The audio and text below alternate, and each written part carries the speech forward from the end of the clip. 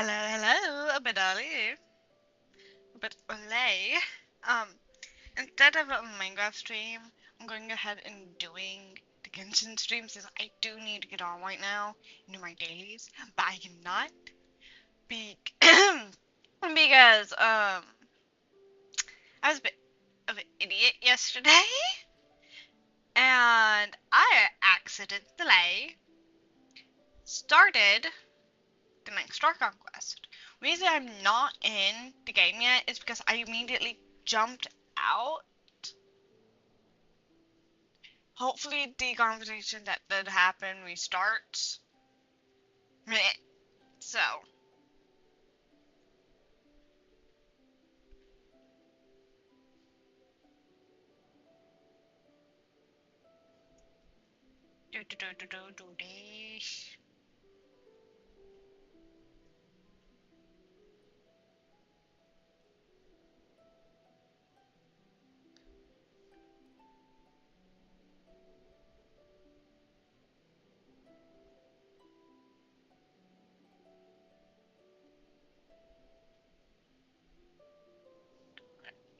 I'm going to be jumping in when it hits 1. I honestly expected a more later stream today, since I have been up long. Um, there we go. There we go. Flex stream. There we go. There we go. There we go. There we go. Okay. Frick, I'm just gonna jump in.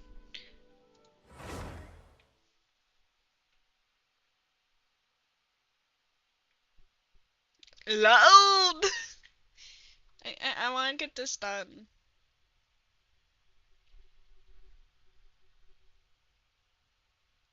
Boom. Yes. Oh, do you think the others are making good progress? Hope it's all going smoothly. Oh, hey look! They made it back as well! Prince! Lama!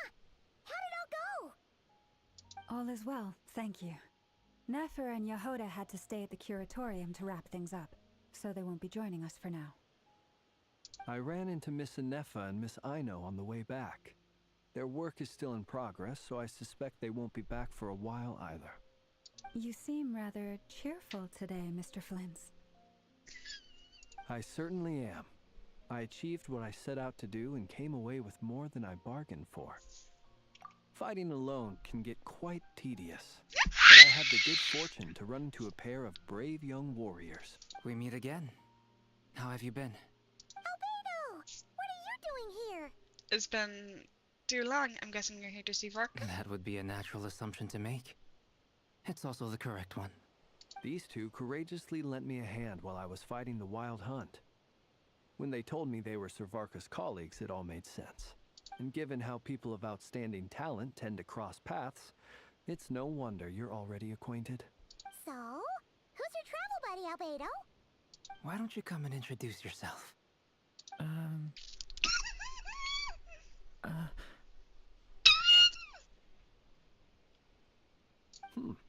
A gentleman of few words, I see. And a rather stern countenance. I presumed you were acquainted with him. Is that not the case? Wait. Those horns. You must be? It's nice to meet you. Again. We've technically met before. Wait a sec! You're Minnie Durin! That's right. It's me. I'm glad to see you again. By the way, he says it's okay if you drop the mini. Yeah, I'm not as mini as I used to be.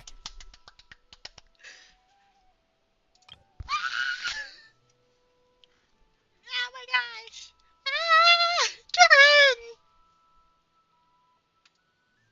Durin! Interesting, isn't it? The first step towards blending into human society appears to be reflecting on whether one's name really reflects who they are.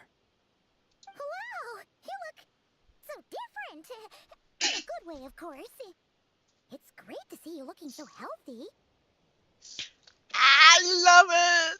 Thank you, Paimon. And although you're as mini as ever, I understand that diminutives don't always convey endearment. I'll be sure to simply call you Paimon, as a sign of my great respect for you.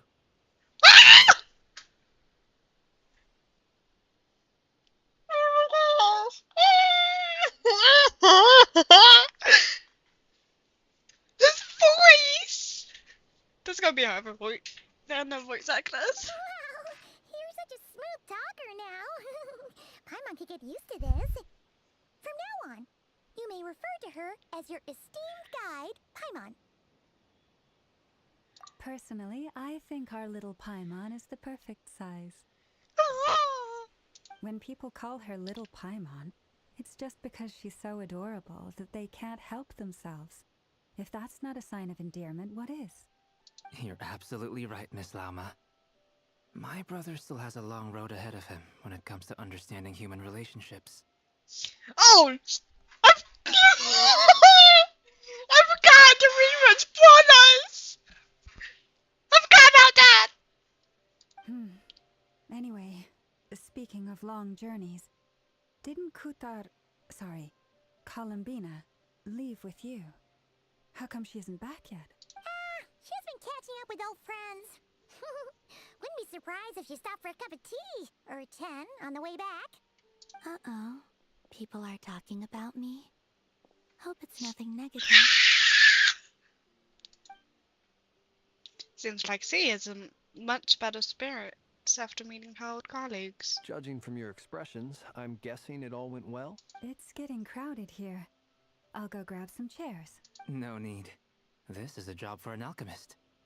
I'll whip some up momentarily. Thank you for your hospitality, ladies and gentlemen, but I was merely escorting my friends back. I'll be meeting Sandrone shortly, as we still have some things to discuss. It's been a pleasure, everyone. But this is where I'll say goodbye. We really appreciate your help. Thanks for standing by us. Oh, come on. Spare the formalities. I'm just glad I could help out some true friends. I understand. Well, bye for now, Harlequino. Oh, this place is hopping. It's probably a good thing one of us left. Otherwise, we might not fit all these people in. Are you saying we're about to run out of chairs? As a matter of fact, I am. Come on in and see for yourself. Oh! I'm so glad I immediately hopped out.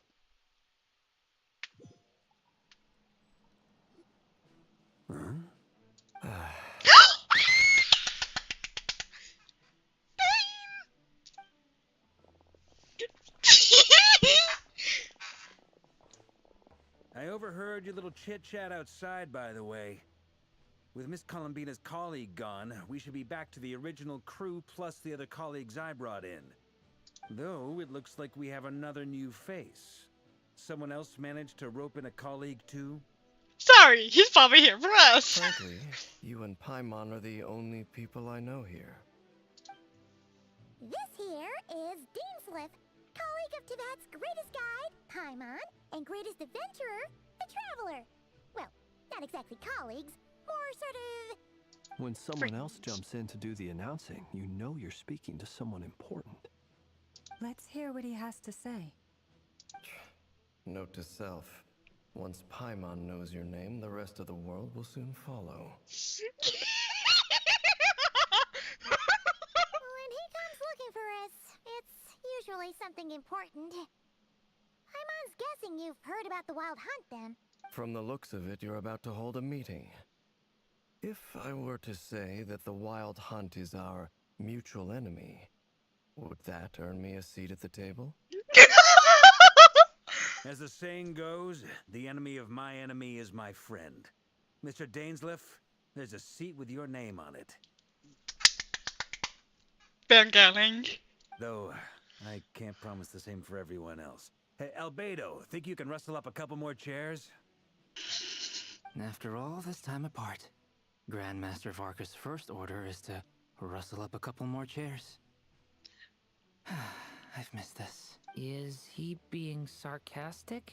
Hey, he's your brother. Why are you asking us? I I've still got a lot to learn about the nuances of human conversation. Trying to decipher Albedo's way of speaking has been like jumping in at the deep end. Oh, good point. Paimon gets you now. Don't sweat it. There are people who go their whole lives without getting the hang of it. You're ahead of the game already. Look at you, Paimon. Expert in the art of encouragement. Ah! I wonder what's taking Nefer so long. Perhaps you should go and check in with her. If anyone can hurry her along, it's you. I just got back from the curatorium. Besides, aren't you curious to see what's taking her so long? Miss Nefer doesn't strike me as the type to share secrets. And since gathering intel is her specialty, I'm guessing she'd prefer to keep her methods confidential. Under such circumstances, would it not be tactless for me to impose? Oh, but it's fine for me to impose. What can I say?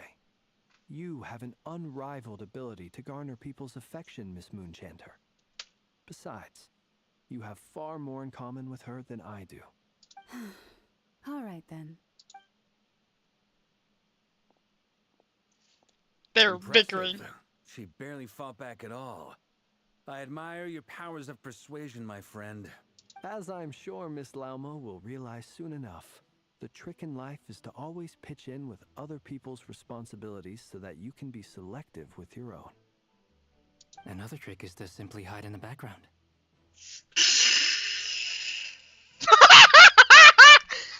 Spoken like a true sage.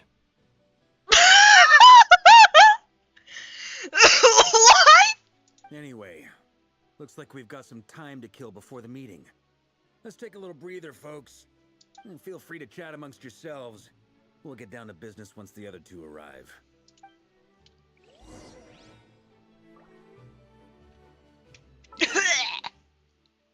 I'm so close. Oh! There's a Matlin.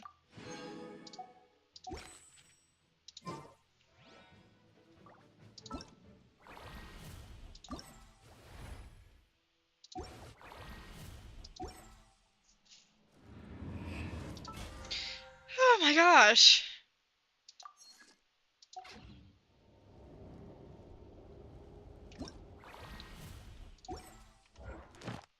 I got my inventory zoom back.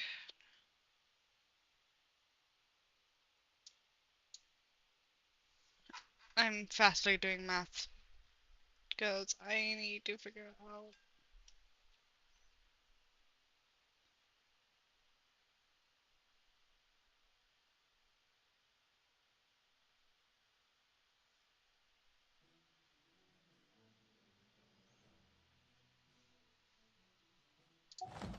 That's that much.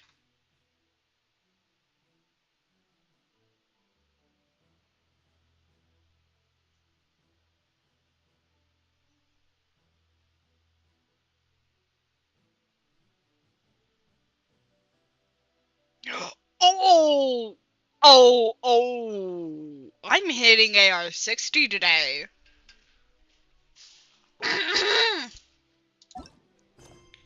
Bless this. Bless this. That's like our just friend Mora. Where's my map at?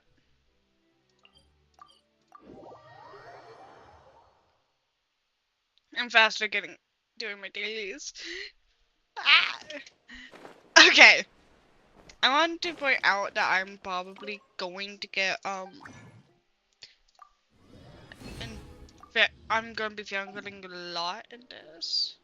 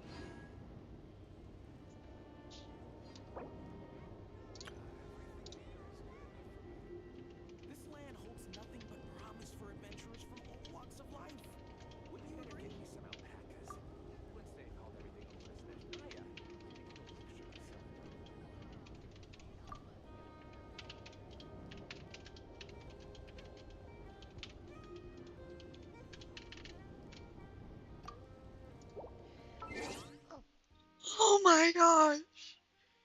Ah! Mary 60, what the frick? Ad Astra.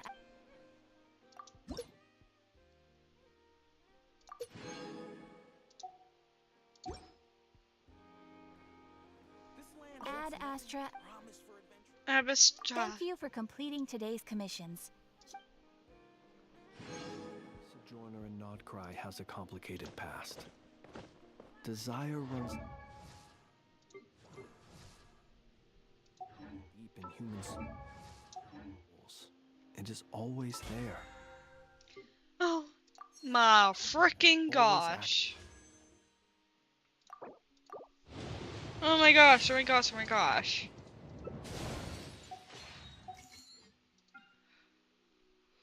Oh my gosh.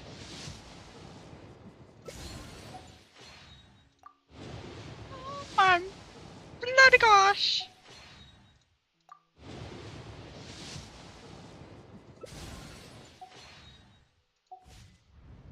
Oh my gosh, oh my gosh, Each oh my night gosh. as they mumble in their sleep.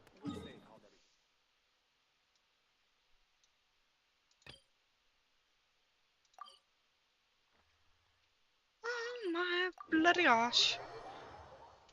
Oh my gosh.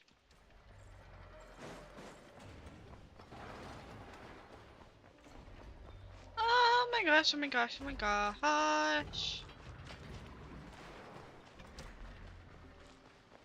I'm here 60.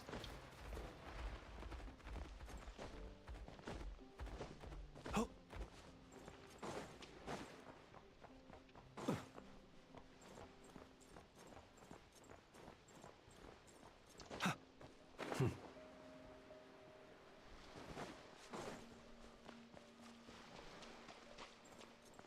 Oh my gosh, oh my gosh, oh my gosh, oh my gosh.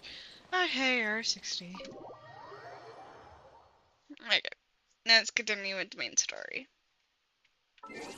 While this is happening, I'm probably going to down my audio higher. If it's too loud, I'm so sorry. I'm just trying to make sure what happened last time doesn't happen again. You're both awfully quiet. Why don't I start us off with an icebreaker? Much obliged.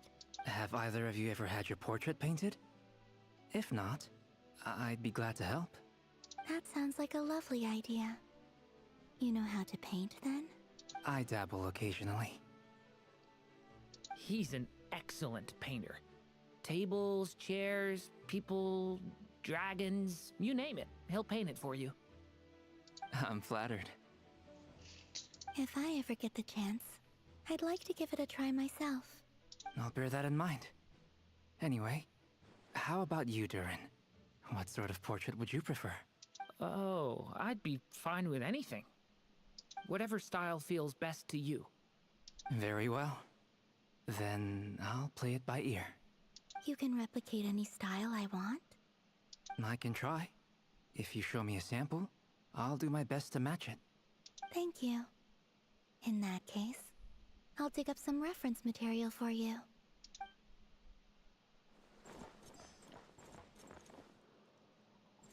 Dang! Is there something you'd like to say to me? Yeah! For starters, why'd you just show up here without even giving us a heads up? Paimon, he never does. If you think back to our previous interactions, you may recall that that's hardly out of character for me. See? I remember them quite well. You do have a point there. Sir, the out of your examination yet? Oh yeah! You'll need to find somewhere to stay the night too, right? Wanna tag along with us? You never know. We might get a group discount. Sure, let's do that. Great! Paimon will handle it. And in return, we can get Dainslift to be our very own personal bodyguard. Paimon, you're thinking out loud again. If that's what you had in mind, you should have said so sooner. I'd be happy to help. Oh, okay then. Paimon was only only kidding, but good to know. Anyway, since we're all here together, we might as well watch each other's backs. That's just what friends do, right? Indeed. Thank you.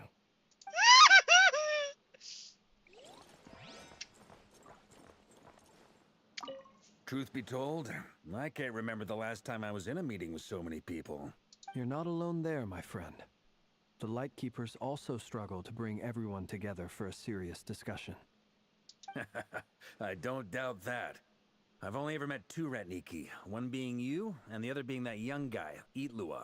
Eatlua is a good apple. I'll give him that. He's kind, honest, and regularly delivers supplies to my lighthouse. A true Ratnik to the core. In that sense, he puts me to shame. So you're what? A fake Ratnik?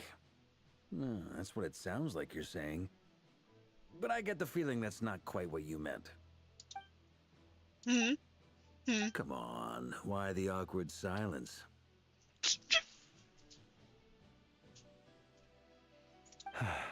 Sorry. I'm not even gonna bother trying to hide it. You've known all along, haven't you, my friend? Now that was an awkward silence. Let's just keep this between ourselves. Probably best if Eatlua doesn't know, huh? That goes without saying. Gotta be careful what you share with youngsters, after all.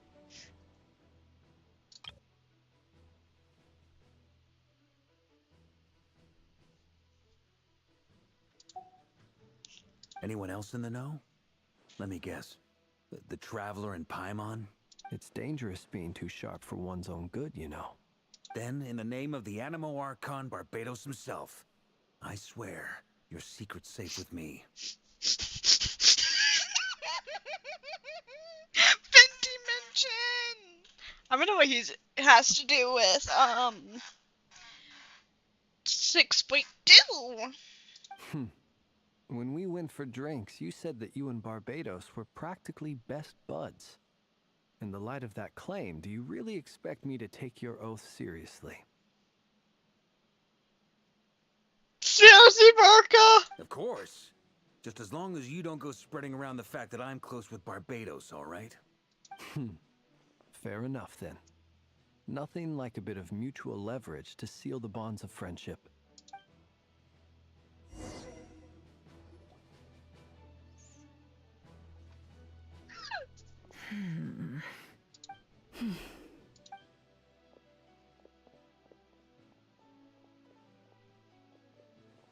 Ah, Miss Nefer. You made it after all. But what about Yehoda? I'm here to give you an update on how things are going on our end. Once this is over, I'll be heading straight back to continue my work. I left Yehoda back at the Curatorium to watch over things while I'm gone. Huh. So much for just this once. Shh! Not so loud! We're on a roll here. What if she remembers and suddenly decides to back out? Did you say something, Mr. Varka? Huh? I didn't say anything. Right, Flints? Must have been a frog. They get so noisy around here at nighttime. It's like they're putting on a concert in the background. Anyway, before we begin, there's a few introductions to make. Let me start by saying that it's an honor to be speaking before so many distinguished colleagues and collaborators. First up, we have Miss Lauma. As Moon Chanter, she's the leader of the Frost Moon Scions, a local religious community in Nodkrai. Then there's Miss Nefer, boss of the Curatorium of Secrets, and intel gatherer extraordinaire. Nefer is leading the investigation into Rerer's background, assisted by Yehoda and Lauma. From the little I've heard, they're making some great progress. I want to hear him say something about Maria. Over here, we have Mr. Flintz, a Ratnik and guardian of the abandoned lighthouse. In our last operation, he courageously distracted the wild hunt to buy time for the rest of us. For those of you who've never met, this is Mr. Albedo, a renowned alchemist and captain of the Knights of Favonius investigation team. By his side is a new face for us all, myself included, Mr. Durin, who has come to lend his aid. Next up, we have the Moon Maiden and former Fatui Harbinger, Miss Columbina. Then we have the Traveler, who's earned more titles than I could possibly hope to list out, so I'll spare you the rundown. And Paimon, the ultimate travel companion and quite possibly the best guide in all of Tevat. Wow! That's a lot of people! Great turnout! Miss Nefer, it looks like you might have another job coming your way, so, congratulations on the booming business, I guess. You think I haven't got enough on my hands as it is? Who's looking for me now? That would be me, Miss Nefer. I have a commission for you. And you are? Who I am doesn't matter right now. What does matter is that I'd like you to gather more intelligence about the Recher of Solnari. Well, it's not as if we never take on anonymous commissions, but in your case, I'll have to decline. I'm gonna take a wild guess and say your job's probably more hassle than it's worth. Something about you seems like bad news. It's my eyes, isn't it? Conrian, I assume. And what's with the mask? Are you trying to hide your identity? In any case, the fact that you're even still alive raises an awful lot of questions for me. My name is Dainsleif. And yes, I am from Conria. As I'm sure you're aware, the Recher of Solnari's real name is Rerir. He was once an acquaintance of mine. Really? Then you must have been quite an influential figure yourself. You flatter me, but none of that matters anymore. My point was simply to clarify why I have asked Miss Nefer to investigate Rerir's background. So you're both from Conria, and it sounds like you used to be friends? What am I missing here? Surely you already know how he became one of the Five Sinners. I'll tell you everything I know. The history of Conria, the names and identities of the Five Sinners. I remember it all like it was yesterday.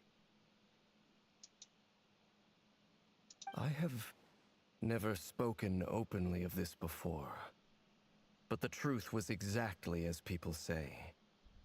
The Five Sinners were each driven by their own desires, and it was by playing upon these that the Abyss tempted them to their fall, tearing Conria apart in the process. The visionary, Vedifenir, who wished to foretell the future. The wise, Haroptatir, who sought limitless knowledge. Gold, Rhindaughter, who desired to create life. The foul, Surtologi, who pursued supreme strength. And last, but not least, Recher of Solnari, Rerir, Ravager of the Moon. Of the five, Rerir is the only one who remains a mystery to me. He never harbored grand ambitions. So what changed in the space of a single night? How did he come to fall like the others? In other words, you're saying that his change came as a shock to you, and you have no idea what actually happened? That's right. You mentioned how the Abyss tempted them, which led to their fall. But what did that look like in practice? And what other context can you give me about the events of that time? The more detail you can give me, the better. Strangely, now that it comes to it, I hardly know where to begin. The fateful night took place during the era of the Eclipse Dynasty. One day, my elder brother, the visionary, Vedifenir, was summoned to the palace by the Vinster King, only for the king to gouge out his eyes and cast him into the dungeons. When I came to hear of this, my fury knew no bounds. I gathered together every ally I thought I had, and together, we set a night to storm the palace and free Ved. Centuries on, the memories of that night still haunt me, like a never-ending nightmare. We broke through the palace gates, just like we had planned, each striking towards our separate targets. He betrayed the Twilight Sword, betrayed King. But then, I was betrayed. Even Vedifenir, the very person I had come to rescue, abandoned me and partook of the Abyss's power. So, it's personal after all. Then tell me, Mr. Dainsleif, What price are you willing to pay? You, of all people, must know that nothing comes for free. I cannot say what price would be worthy of such a commission. But know this. Rerir was not always a madman. Believe it or not, there was a time when he was just an ordinary man, working for the Conrian Intelligence Service. Uncovering the truth of Rerir's past is the only way to unravel this mystery. But before you decide if you will accept my commission, I will tell you more about him. Enough, I hope, to help you plan your next move. Sounds pretty good to me. Feels like we just flagged down a random passerby, only to discover he's actually a master strategist who has a score to settle with our enemy. Might be all that good karma I've been building. Who knew having a Ghanaian friend would come in this handy? Can I borrow your halo? It could be useful in the lighthouse. Hey, enough with the wisecracks! Besides, isn't that lamp of yours bright enough already? Relax. It was meant to be a compliment. If that was a little over the top for your liking, I'll make sure to tone it down next time. I'll give your proposal some serious thought, Mr. Dainsleif. Let's speak in private once the meeting is over. Before that, there's a few things I'd like to share. Oh! You've got meeting the knave and how the iridescent moon's mirror was retrieved from the crimson moon space. You make it clear that the knave chose to help you of her own accord, then concluded by reporting how the heart of the three moons are finally in your hands. Now that we've united the hearts of the three moons, your power should be greatly enhanced. But it seems like that hasn't happened yet. I believe it will take a little longer. You've done so much for me, so I want to be completely honest with you all. Even though I'm doing a lot better now, the truth is, my recovery will likely be an ongoing process. From the moment I was born, my power has been slowly ebbing away. And that is because Tevat has never accepted me. Even with the moons united as one, it seems my rejection cannot be undone. So far, I have yet to find a solution. It may turn out to be a problem that will plague me until the day I finally leave this place behind.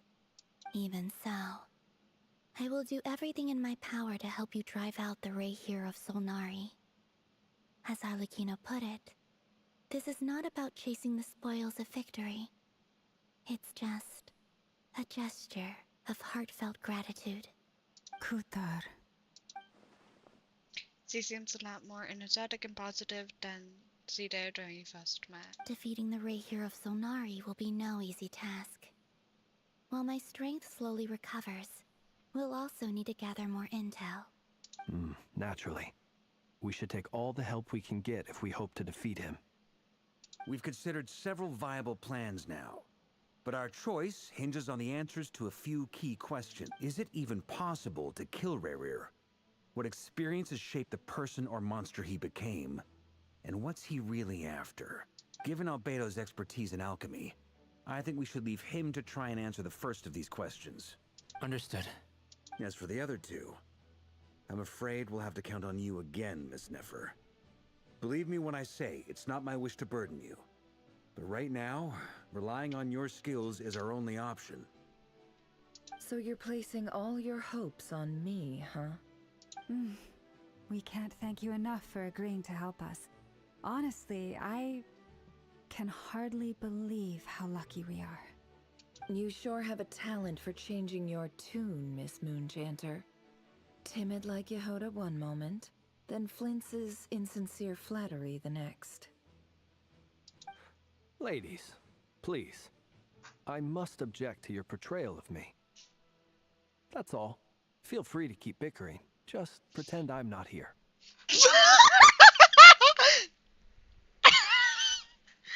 Oh, and this is why I got friends. Look. I almost don't want to leave this room. I'm curious to see how this plays out. I have faith in you, Miss Nefer. Something tells me you'll stand by us until the very end. Oh? And what makes you so sure of that? What if I suddenly decide that my compensation is insufficient? This isn't about the money. I can sense that you've got a deep-seated distaste for Rerir. And knowing you, that alone is motive enough. Look at them getting along so well. Like two peas in a pod. It's over. And I'm the one they accuse of insincere flattery. There is no justice. Miss Lauma, you have to understand something. Unlike you, I don't actually enjoy having everyone's hopes on my shoulders. Is that right? Well, maybe the fact that I'm willing to put my hopes in other people says more about me than you. But the fact is, I also trust you. And that's because I know that you're someone we can count on. Anyway, we've got our plan, so let's get moving. Mr. Dainsleif, let's talk. And Traveler, once we're finished, if you've nothing else planned, I'd like you to come with me. This whole experience is teaching me a lot. For instance, I now know that when other issues come up in the future, I'll have far more luck getting Lauma to convince Miss Nefer than trying to do it myself. Hate to say it, friend, but that's one of the funniest things I've heard in a while. Why? You think I've got it wrong? Quite the opposite. But what makes it so hilarious is how long it's taken you to realize. Never and Dainsleif converse intently for quite some time. From the gravity of their expressions, you could tell how heavily the next stage of the plan weighs on both of them. After a short chat, Albedo and Durin head off with Varka on what they can describe as a simple sample finding mission. Llama steps out for a while, then comes back loaded with emergency medicines. He tells you that while people rarely expect to get hurt, it's her duty to be ready when they do. You and Paimon wait patiently for Nefer. Get in to see how everyone is working together. Once Nefer finishes, you follow her and Llama back to the Gatorium. Oh! I stumbled over my words.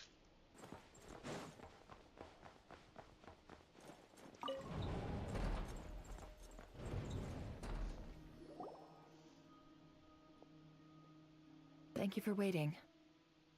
It's okay. We actually used the time to help Dainsleif get a room at the hotel. That's very considerate of you. Now, I trust you share my curiosity about Rerir's past, and you seem fairly familiar with Mr. Dainsleif already. That's right, we've known each other for quite some time now. We spoke at some length after the meeting.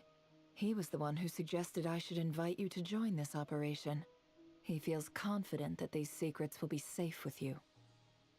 They will. Dane has a lot of faith in us, that's for sure. Thanks for your dust too, Nefer. Likewise. I appreciate that you got right on board without interrogating me about why I invited you. It shows that you trust me to explain everything in due course. That's because we know what you're capable of. We appreciate you too, Nefer. You might have been forced to help in the beginning, but this time, it was your choice. That's one way to put it. Another is this, that once a decision's been made, it's set in stone. After that, my only goal is to see it through. Alright, so here's how it is. I'm going to access Rerir's thoughts again using my confidential method. Now, I'm sure you've seen things like this before on your travels, so you're surely well aware of how dangerous it can be. The reason I've gathered you all here is to ensure my safety during the proceedings. I plan for us to enter the fragment of his consciousness together, and once inside, I will focus on searching for information. Think of this as a diving expedition into someone's brain. If I'm the diver, you are my safety equipment, tasked with keeping me alive while I'm under the surface. Once the ceremony begins, we will all be spying on privileged information. But in the interests of safety, you must remain absolutely silent at all times. We will discuss our observations after the ceremony has concluded. Lastly, any individuals of a weaker constitution are advised not to partake in the ceremony. In any case, Paimon has her own job to do, which requires staying in the room but not joining the ceremony. Never conspiracy left out the details of her confidential method. I guess the brain diving techniques are a trade secret. Well, good luck, everyone. Sounds like all Paimon can do is cross her fingers and root for you guys. There's a little more to it than that. I was being serious when I said you have a job to do. While the rest of us are inside Rarir's mind, it's imperative that we have a team member on the outside. In the event that something goes wrong, you will be our first responder. I don't anticipate any issues, but the extra level of safety will be greatly appreciated. I second that. This is a dangerous operation here, and you're our whole rescue team. That's pretty much the most important job in the crew.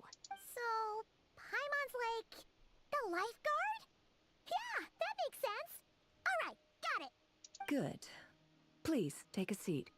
We'll get started momentarily.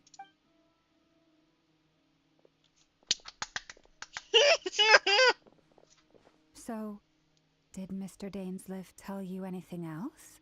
He told me that he believes Rarir kept some big secrets in his life.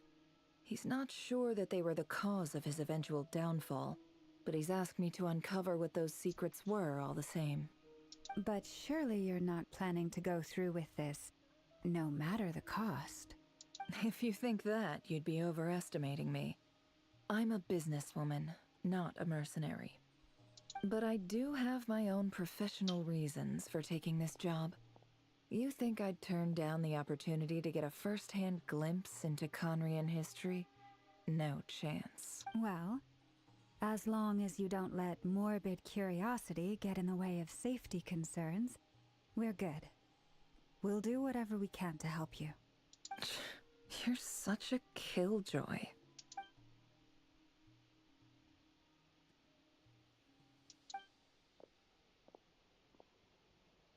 Seems like never has not intention of sharing her trade secrets, but now's not exactly the moment to fly.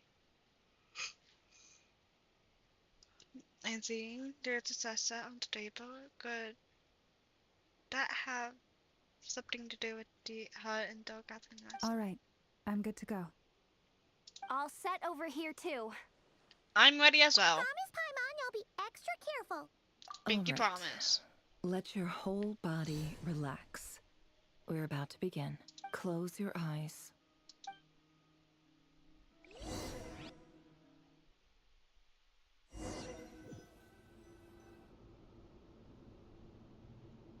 Phew. Could this be his office? Pretty standard setup.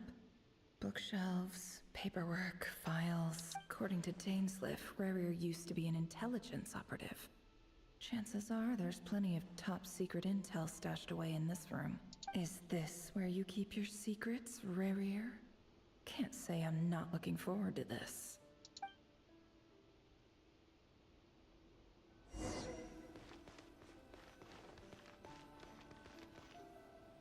He looks even gloomier than last time. I wonder what's changed.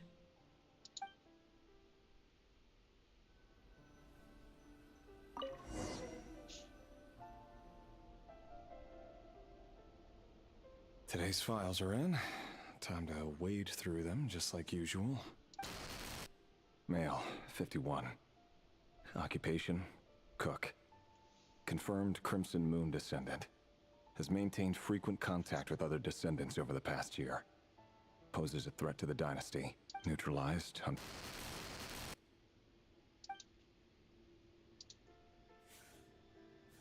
This one should be archived under purged targets.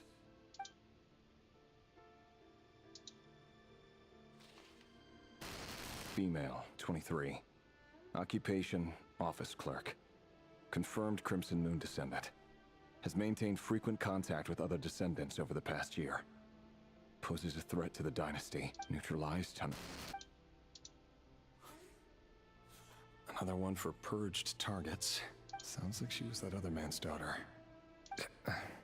Never mind. What's it got to do with me?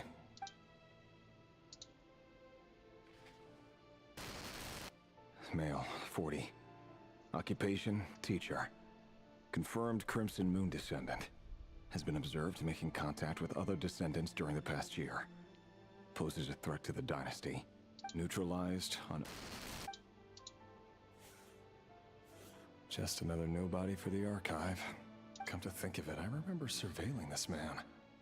A case like his never would have been considered a priority in the past. Huh. He barely even interacted with other Crimson Moon descendants.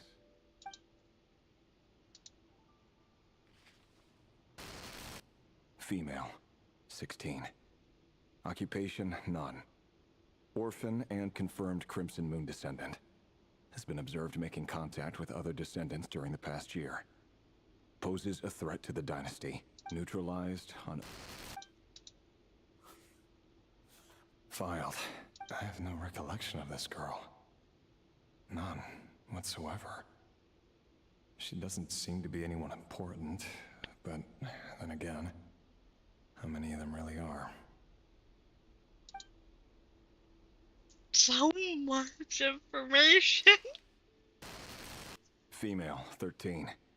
Occupation, none. Orphan and confirmed Crimson Moon descendant. Has been observed making contact with other descendants during... Neutralized and... You don't need to hear the same stuff over and over again.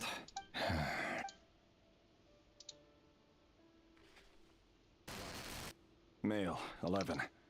Occupation, none. Orphan and confirmed Crimson Moon descendant. Neutralized and...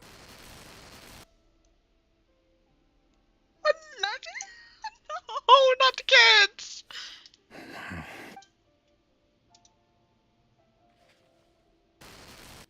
Male, 6. Occupation, none. Orphan and confirmed Crimson Moon descendant. Poses a threat to the dynasty.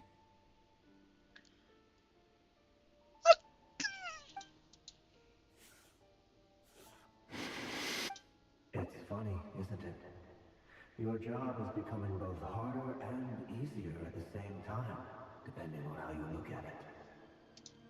Sooner or later, the Crimson Moon descendants will be completely wiped out. But as their numbers dwindle, they become harder and harder to track down. That's not how it is. Fortunately, however, most of the able-bodied adults have already been taken care of. The remaining weaklings will be increasingly easy to deal with. No! No. My job is to ensure the survival of the Eclipse Dynasty. And the only way to do that is by eliminating any and all potential threats. It's a perfectly legitimate line of work. Every single one of my colleagues can attest to my fairness. And if my friends were aware of the facts, I know they'd back me up too. Assuming, of course, that they were aware of all the facts.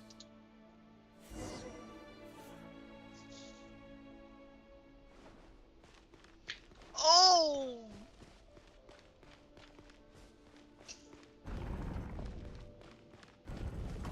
That is funny.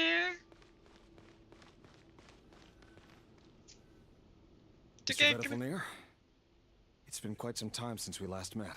Revier, I trust you're here because you have something important to discuss. Forgive me. I wasn't tuning out, it's just, I noticed you didn't even phrase that as a question. As if you knew I was coming. Tell me, does someone in your position ever feel the need to ask questions at all? It is indeed within my power to foresee certain things. Things like your arrival. I was just thinking. It won't be long before I'll be inviting both you and Dane to my wedding. That isn't a lie, but nor is it a fact as such. It's a wish, isn't it? Oh? No fooling a prophet, is there? Ever since that day we met for drinks, I knew it was only a matter of time before you came looking for me. Does it feel good? Knowing how the future will unfold. I'm afraid the notions of good and bad fail to capture the complexity of what such a power entails.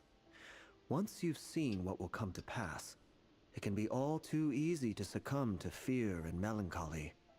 Unless, of course, you learn to abandon these feelings.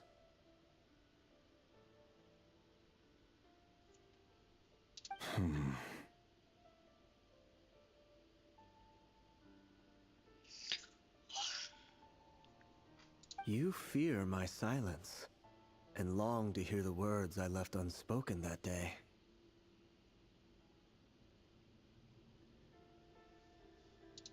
That's right. You must have noticed my reluctance to broach the subject. And the reason is simple. Because the truth could never have lived up to your hopes. For both our sakes, such words are better left unsaid. The burden of prophecy was never meant for your shoulders. So who exactly do you deem worthy to hear your prophecies? None but our exalted king? Or rather, our king as he once was. You're closer to his majesty than I am. You must know better than anyone how much he's changed. You say that as though it is to my benefit. Yet precisely because of that, I dare not speak rashly. A king can turn out to be the most virtuous of rulers, or a tyrant more terrible than the most vicious of dragons. Ooh. You are so wise and far-sighted, yet still you would have me live in fear of the unknown? You make a fair point. Especially given my silence alone was all it took to send you spiraling downwards. Very well then. Let me offer you some advice. And I say this not as a prophet or a visionary, but simply as the brother of your friend. For many reasons, there is very little chance of your marriage ending in happiness. If happiness is what you seek, you should find another fiancé. Oh, what? Prisoner, why? Hold on. There's that same black fog again. Could this memory belong to Thelindus? Thelindus. Thelindus. Wait. Hear me out. This time we finally got a clear look at his face and learned his true identity. His name is Rayrir, and he claims to be one of the king's guards. What did you say? A cruel irony, isn't it? The man you're set to marry leads a double life as a brutal executioner. Why are you telling me all of this now? Simple. It's because I want you to kill him. You are the only person he would never suspect. No, absolutely not. I would never dream of doing such a despicable thing. So you'll just stand by and watch him slaughter us to the last?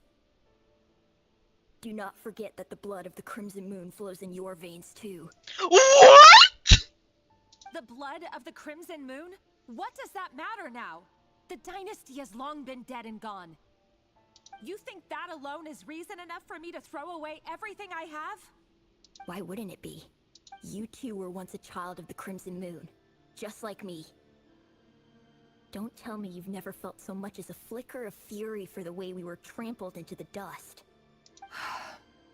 As long as you promise to abandon this pipe dream of restoring your dynasty, I can try to persuade him. Or have him persuade the Vinster King. Persuade the Vinster King?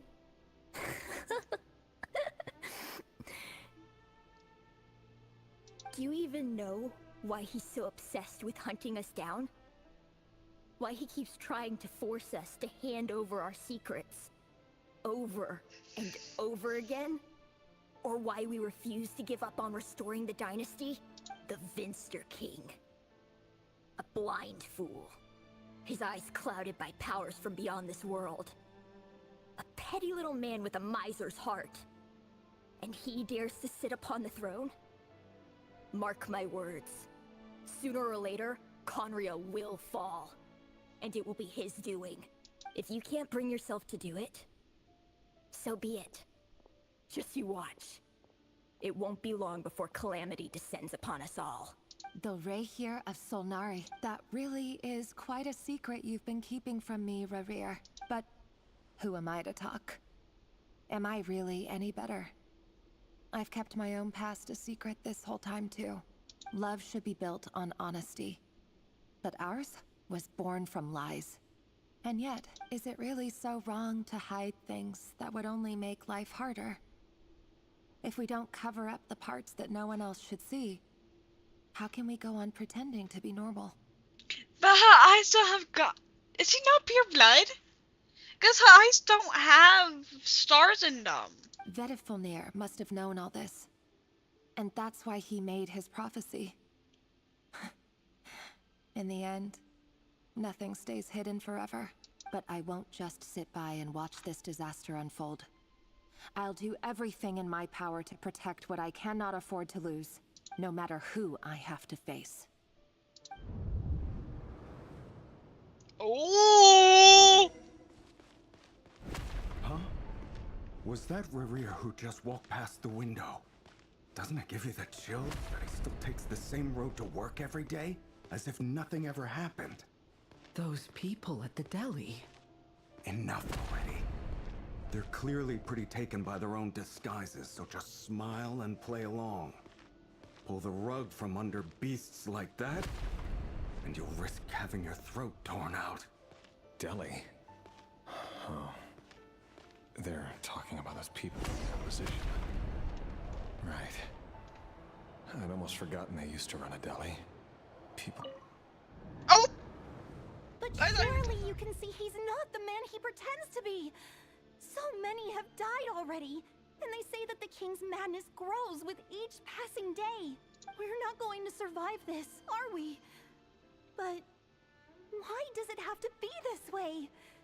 Do we really deserve to die just because of the blood that runs through our veins? Felindis, are you even listening? Sorry, Freether. My mind was off wandering. I heard you, though. You're talking about what Rarir said. He's just following the king's orders. He's a secret agent, and it's his job to hunt down rebels and dissidents. By the time you first met him, he'd already taken lives. Maybe he was using you from the very beginning. No. Rarir has no idea I have anything to do with the Crimson Moon. My family are only distant relatives of the main lineage, and besides, my eyes are perfectly ordinary. Truth be told, apart from my teacher, pretty much no one knows I have any connection to any of it. It's been a long time since my family severed ties. But as Orlog said, who could possibly talk sense into that raving lunatic of a king? No one. I'll work something out. Trust me, I'm with you all. But for now, you need to keep yourselves hidden. Don't let anyone find you, anyone at all. Don't forget that Rarir is an Eclipse operative. You need to be extra careful when he's around. And when I am too. For now, don't come looking for me. And if anything happens to me, just act like we've never met. If even you can't escape this, what hope do the rest of us have? But after all this time together, surely he wouldn't lay a hand on you. I won't speak in his defense. Nor can I give you a clear answer to that question. But I'll do everything I can to put an end to this. Here, hold on to this. If an opportunity to escape presents itself, take it. You'll be glad you took some spare change. You call that change? But what about you? I've got a job, and there's still money coming in. But you can't go anywhere right now. Please think about yourself for once. Oh my gosh!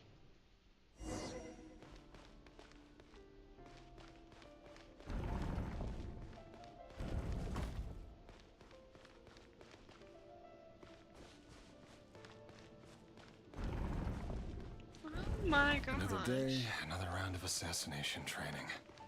Training ground is just beyond this hidden passageway. When you kill a person, doesn't it bother you when you end up covered in their blood? Why would it? Aren't we all just walking blood bags? But not everyone is accustomed to hunting down others like prey. You've been a hunter for so long now, you seem to have forgotten that most people don't just go around killing one another. Leave me alone.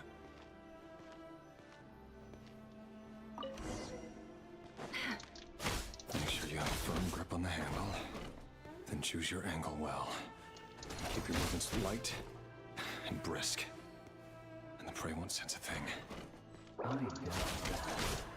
I'll bet no one's ever died a quiet death beforehand. I work clean. No traces.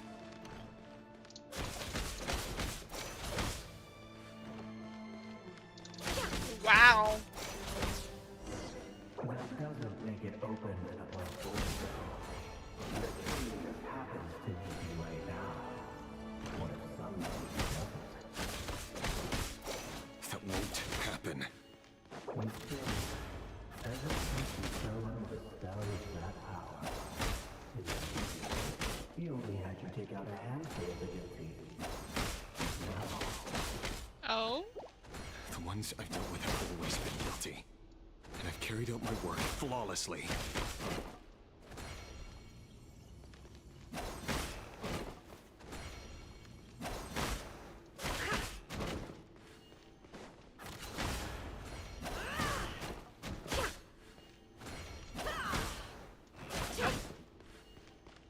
No more lies. you know why don't you? Was it because you didn't shoot them? Or something else? No!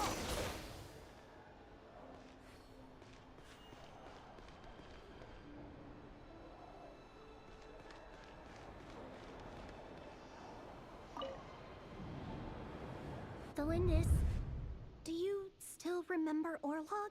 Orlog. The boy who was pretending to sell flowers. You spoke for quite a while, didn't you? Yes, we did. What about him? He was arrested 2 days ago.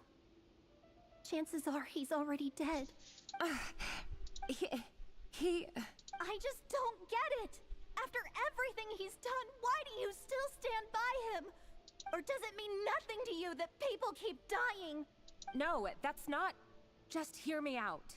I need to go now, Thelindis. They're looking for us. You take care too. If you ever need a place to hide, come find us.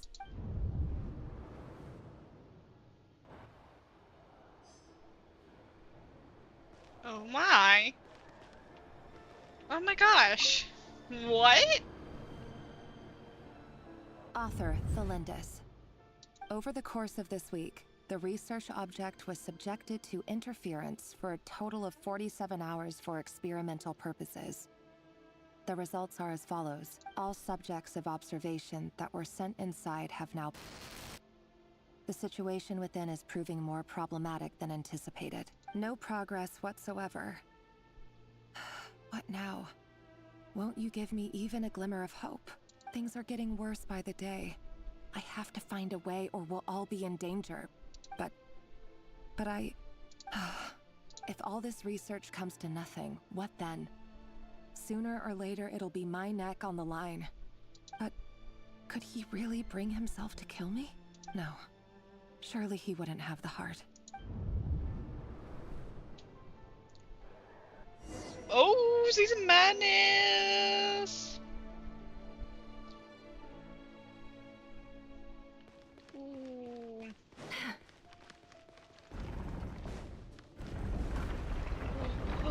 Oh my gosh! Why won't you just let us go? We don't even know each other. All we want is to live ordinary, peaceful lives. You want to live?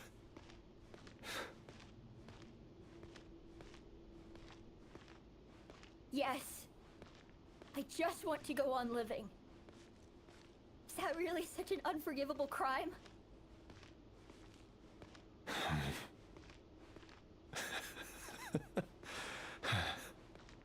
You want to go on living. I want to keep living too. To keep living forever. That's why I have no choice but to continue on the path I'm on. If only some savior would suddenly swoop down and change the way the world is. Too bad that's not going to happen. Imagine that. If there really were such a person, you and I wouldn't be standing here like this, would we?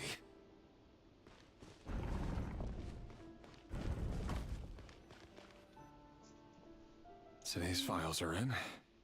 Time to wade through them just like usual. No, I don't get tired of it. It's my job. And not only am I lucky to have it, I'm good at it too. Huh. Wait. That's... Thalindis? No!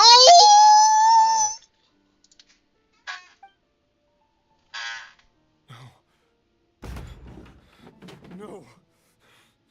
No! Why? But you bear no mark of the Crimson Moon. How could you possibly have anything to do with them? It cannot be. A diluted bloodline. Carefully concealed. I see it now. You've been living in the shadows just like me. What a fool I've been. Numbing myself with talk of justice. Even imagining my friends would back me up. But in the end, Irminsul. Finster King! How far are you going to take this? From the direct bloodline to secondary offshoots? And then what? Irminsul. Why does he say the name of Irminsul? The entire database of the entire reason of the map, pretty much. Today it's the descendants of the Crimson Moon. Who will it be tomorrow? Will you not rest until everyone down here is dead? No. This cannot go on. This is where it ends. So that's what drove him to madness.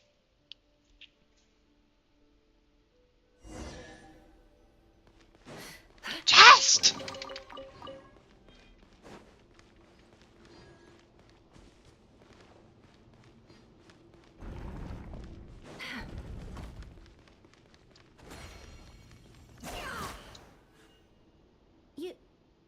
You're really letting me go?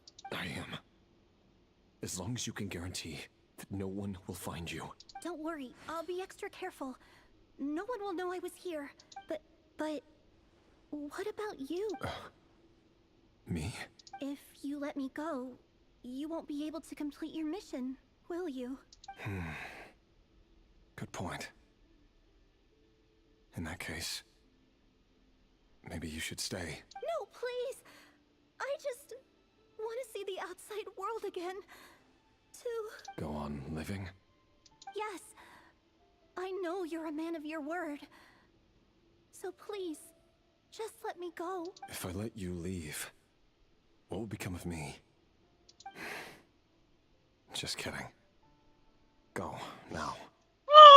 Remember, don't let anyone know you were caught. We'll be seeing each other again very soon if you do. Even shadows in the dark must live by a code. But you can't save everyone. You've been whispering in my ear for days now, Vedifalnir. What are you trying to do? Break me down? That's Vedifalnir? I only say this because you long for an answer to your problems. Let her go, Rerir, or you risk losing everything. I will not abandon Thalindis. Then you'll need a little more vigilance and a lot more power. The world is changing, Rerir. Keep your eyes peeled for your moment of opportunity. That voice used to be so unclear. But now I know exactly whose it is. It's Vedifalnir. He won't tell me how to actually resolve any of this, but he keeps trying to manipulate me like a puppet. What's his game here? Tell me then. What will this moment of opportunity look like? And no answer. He's like a ghost. Always disturbing me when I'm on edge, but never answering when I need him most. So, the Eclipse Dynasty was purging, well, massacring the descendants of the Crimson Moon. And it seems like it was all connected to the Vinster King's research. The King's obsession with abyssal power left the future of Conria hanging in the balance. No wonder every aspect of Rarir's life was so unstable. And it looks like this Thelindis, Rarir's would-be fiancé, herself belonged to a sub-branch of the Crimson Moon Dynasty's descendants. It almost defies belief that a couple like them could hide the truth from each other for so long. If the Vinster King hadn't intervened in such a drastic way, they might have gone on deceiving each other for the rest of their lives. And why does Vedderfanir, Daneslif's older brother, keep talking in Rarir's head? This guy kept more secrets than I ever imagined. The human mind is like a vast desert of shifting sands. When you follow the flow of someone's memories, you only ever see the parts they're willing to let surface. Time for something a bit more creative. We've been inside Rarir's mind this whole time, building up a picture of his psyche. There's already enough clues on the board to start reading between the lines and mapping out the rest. Now, we can finally begin to put the pieces together. Sure, it'll only be a reconstruction, part simulation, part reasoning, but it's usually pretty accurate. Once we've built up a cognitive profile, we just need to cross-check the logic behind his actions. And then we'll be able to take a sneak peek at whatever it is that Rarir has really been hiding. Oh, my eyes.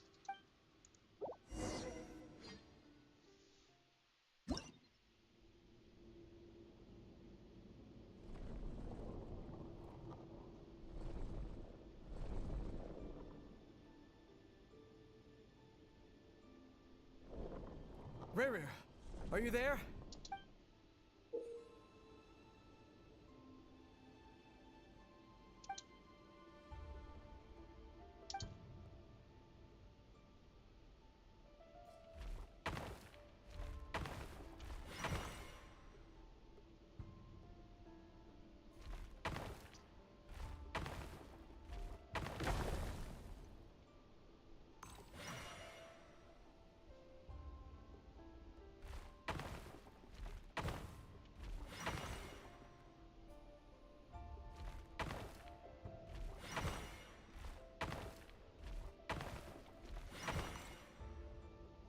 Hey, Rarir! Come out, it's urgent! Dane? What's wrong? Quick, come with me. I'll explain everything once we've met up with the others. Okay. I'll come. But the Lindis is still over at the Universitas. I'll need to leave her a note. All right then, but make it quick. I've never seen Dane so worked up before. Whatever this is, it must be big trouble. Oh.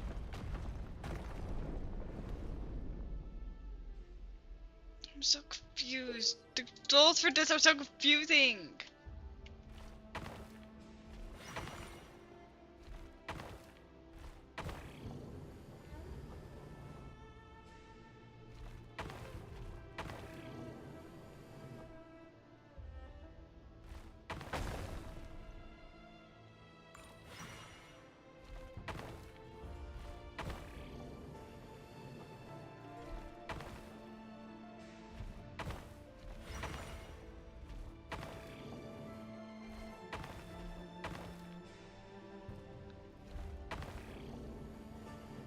Oh my gosh!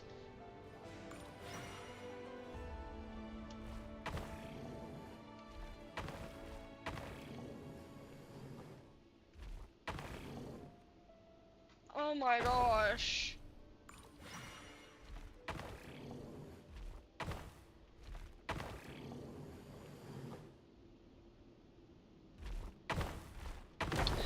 No! I mean S. My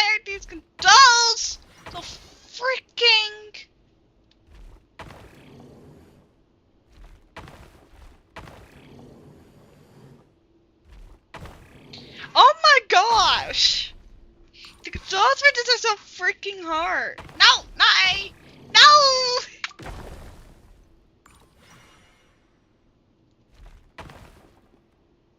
Okay. A. No. W.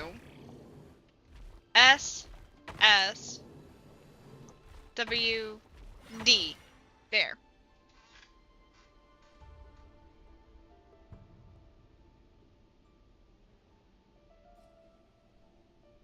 Well, this is a nice change, meeting you all at this hour. When men and women of ambition can speak face to face in broad daylight, I say that's a big step forward for our dear Conria. Don't be ridiculous. We do not fear the day. Why would we seek refuge in the night? You might ask your blade that same question.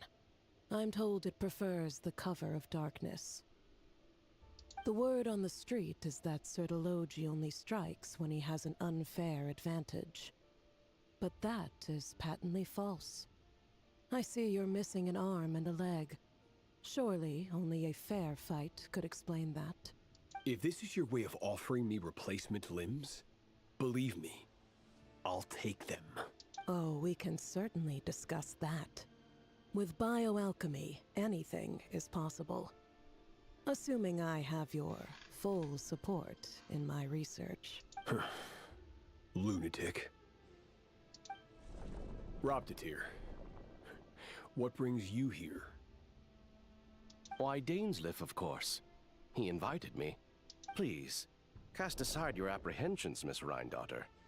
Whatever the rumors may say, I am but a humble servant of the king, and I can assure you he affords me no greater convenience than he does you. Well, the Universitas Magistrorum won't stop fawning over you. So at least some of the rumors must be true. You're clearly doing well for yourself, so drop the humble servant act. It endears you to no one. You're president of the Universitas Magistrorum, the chief royal mage known as the Wise by royal appointment, and by far the most favored among the 4 pillars of Conria. Vice President Veet doesn't even try to hide his envy when he sees you. My success is the product of hard work and good luck. It's as simple as that. Were the king not such an extremist, I hardly think I would have received a senior post at my age. Of course, no job is without its gripes. Serving a king like ours can be a challenging task, as I'm sure you can imagine. And as for Efterveet, in missing out on the presidency, he's dodged a mountain of stress. Like everything else in life, it comes with pros and cons. The pros and cons talk. You're all here. I apologize for the short notice, but it was an emergency.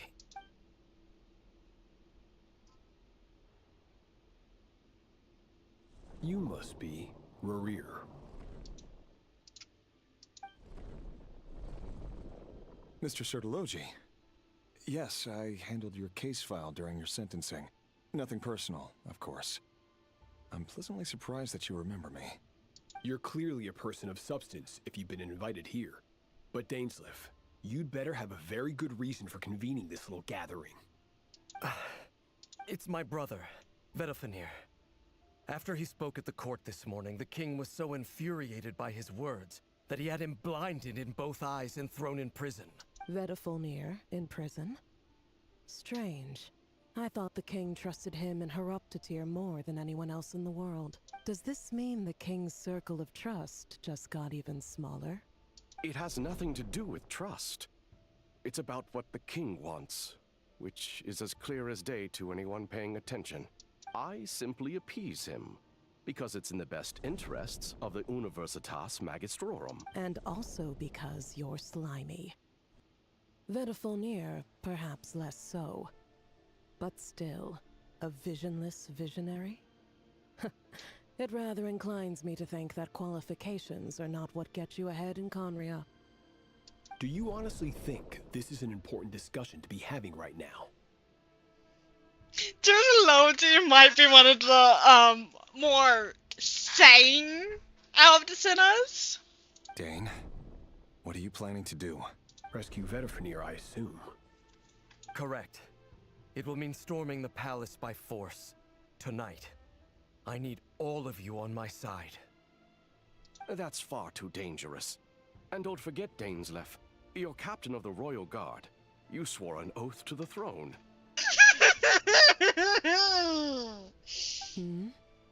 You've been planning this for a while, haven't you? I have no desire to commit treason. But whatever critique the king may have of Vedifenir, disfiguring your most loyal subject for putting the best interests of his court and nation first, this is not the conduct of a wise ruler. My blade will force the king to see the error of his ways. So, Vedifenir's prophecy enraged the king. I'm sure it wasn't what he wanted to hear, but if he won't take counsel even from the visionary, that is deeply troubling news. The extent of His Majesty's madness is now all too clear. The question is, how does a man like me get out of this situation unscathed? You have noble ambitions, Dane. But I'm afraid they don't do much for a guy like me. I'm not interested in saving the world. All I want is a letter of pardon. A letter of pardon? For whom? Thelindis? The chances of the Vinster King issuing a pardon for anyone connected to the Crimson Moon seem vanishingly slim. Oh my gosh. No, no, no. I can't continue this. This black fog over the board must have some connection to Thelindis. But why is it taking this form? Does it have something to do with Rarir's past? Another mystery I'll need to unravel. Okay.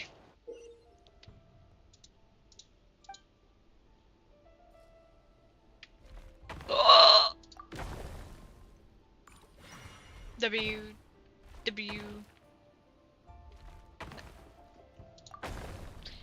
Yeah. Oh, I see it now.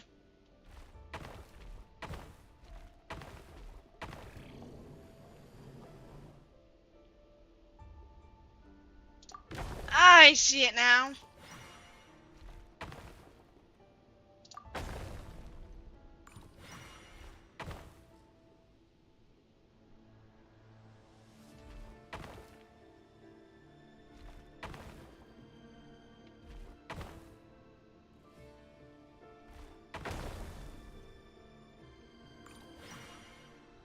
Huh?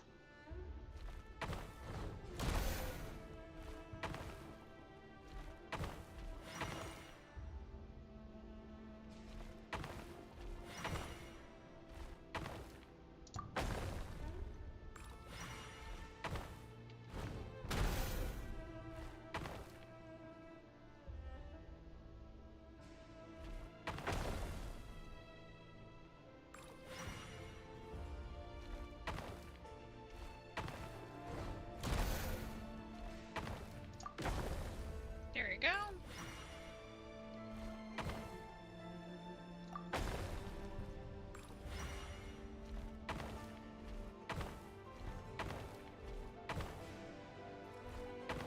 No! I meant to hit W. Oh my gosh.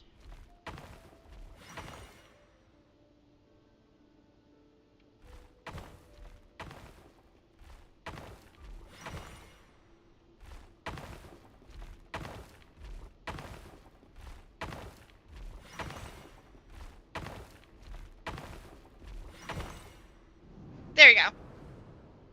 That didn't even figure out. Author Thelindis.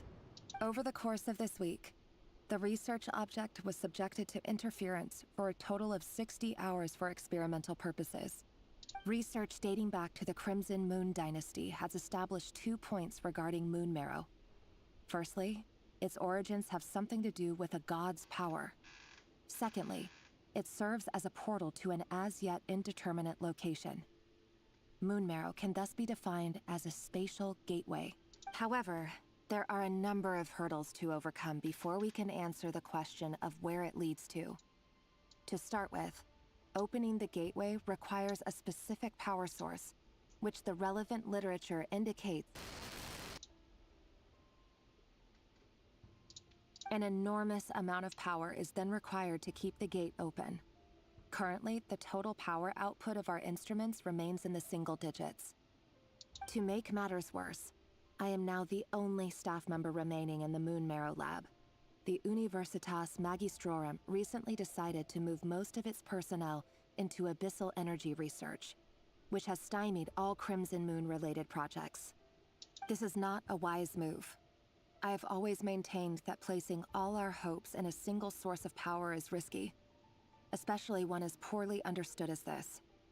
As well as making ourselves overly reliant on a single resource, we are neglecting other promising technologies. I apologize if this comes across as disrespectful.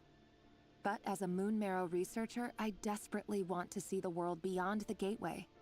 If we really made it there one day, what would we find? And how would we go about taming the unknown?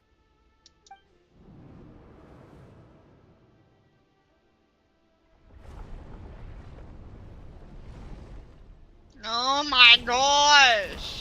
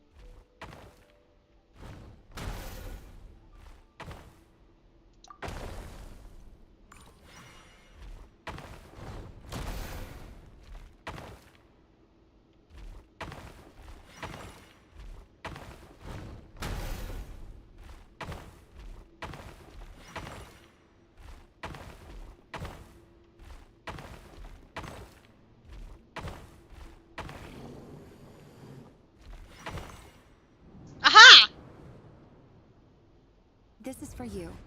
I heard you're gonna leave the city with your parents. Felindis, did you hear about what happened? I've heard nothing. Rerir got back very late last Friday, and he was acting a little unusual, but he slept pretty well, so I'm guessing whatever he did was a good deed. You never saw him, and I don't know what he did. And this conversation never happened. You understand? What if he finds out that you pried into his secrets? Don't be silly. I don't know what secrets he does or doesn't have. All I know is he's just a normal guy who happens to run some errands for the king. Are you scared of him? I don't know. The Rerir I know doesn't match the person you all describe. Logically, I should be scared of him. And yet, I don't want to lose him. But enough about that. You should get going, and be careful with the package I gave you. Keep it secret. Keep it safe. What's in it? A piece of the moon. All you need to know is that as long as you keep it safe, then in the future, everyone will be able to see a red moon. A red moon? You mean our moon? That's right. Our moon. Promise me you'll look after it. I promise, Felindis. The Crimson Moon bloodline will never die out. Its light, the color of blood, will become like a fire that flows in our veins, no matter how long it takes.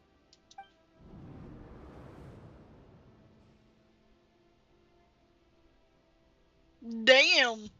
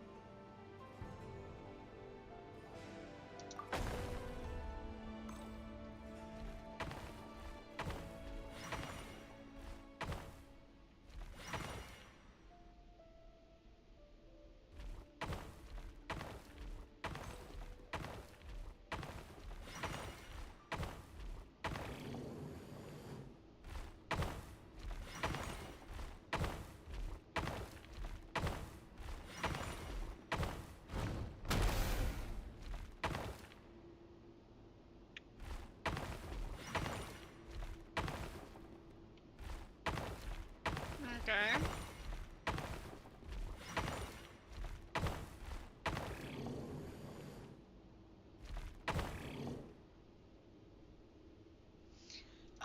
Okay, how is that supposed to work?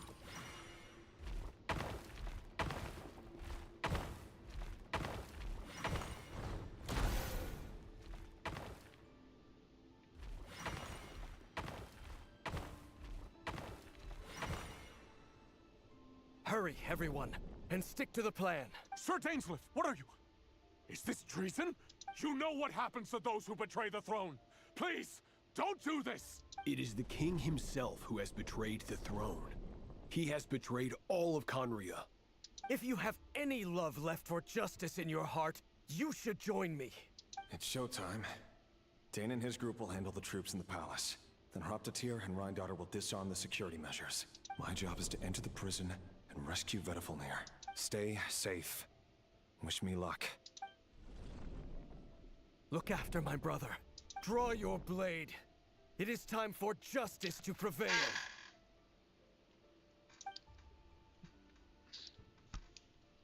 No, my blood gosh.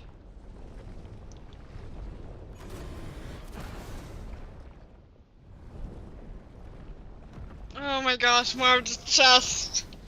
Why? I hate this. I'm not good with this. Huh. Big yawn.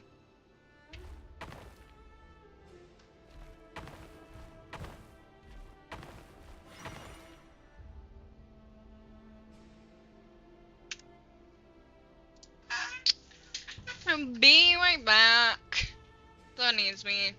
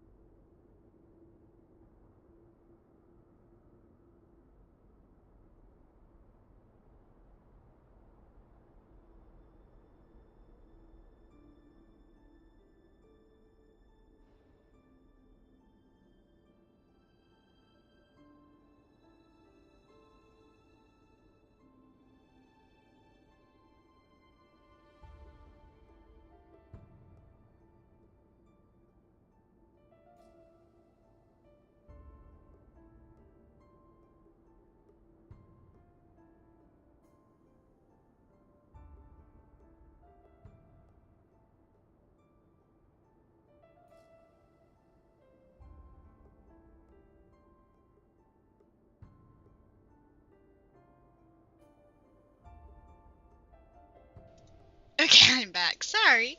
Someone needed me.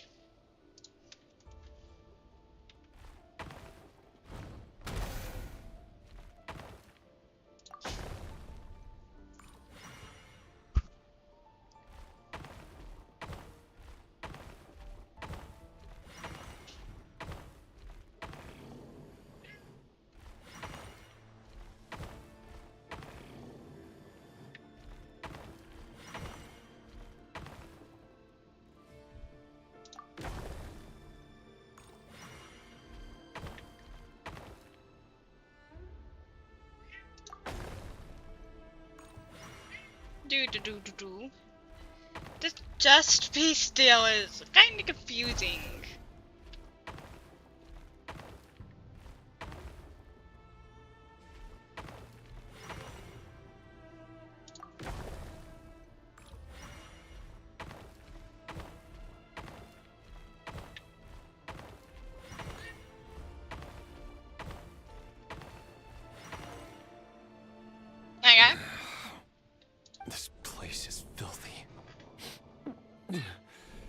smell is abominable. Clearly, the king doesn't allow his prisoners a single shred of dignity. This is dire. Found you. Hello, Mr. Vedafilnir. Ah, it's you. Surprised? Oh, wait. I guess surprise isn't an emotion that prophets feel very often. I certainly felt some surprise in the moment when I was blinded. Surprise at the king's sheer ignorance. Surprise at just how unfairly this world responds to words of earnest remonstration. I'm curious. What did you prophesize this time? It wasn't a prophecy. It was a word of warning. Someone had to say it. The king has forsaken all reason in pursuit of his obsessions. I simply told him that if he continues on this path, Conria will surely fall. Ow! Ow! Kitty, I know you want my attention, but no! Ow! Oh, that was close to my stomach. Ow! My cat ain't violent. She just wants my attention because I'm not giving her attention. But he didn't listen. Worse still, he stabbed you in both eyes and locked you away. Dane asked for my help. The court is in complete chaos now, but I'm sure you predicted that. Everything is transpiring as I foresaw. Yet I am powerless to change it. Fate is an immutable force. I can but lament as the inevitable unfolds. I do wonder whether giving a man the power to see the future does nothing more for him than slowly crush his spirit. Forgive my curtness, Vedafilnir, but the king did not suddenly turn on you today. His suspicions have been brewing for a long time. Ow! Ow! I get you're old, but I can't give you the attention 24/7, my precious. Ow! Right across my freaking stomach. You can't have wisdom beyond the reach of your fellow man without attracting his fear and suspicion. There are things the king does not want to see. So, he doesn't want you having visions of them either. He blinded you because he thought this would make the visions stop. He wasn't entirely wrong. I did indeed lose my power to see the future. Right up until... Until what? Just now. I believe I saw something new. Well, tonight could go a lot of different ways. 5 of us banded together to storm the palace, also we could rescue you. This will go down as the most tumultuous day in Conrian history. I sense hatred in you. But also hope. A desperate hope that with the tyrant deposed, that will be the end of the story. But this is not the end. It is the beginning of a new chapter. There are many men of honor and courage in this world, Rerir. But you are not one of them. You're not here for justice, are you? You're here for yourself. Is that a dagger? Interesting. Why not the polearm? It was always your weapon of choice. With your abilities, I don't doubt that you were able to recover some of your sight. But I also doubt that you want to make an enemy of me right now. Of course not. We're on the same side, aren't we? We could be. But I need you to be honest with me, Vedafilnir.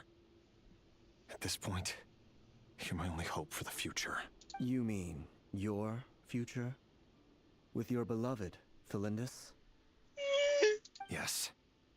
And I know there are bigger things at stake here. A dynasty, a nation, maybe the entire world. But forgive me, I care first and foremost about myself. I can't abandon the one I love to save myself. I just can't do it. But you see a broader picture of the future than I. You see the solutions to the biggest problems of our age. So tell me, what is my solution? What's the... In matters of fate, answers are either right or wrong. What will be and what will not. Maybe you are willing to pay a certain price in the pursuit of happiness, but unfortunately, fate does not negotiate. My. That is the cruelest thing about fate. It is unmoved by your sacrifices. That can't be true. I know it's your voice that I keep hearing in my head, urging me to see how the world is changing, to seek more power, so I can protect the things I love. You show me disaster, but you won't show me how to avoid it? Why? Why are you doing all this? My voice. In your head.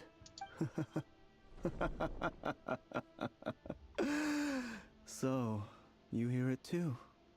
The voice that steals your mind, gains your trust, and drives you crazy. It turns out that we are not so different, you and I. Vedifilnir just broke into the strangest smile I've ever seen in my life. As if he'd discovered some monumental secret. But then he suddenly switched to looking extremely weary. I want to know what that smile was. Are you kidding me? Oh my gosh. Very well then. My advice to you is as follows. You must persevere. Whatever trials and tribulations you may face, be steadfast in the belief that they are your path to the future. For as long as you live, your story with Thelindis shall not come to an end. That is the only chance you have of fighting back against fate. It is up to you whether you believe my words. Regardless, that is all I will say on the matter. I have no right to intervene any further. I will hold you to your word. Thank you for setting me free. In return, I will tell you one more thing that you cannot afford to ignore. Just then, a strange wave of energy rippled through the city. We had no idea what it could mean. If I were you, I would head to the Universitas Magistrorum. The Universitas? Oh no! I'm sure we'll be seeing each other again very soon, Rerir. Whatever Vedifilnir said, I didn't catch it. I didn't even help him out of the prison. There was no time to lose. No, no! No, no, no, no!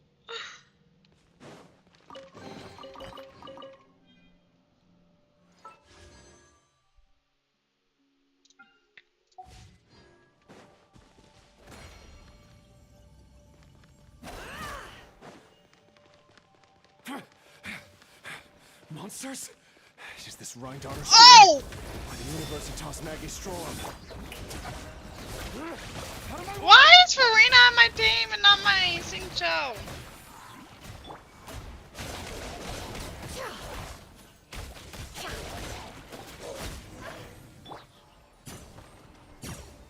I didn't realize I had him on my party. The Universitas. That reminds me of a rumor I once heard. Allegedly, the king installed secret mechanisms in the palace and around the city. No one knows where they are or what kind of power they hold. But if they were ever gonna activate, it would probably be on a night like tonight. Help! Help! Hold on! Don't let them anywhere near you! Save me! I can't! Ah! That sounded like an explosion. So, the rumor is true? The king really went through with it? What other means does the king have at his disposal? They must run on power from the Abyss. And given it's a major center of Abyss research, anyone over at the Universitas will be in grave danger.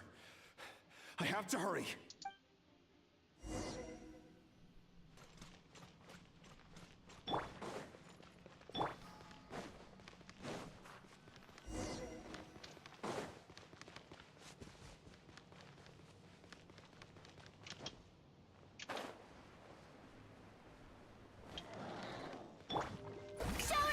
Installation chamber deployed.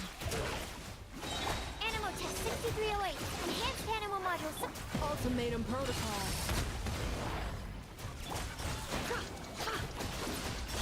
It all adds up.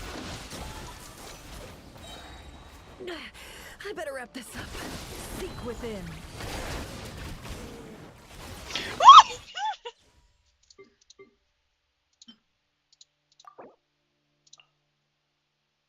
Damn.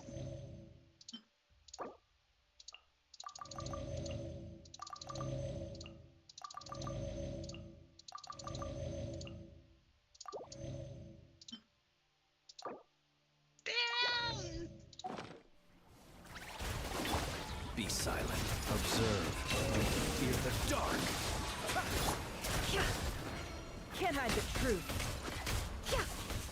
No more lies.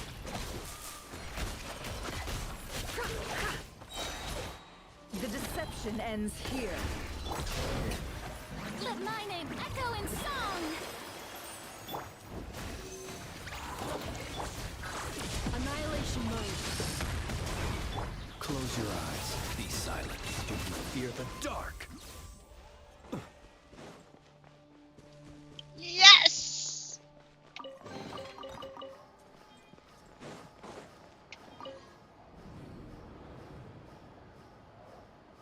Monsters. At the Universitas Magistrorum? Why now? Oh no! They're coming! It's no use. The table won't hold out much longer. The weapons. Where are the weapons? Of course. All the lab equipment was upgraded after the inspection last week, but the new weapons haven't been allocated yet. I'm done for. Is anyone there? I need help! Ah! Stay back! Please stay back!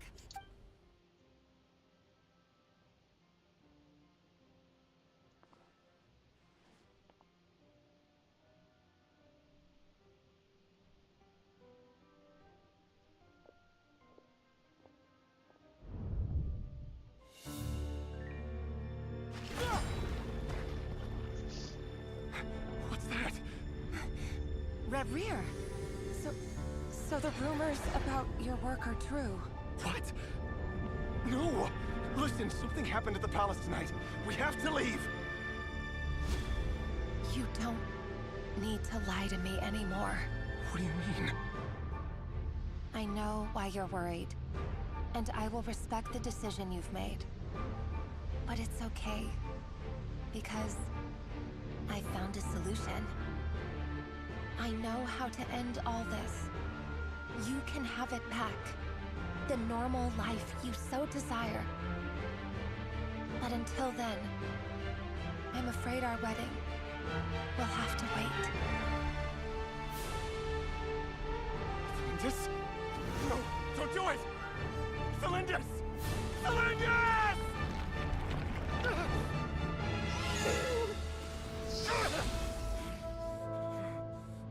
I told you, Rerir. Let her go. You will find someone better. That's why I was driven to madness. I won't do it! I have to save her! By what means exactly? A lowly pawn.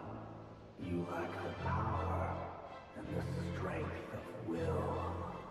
Do you know a way? Tell me! Come to the palace. Join us.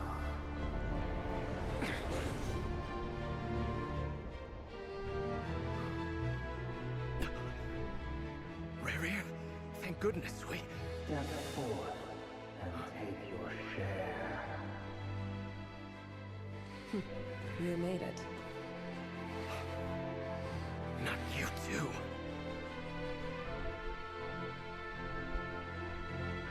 Hatred or grief, despair or desire. We all have our own.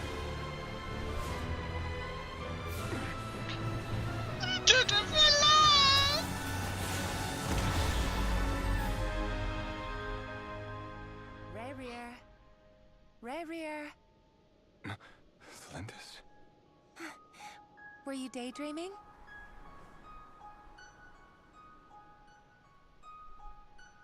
You still remember, Rerir?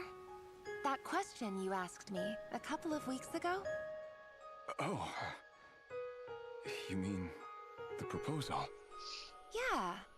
I'm wondering, where do you think would be a good place to discuss it? Maybe in the garden? Or were you thinking a fancy restaurant? It's your choice.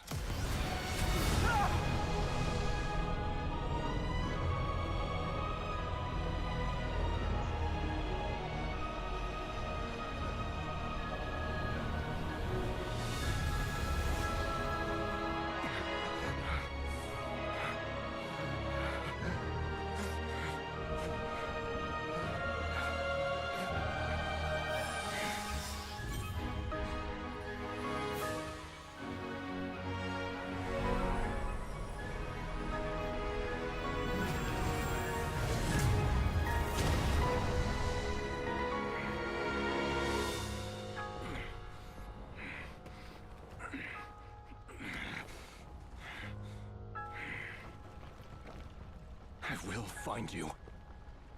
And then, you can give me your answer.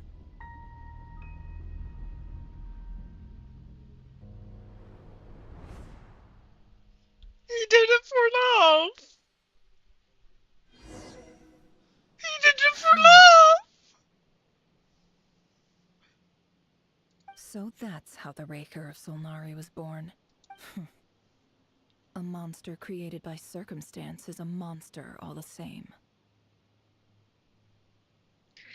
You never know. Viewing other people's thoughts for too long can get uncomfortable. Right now, I'm feeling a strong sense of loathing. In a nutshell, the story of Conria is what happens when the truth falls by the wayside. Everyone tells little white lies, and before long, you have a huge pack of lies that destroys everything. Time to get back. His past is filled with sorrow, but the tale of any fallen civilization is one of endless tragedy. Cruel as it may be, that was Conria's fate.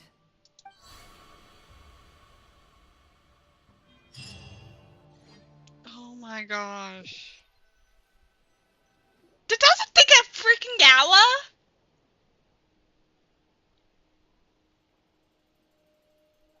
Everyone, I'm back. Can I get a standing ovation? Never! How are you holding up? Feeling okay?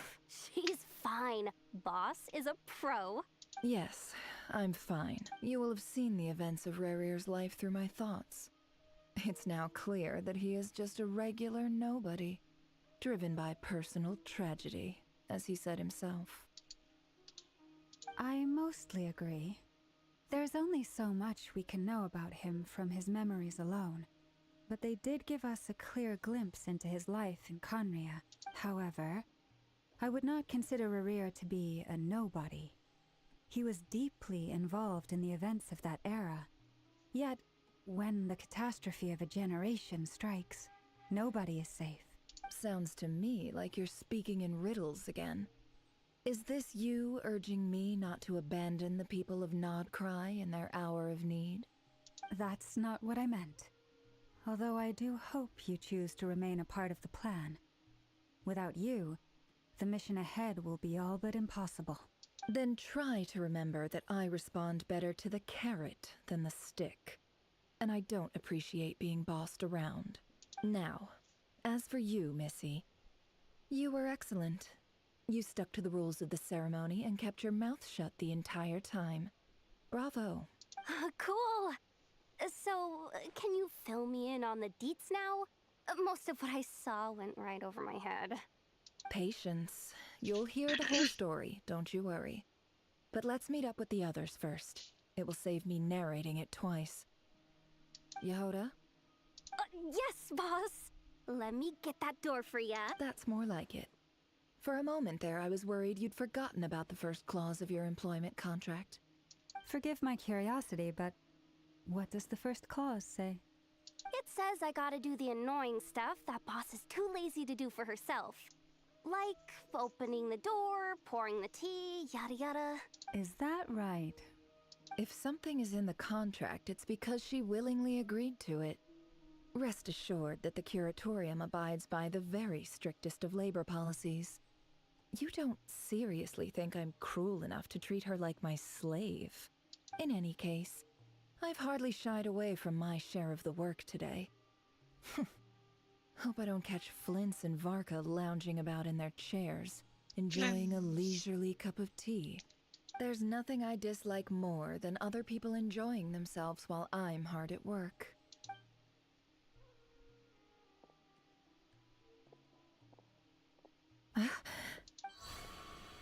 Oh no. No, no. What happened? What happened? Sorry to disturb you, but we seem to have run into some trouble. Evidently so. Don't worry, I'm not about to leave you to fend for yourselves. I'm not that kind of boss. And it would go against the Curatorium's labor policy. I'm sorry? What did you hear me say? I wasn't talking about labor policy. Wait. How long have I been standing here? Not long. You just appeared by the door a moment ago.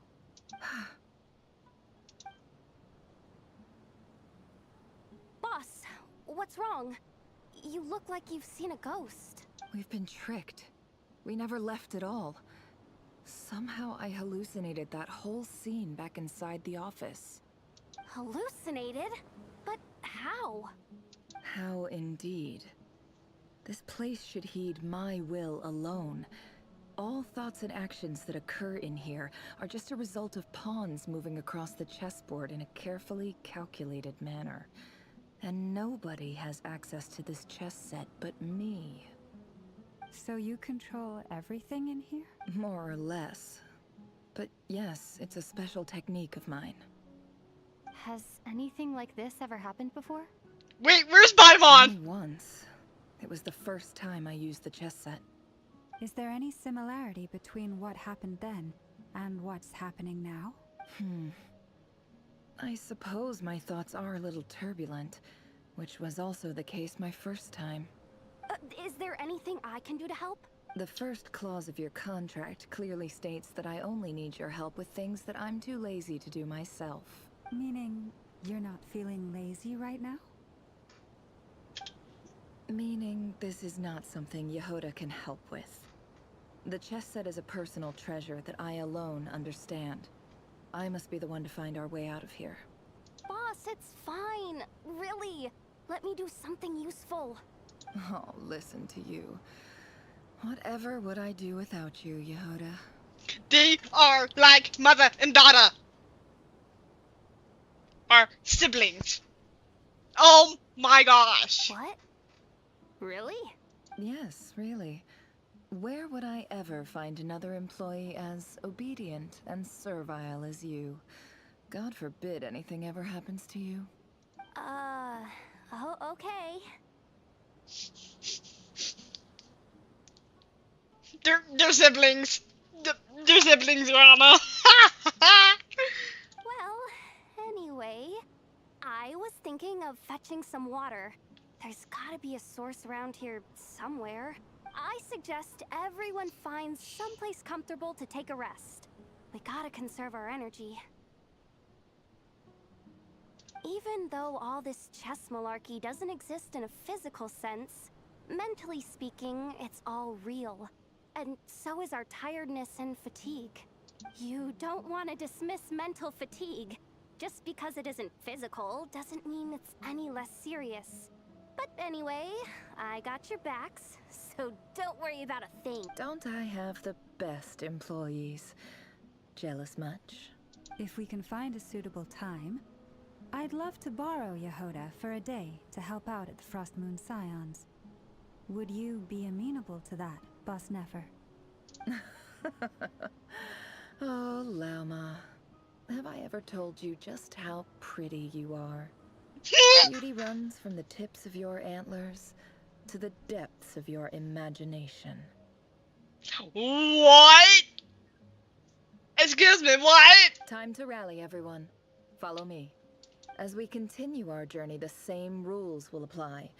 That means stay focused and no talking no matter what we encounter.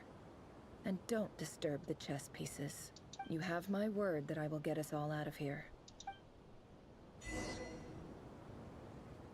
Oh my gosh.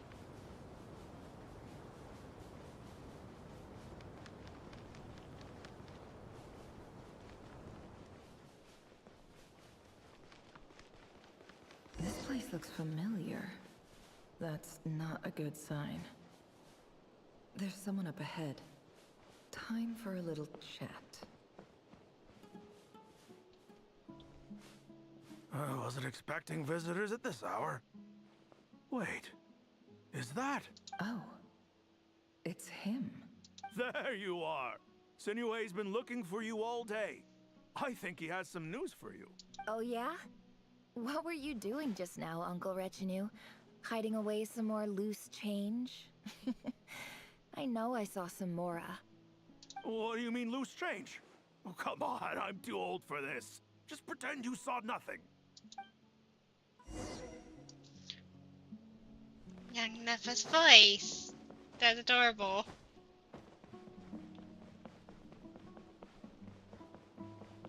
Why do I have a feeling I know this place? Hey, kid. Mind telling me what Sinuhe's been up to recently? I'm trying to get in his good books and I need a way in. Get in his good books? Why? What do you want with my dad, Uncle Apepi?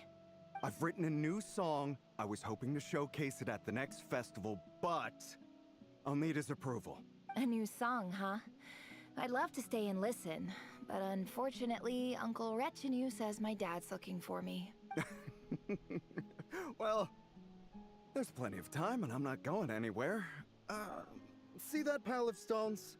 I'll be sitting there warming up my vocal cords. Come find me when you're done. Pile of stones. Got it.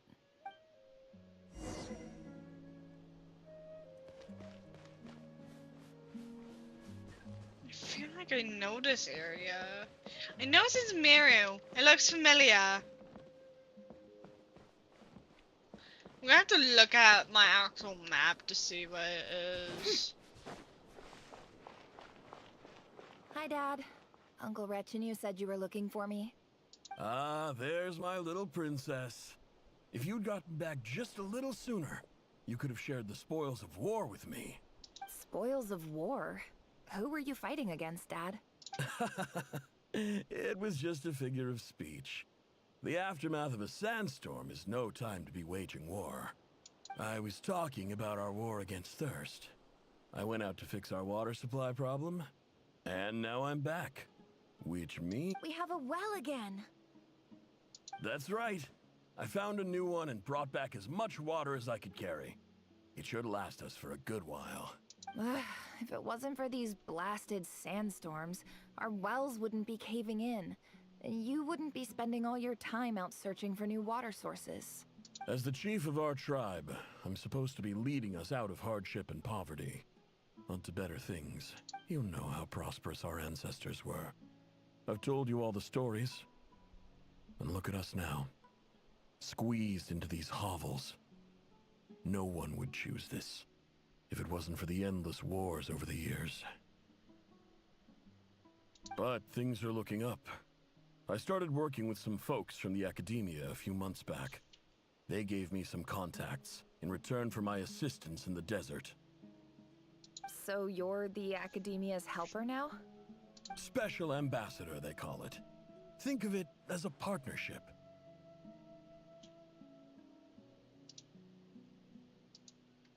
It's nothing bad, okay? We've been isolated here in the desert for too long. Seeking opportunities elsewhere is the best thing for us, and the fastest way to progress. So, do you get anything good out of being a special ambassador? Of course. My luck's improving all the time. One day, I swear I'm gonna lead us out of this place. We'll find somewhere new. Somewhere better. No.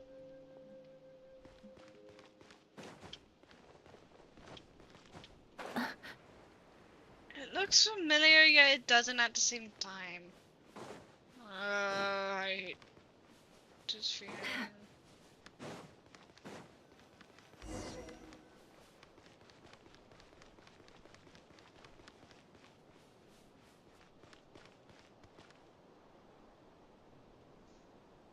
That's our well, and you know it. You stole from us. Well, you've gone from chief to thief, and now you have to face the consequences. Did you really think you could take our water without permission and get away with it? You're either brave, stupid, or both. And that special ambassador act? Yeah, nice try. We spoke to the academia. They said it was all news to them. You're a liar and a cheat.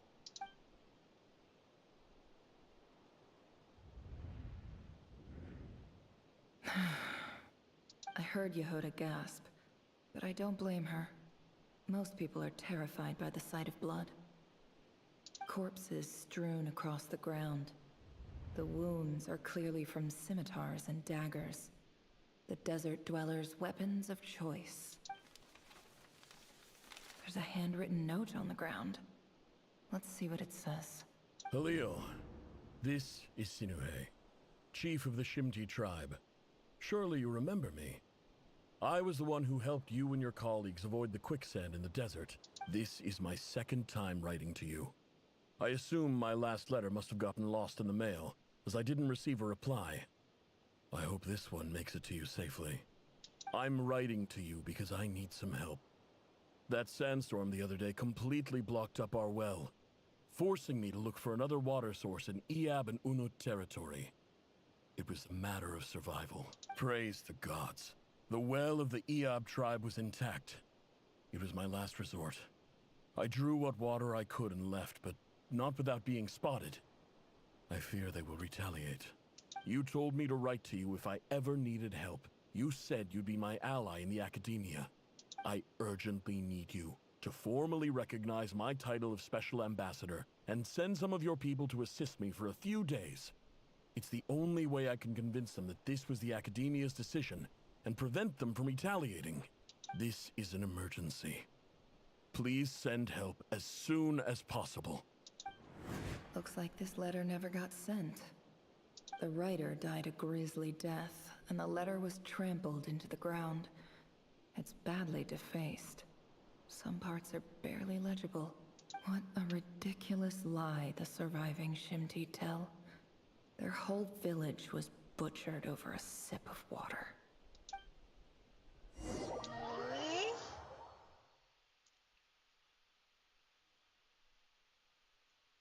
Ah, officer. Welcome. Welcome to our humble village. I thought you would at least have the courtesy to provide some respectable libations. This is the finest wine Aru village has to offer. I promise.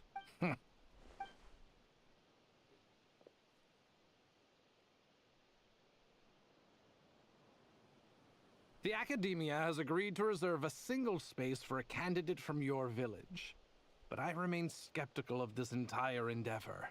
I highly doubt anyone in this desert possesses serious academic potential. Please, have faith. If not in us, then in our god. The child we found shows great promise. I beg you, take her away from this place. Give her a chance. Don't let her talent go to waste. Our village! It's been a while since I heard that name. Or seen that name. I don't recognize her. New arrival? She showed up here a few days ago and we took her in. She's a really bright kid. Please help. I'm begging you. So, where are you from? Nowhere special. Just a sand dune. What about the rest of your family? How many of you are there? Just the one. It's only you? Correct. So, no brothers, no sisters, no mother or father? Any who have slept on a bed of sand, I call my brothers and my sisters. Apart from that, I have no family. All right. Get over here. Sign your name on the form.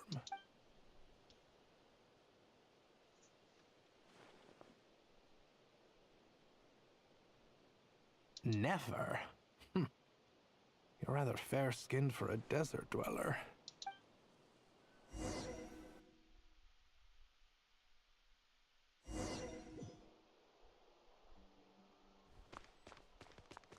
She studied in the academia? Nephalore?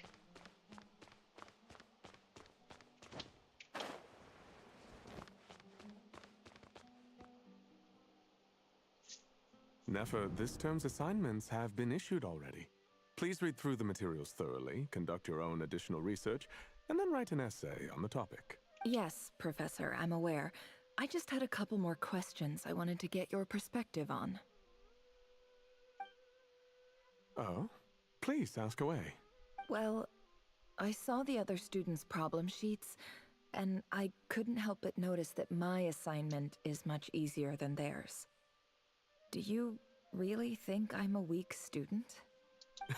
A weak student? Goodness, no. Quite the opposite. You have a sharp mind. Almost too sharp. I think what you're saying is, a weak student wouldn't have noticed the discrepancy. And if they did, they certainly wouldn't complain about the lighter workload. You see, sharp as they come. You see things the way they are. And I'm sure you know why they're like that. Because of where I come from. Because I'm different. I'm sorry, Nefer. I don't like it any more than you do. It's just... Anyway, you said you had a couple of questions. What's the other one? I wanted to check. If someone sent me a letter to the academia, where do I go to collect it? Ah, your family wrote to you. Well, as long as they put your name on the envelope, someone should hand it right to you. Not exactly. It's not even a recent letter. I was just curious where the mail would end up if no one collects it. The House of Dana, I expect. I know there's a box for unclaimed mail somewhere in there, probably sitting on a shelf. Whatever you're looking for, that'd be the place to start. Okay, got it. Thank you, Professor. Oh, don't mention it. Honestly, I feel like I failed you. I'm supposed to be your teacher, but I haven't taught you anything. Hey, don't say that. You're a great teacher, and you do your best for all your students. But the rules are the rules. You're not allowed to teach students like me. It's not just the academia either. The whole world bends over backwards for the successful, and leaves the losers to suffer and die. Oh, my dear child. Don't tell me you've given up on life already. I haven't. I just think that if you want to make it in this world, you have to find a way to become successful. Oh my gosh. They did Nessa dirty in the academia.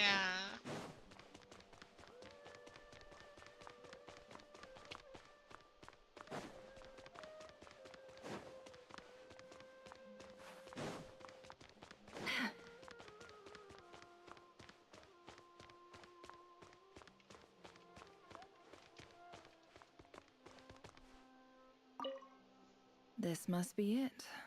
A big cardboard box full of unclaimed mail. And probably some letters that ended up here by mistake, too. Let's take a look.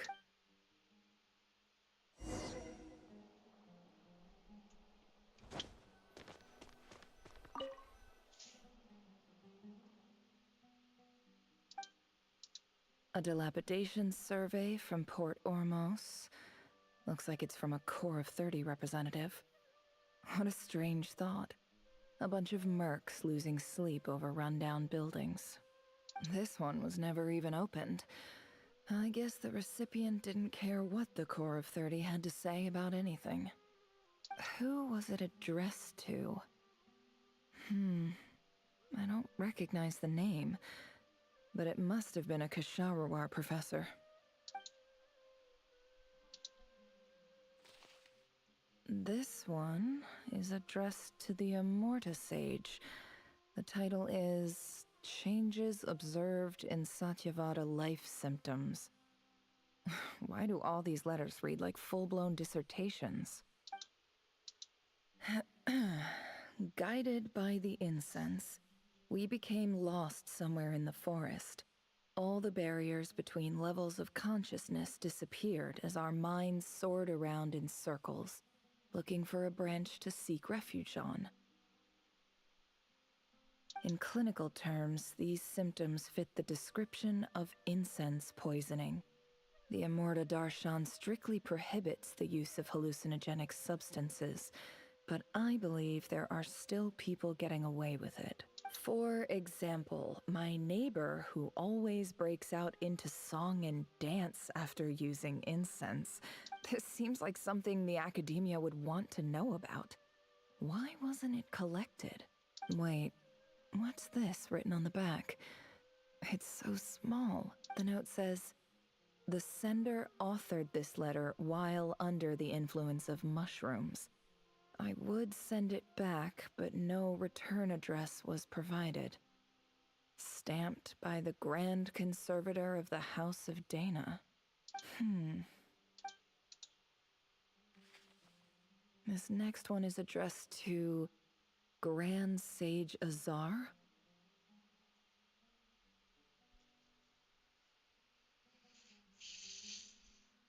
I honestly forgot there was a Grand Sage called Bazaar in the game. We go that far back? Oh heavens! Why? A few words of protest regarding recent changes in Sumeru's educational policy. In recent years, the academia has taken on a small number of students from the desert region, as per the policy to this effect. However, it appears to me that these students have not, in fact, been provided with educational opportunities that are, in any meaningful sense, equal to those enjoyed by their peers. As well as receiving dumbed-down assignments and perfunctory tutoring, they do not even have full access to the Akasha system. Education is the fundamental purpose of this institution, which should go without saying in a nation whose founding virtues are knowledge and wisdom. I ask you, is the lip service we pay to the policy of education for desert students truly the standard of pedagogy to which the academia aspires? As Grand Sage, policy decisions are your prerogative, but do not forget your roots. You and I were once students too, as was everyone else in this institution. I do hope you will give some serious attention to this matter. I encourage you to discuss issues like this with myself and others, and listen to some alternative opinions. Great letter. Shame it didn't get to where it needed to go. And the sender is... Huh? Sage Cyrus of Spontamod.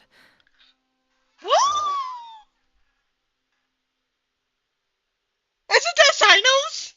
Isn't that Sinos Sage? I didn't realize anyone else even knew how bad students like me have it in this place. No. Cyrus, thought Sino, didn't he? That's why. Oh! So this is where letters from the Sage of Spontamod end up? Nice one, Grand Sage. Really enlightened leadership. Whatever. This isn't what I came here for. Moving on. I'm not exactly holding out hope that a letter sent from the desert would even make it here. But if it did, where else would it end up if not in this box? I can't believe how much discarded mail there is. Must have been years since someone last went through it all. And this is just one box. The whole House of Dana is boxes on shelves. I don't believe for 1 second that any human being has sat down and read through all the documents in this place. Who has that much free time on their hands? Wait, could this be it?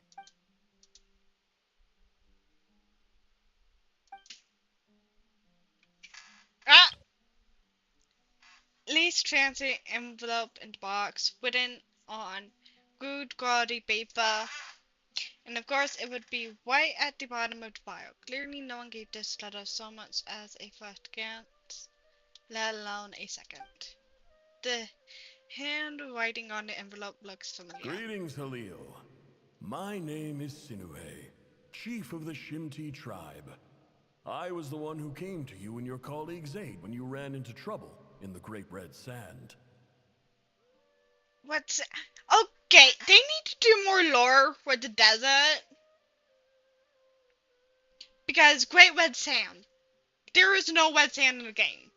I don't know how well you remember it now, but I brought you to safety and gave you some water and other supplies. You seemed very pleased and told me your name. In my tribe, learning a person's true name is serious business, and I therefore see you all as friends. You were kind enough to leave your contact details, so we could stay in touch.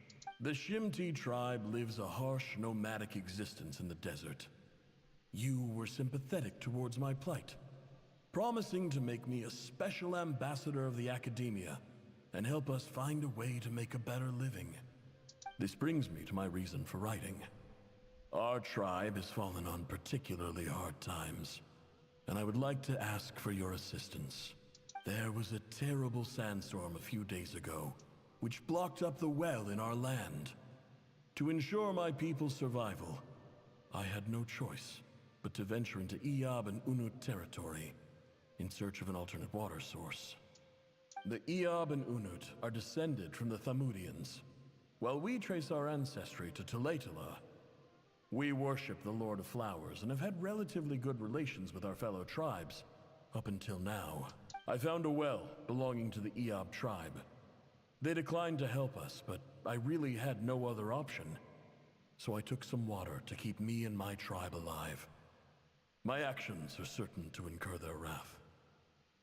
When we met, you assured me that you would be my ally in the academia. I would like to take you up on that offer, because I really need your help. I wonder if you could send an academia representative to meet with me.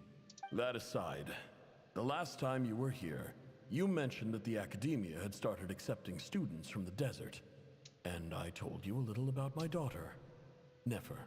We have next to no resources here in the desert, and my power and influence are limited. Would you consider enrolling my daughter at the academia? She is a smart girl.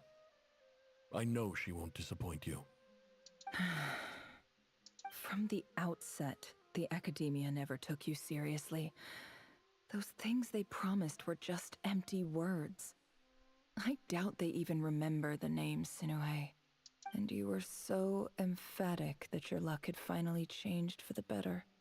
You swore you'd lead us to a better place one day. You spoke with such conviction, like you were the most powerful chief in the whole desert. You liar. You lied about everything. You promised the world and delivered on none of it. And who fell for it? Just me, by the looks of it. Despite your best efforts.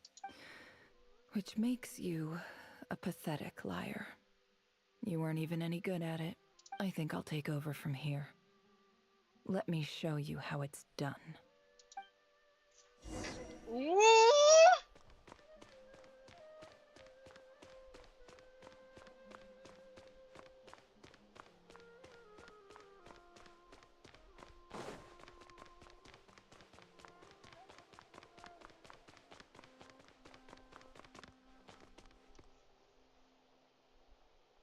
I just came to say goodbye. Thanks for everything you've done for me in my time here. Nefer? You packed your bags. Where are you going? I'm quitting. Something's come up in my hometown. Gonna head back and deal with it. Huh? But this was a hard-won opportunity for you. You know that better than I do. It was. But it doesn't matter. I have more important things to deal with and they can't wait. Oh, and I didn't want to overfill my bags, so I left some incense on your desk. What's wrong? I thought you liked incense. Although, I did read somewhere in the House of Dana that it has hallucinogenic effects. Don't use it all at once, alright? Isn't this the stuff you brought from your hometown? You're just letting me have it? But you said it's a rare and valuable commodity. Yeah, about that. I lied. It's not rare at all. There's this bunch of ruins near my hometown that are practically overgrown with this plant. It's not worth much. Keep it. It's fine. But Nefer... All right. That's all from me. You take care.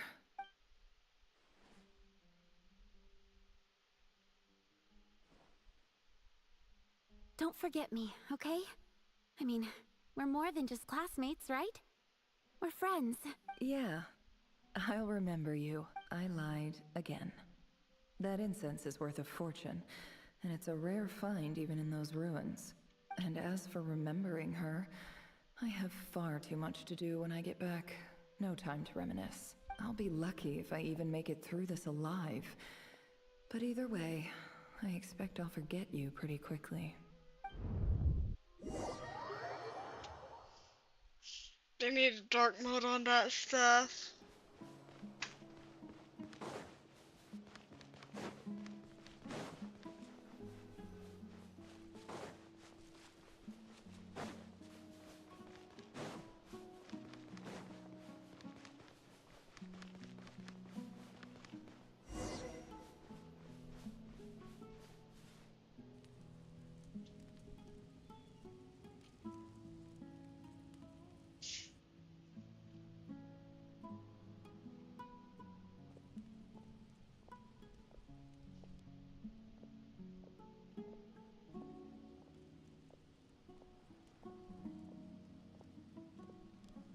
It's a pleasure to meet you, Mr. Arif. So, what does the Academia want? Since they've sent their special ambassador, I assume there's a big business deal to be made. If not, I'd be very disappointed. Please, sir, lower your blade. You're lucky I'm the one they sent. Not all special ambassadors share my admiration for the Eab people.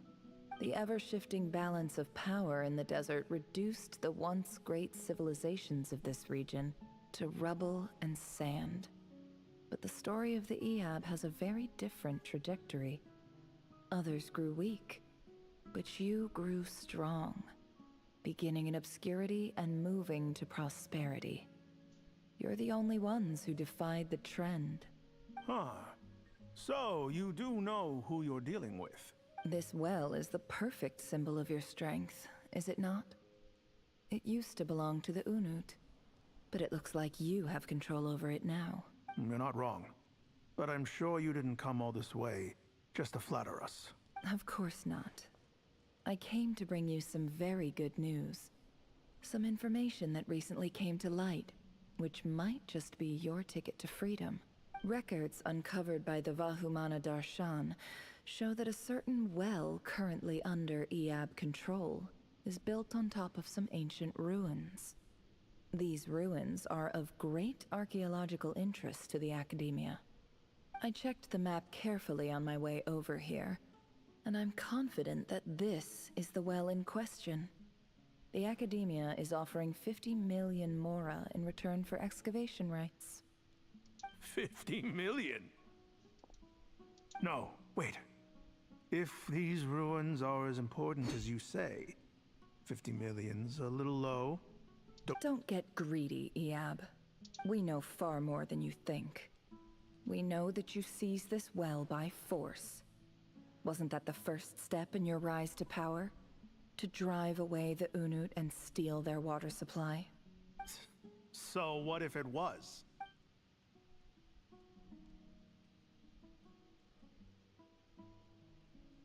Don't worry. As unscrupulous as it was, it's something we're willing to overlook.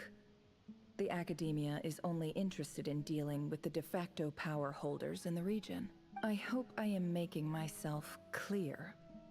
And I hope your words are the truth. If I find out the Academia is trying to play me, I'll hunt down every one of your people and make you watch as I cut their heads off one. I assure you, Chief, that would not be in your long-term interests. You don't want to make an enemy of the Academia.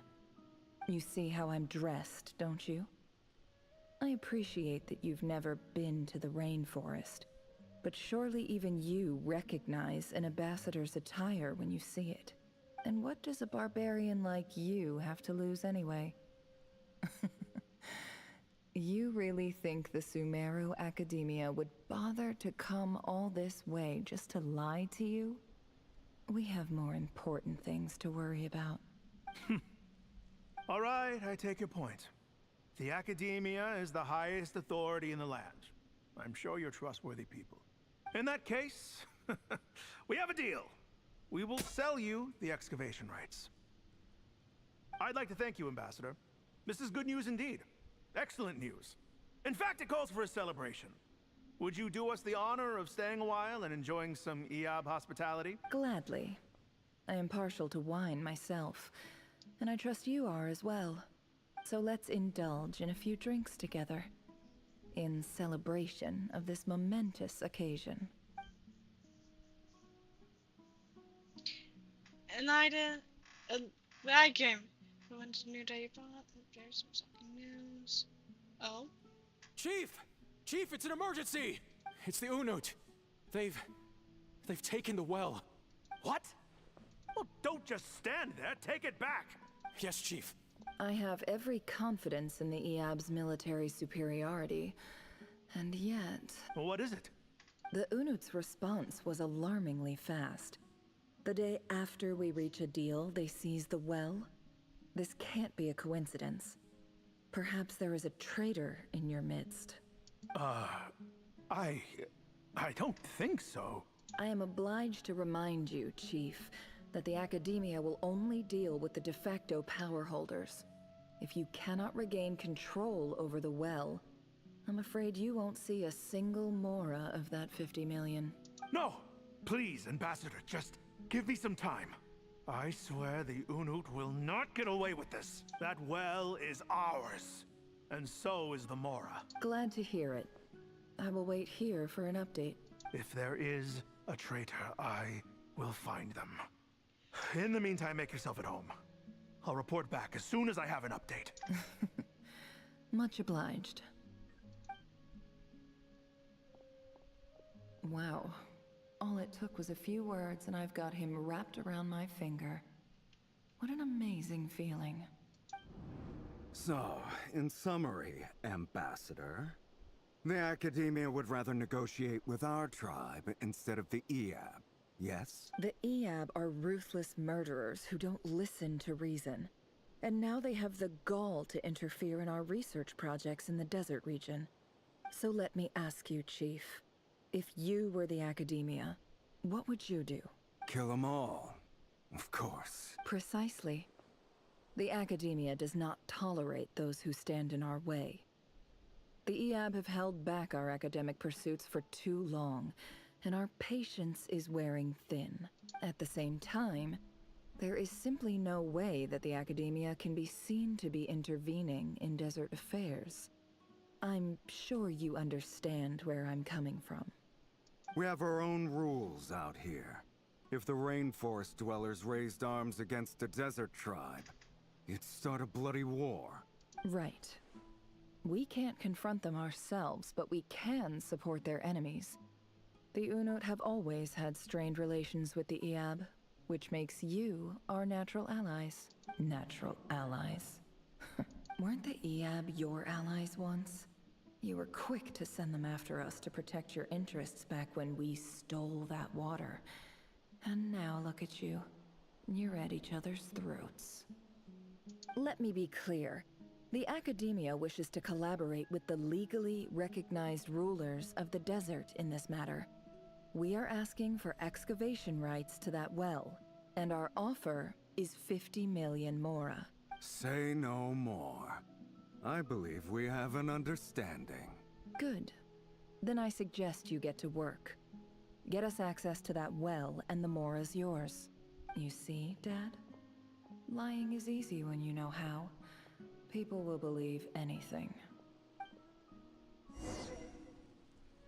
Oh my freaking gosh.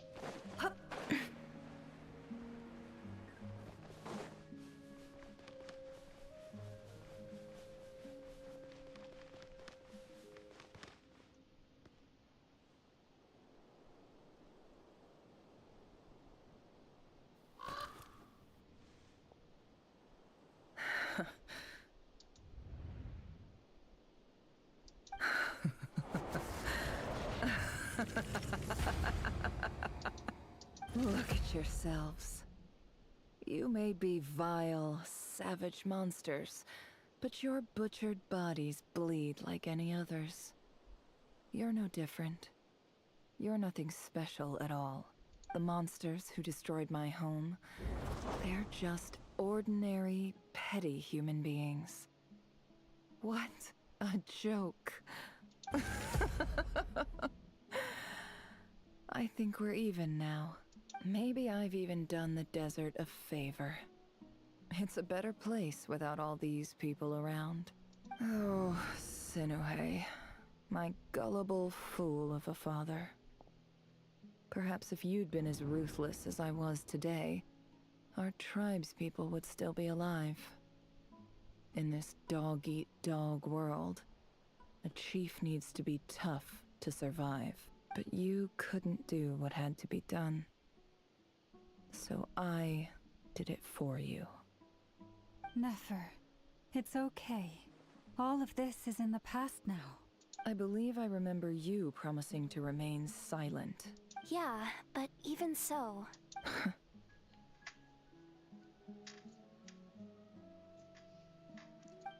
Yehoda, is there anything you can do to ease the tension? forgot this is your time to shine. Alright, time for a sharp turn onto a completely different topic.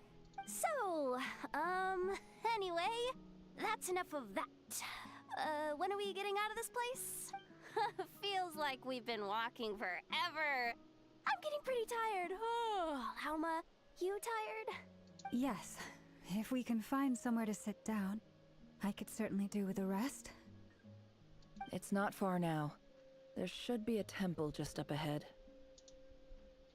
This is reason batteries a conclusion. Yes. Really? A temple? That's where this story ends? I guess that's how things go in the desert. I've been to some place with a friend from the desert before. Desert dwellers can never escape their destiny. Or so everyone says. I never wanted to believe it, but looking back now, I'm as desert as they come. You mentioned a temple. What's waiting for us there? My biggest trade secret of all. Ah. Then I'm guessing it's where you got your power from. The power to peer into other people's minds. I didn't know you were clued up on any other religions. I'm no expert in the history of Sumeru, but since you come from the desert, I would imagine it has something to do with King Deshret. And the 7 pillars who served him, they are major figures in the desert belief system too. Sounds impressive. I have some friends who connect to this stuff, especially with Hermanabus. Ah, I know who you mean. General Mahamatra Sino. The spirit of Hermanubis dwells within him. That's boss enough for ya. She knows everything. Sino's hardly a figure of obscurity, but I know about Sethos too. What about him? Is he a big deal or something? Well, he's not a small deal, let's put it that way. You sure know your stuff. Please, this is the bare bone basics. Save the flattery. No, it's not! Thanks for your patience, everyone. I'm sure it's been a lot to take in. With any luck, that's our exit just up ahead.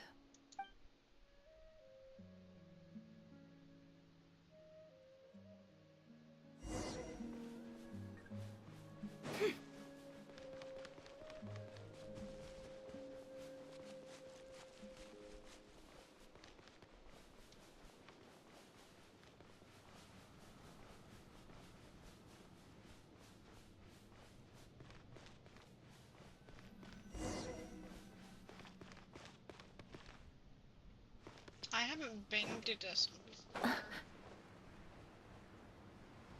Have I?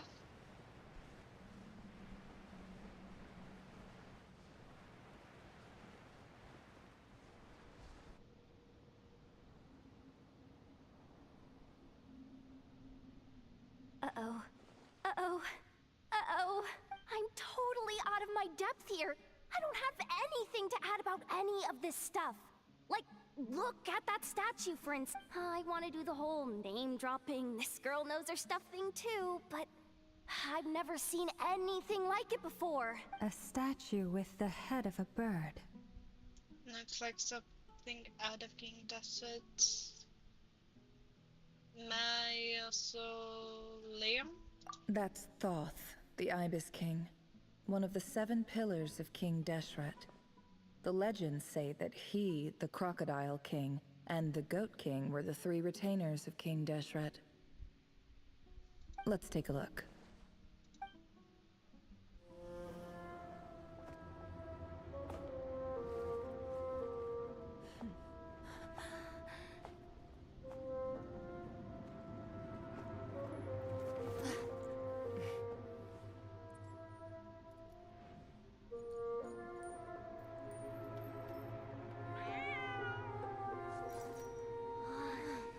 It's just Ashru. So, all is well?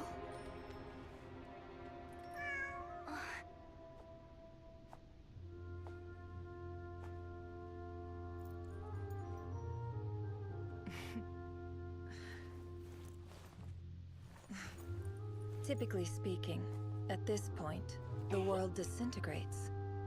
Then we find ourselves back in the outside world. Besides, these are my memories. There's nothing to fear.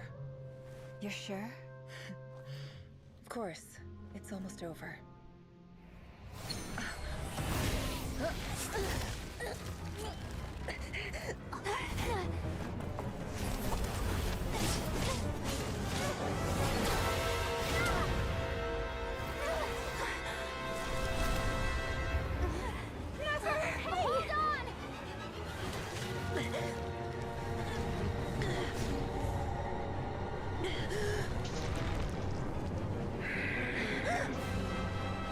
Knowing too much is always a death sentence. Speak for yourself.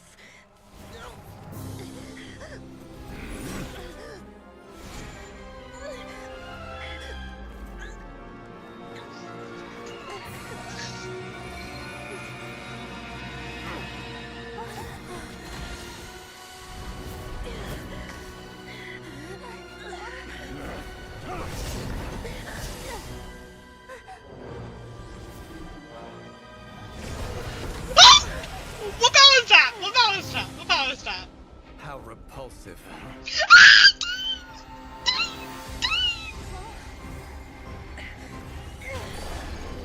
Dane and Columbina?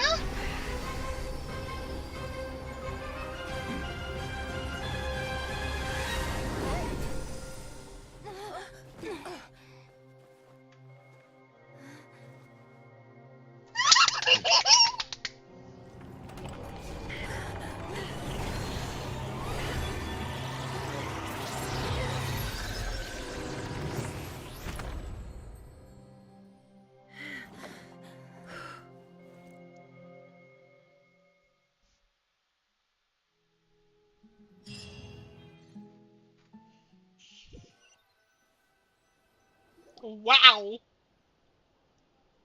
Timed that pretty well, didn't I? He certainly did. Thank you. It's okay. I'm just glad no one was hurt. Paimon noticed you doing something too, Dainsleif. Were you helping get them out? Of course. When I asked Nefer to conduct this investigation, I was not naive to the dangers involved. I had a duty to ensure your safety. Good to know your sense of justice is still intact after all these years. I take that to mean that you saw the truth. That comes as a great relief. I certainly did. And thanks to your help, I also managed to trap Rerir inside the chess set. Whoa, really? How'd you manage that? Well, to be honest, I sensed that something was wrong long before we made it to the temple. By using this fragment to probe into Rerir's past, well, the monster formerly known as Rerir, it seems I alerted him. I was tracking him, then he caught on and started tracking me too. Can't say I'm surprised. But how did he track you through your thoughts alone? That shouldn't be possible. Rerir was a secret agent who reported directly to the Vinster King. He is an expert at finding a trail and hunting down his pursuers. No wonder. He infiltrated the chess set, read my thoughts, and built a new virtual chess set inside of it. That's why we weren't able to leave at first. Speaking of your chess set, it's quite a remarkable item. Would I be right in thinking you have some connection to King Deshret? You overestimate me. I only have a connection with one of his underlings, the Ibis King. You all saw how this came to be. A long time ago, the Eab massacred my tribe, the Shimti, in our home village. A few years later, I enrolled in the academia, where some new information came to light. The Unut and the Eab fought a bitter battle over the rights to a well, all for the sake of a non-existent 50 million Mora. The Eab ultimately won that confrontation, but their victory came at the cost of almost every warrior in the tribe. The final blow to the Eab came at the victory feast, when an Unut assassin beheaded their chief right before my eyes. The remaining Eab fled and have been scattered to the winds ever since. Having gotten my revenge, I returned to my hometown. where to my surprise, the nearby temple was still standing. There it was, seemingly immune to the relentless hostility of the desert, while my tribal home lay in ruins. As I stood there gazing at the temple, I noticed a cat just outside. This cat, as it turned out, was home to the spirit of the Ibis King. He led me to a gate deep inside the temple, and there he made a deal with me. This chess set is my gift from the Ibis King. The chessboard within is made to the same specifications as the one in the mausoleum of King Deshret, and represents his power of piercing analysis. With this chessboard in its container, I gained a certain ability to perceive hidden secrets. Now, you could conclude that the Ibis King simply wanted to give the people of this world the power to seek the truth, but I don't believe that's the full story. Every god plays favorites. Their hearts are as fickle as any human's, full of secrets, perversions, egotistical tendencies. But precious few gods are willing to admit this. It is the same with all powerful forces, including fate itself. Their gaze falls preferentially upon a select few. As you rightly point out, this is an act of favoritism. If you're alluding to the Abyss, then yes, I agree. Gather the others. It's time to share everything I've learned. Before allowing the group gathers a oh my gosh. Thank you all for being here.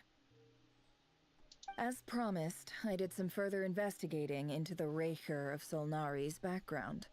I am pleased to report that the investigation has been most fruitful indeed. The Raker of Solnari, real name Rerir, was once a Conrian subject who served the Vinster King. I will now share the important details of his story. Please save any questions or comments for the end. Never narrates Weir's backstory to the group. At the Vinster King's behest, he gathered intelligence and assassinated descendants of the Crimson Moon dynasty, unwilling to take down his beloved Zelondas, who was secretly of Crimson Moon heritage. Then he got dragged into corp politicals.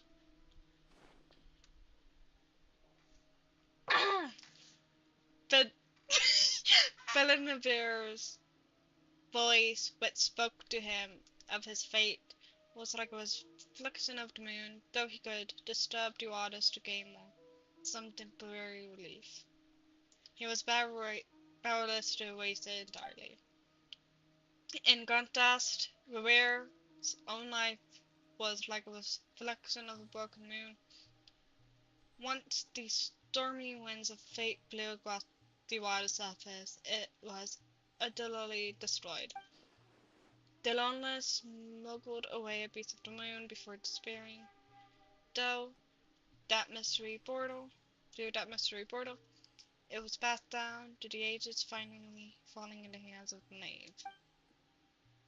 What lies on the other side of that portal? Is it really a whole other rift? Zelandis never had the answers there. Was he found there? Neither did Rivere, who followed her in. So that's why he's so obsessed with the moon. A tragic tale, to be sure. But it does not excuse his many transgressions. No matter how much Rerir suffered in the past, the fact remains that he is what we know today as the Wild Hunt, wreaking havoc upon innocent lives in Nodkrai. He becomes more dangerous with each passing day. If left unchecked, it is simply a matter of time before all of Tevat suffers the consequences. This is a threat that the Knights of Favonius cannot ignore. A question for Miss Columbina. Forgive me if this is presumptuous, but have you ever seen the spatial gateway that appeared in Rerir's memory? Never. But I have heard stories of something called the Moon Gate, and this seems to fit the description. Miss Lauma, any thoughts on this? In the lore of the Frost Moon Scions, the moon is believed to hold many secrets. Some sources speak of ancient knowledge, others of a gateway to the unknown. The term Moongate is one I have heard before, but as is the case with all of our legends, there are no records of any first-hand witnesses. We cannot know whether it truly exists. Then back to Miss Columbina. As a moon goddess yourself, do you have some idea of where the Moongate leads to? Not at this stage, sorry. I do hold the power of the Frost Moon, and my strength is recovering well. I can sense that the gate would open at my command, but... But there's more to the power of the Frost Moon than that? Yes. A moon goddess has the right to open the moon gate, since it is a path to the moon. But as never mentioned, holding open a spatial gateway takes a huge amount of power. And right now, I need to conserve my energy to fight the Rayhir of Solnari. I'm afraid this is one mystery we may have to leave unsolved for now. I agree. Better to save your strength. But if you'll humor me for a moment, I have a bold conjecture of my own regarding the world beyond the gateway. I highly suspect that neither Tholindis nor Rarrir made it through unscathed. The evidence pointing to this is the fact that the Rayhir of Solnari exists in the form of countless fragments. With the abyssal power he wields, no ordinary foe can touch him, let alone tear him to shreds. And yet, the wild hunt proliferates wherever his scattered fragments lie, drawing hordes of monsters to many different locations across the land. So your theory is that Rarrir was physically torn to shreds by some powerful force? Hence, why the wild hunt is a distributed phenomenon, rather than a unified one? Makes sense to me. Explains why the wild hunt is so pervasive, and why he's been trying to piece himself back together. He was whole to begin with, and he wants to be whole again. Without the power of the Abyss on his side, he almost certainly would have perished the moment he was torn apart. But the Abyss, much like a curse, has kept him alive. He's pure blood Ghanaian. If he, or he should be, from what I'm getting at with the lore. Full-blown Ghanaians have a gas of immortality on them. So albedo is more or less in the wrong, but also in the right. If that does make sense, it barely does for me. Cause there are things in the abyss that you can kill, but with Dawn,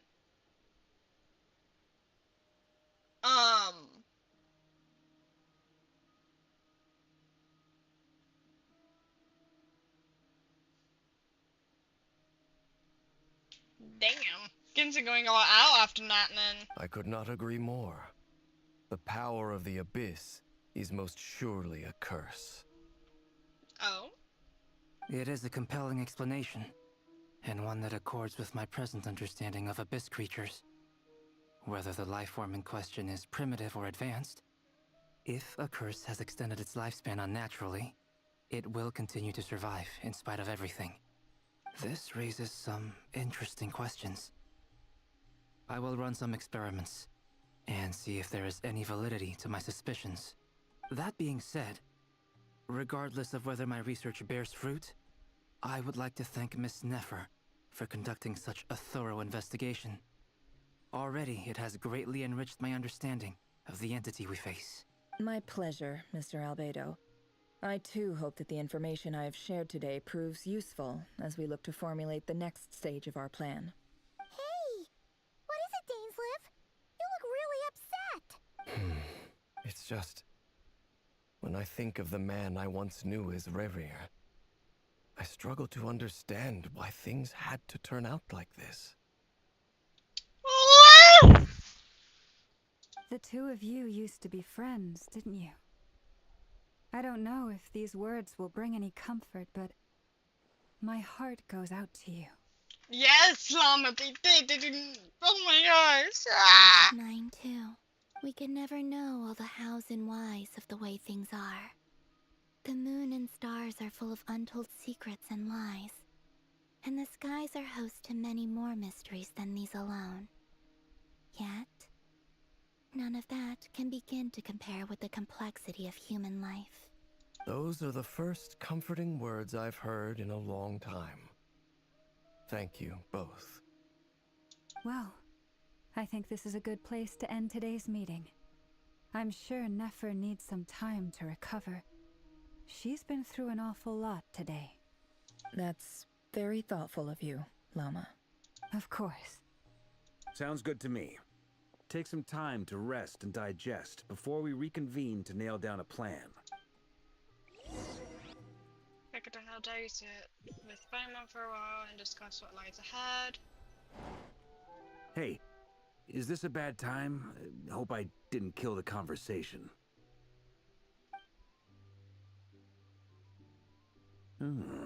Nice room. Oh, I'm not coming in, though. Why not? It's just a hotel room. If it's all the same, I'll just stay out here. I might not look the part, but I'm technically a knight. Barging into people's private quarters isn't the kind of thing we do.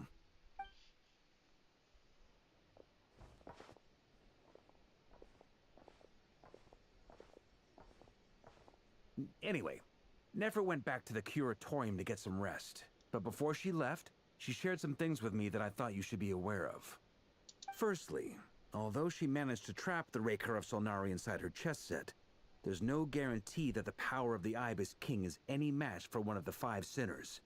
Their powers are beyond our comprehension. It's only a matter of time before he finds a way to break out. We have to come up with a plan and take care of him before that happens. Honestly, my mom figured that might be the case. So, how long have we got? Well, I asked her that same question. She talked for a long time, but for the most part, it seemed like she was trying to convince me how precious her chess set is. What a long and storied history it has. It felt like some kind of sales pitch, you know? The kind where you end up handing over Mora against your will? Anyway, after all that, she finally answered the question. 2 days, at most. 2 days? Holy moly! Can we even recruit enough help in that time? That remains to be seen. Which brings me to the second issue. Dainsleif is obviously conflicted about this whole thing.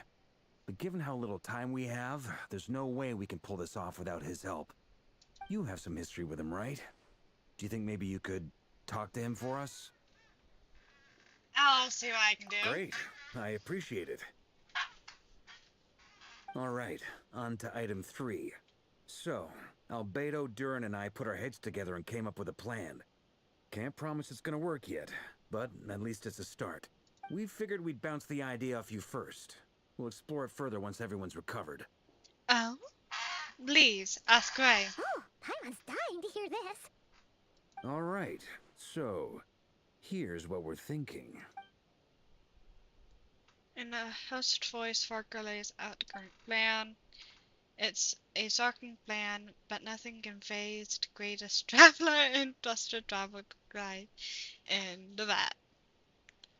It doesn't take you long to get behind it. We felt a little uneasy about roping you into this. I mean, firstly, you're not locals, and secondly, none of us are your boss. You're well within your rights to refuse if you so choose.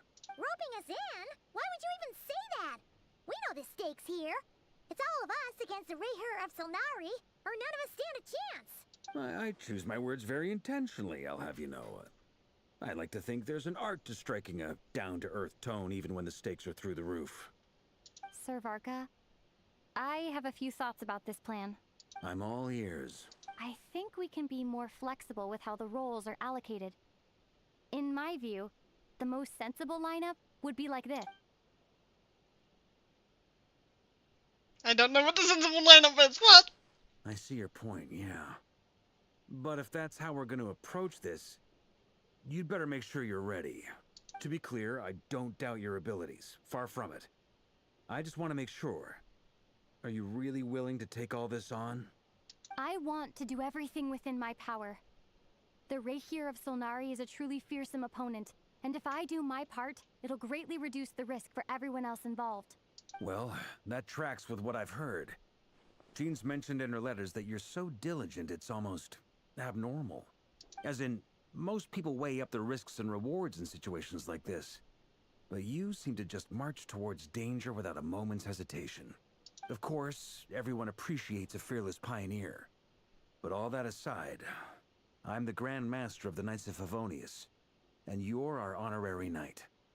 I want to make sure your courage doesn't come at the expense of your safety. Thank you, Sir Varka. I should be the one thanking you. It means a lot to have you on board. I'll give some serious thought to your suggestions. Varka gives you a knightly bow and says he'll see you at the hotel again later. He has arranged for everyone to meet and finalize the plan of action. Bow or bow? I think it's bow. In an effort to lighten the mood, he booked out the hotel for this meeting so you can all chat over a drink. As the moon rises in the sky, you and Paimon leave your room, discussing whether Paimon has any other options than fruit juice. Everyone is already there waiting for you. They're chatting and smiling. Clearly the rest has done them good, as well as the existing group. Some unexpected help has arrived. Still, you remain focused of the fact that the future of nodkrai rests on what is decided tonight.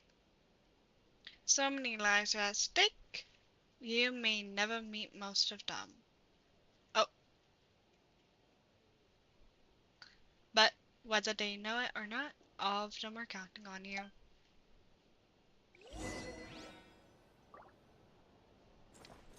I don't read out loud often, that was a lot.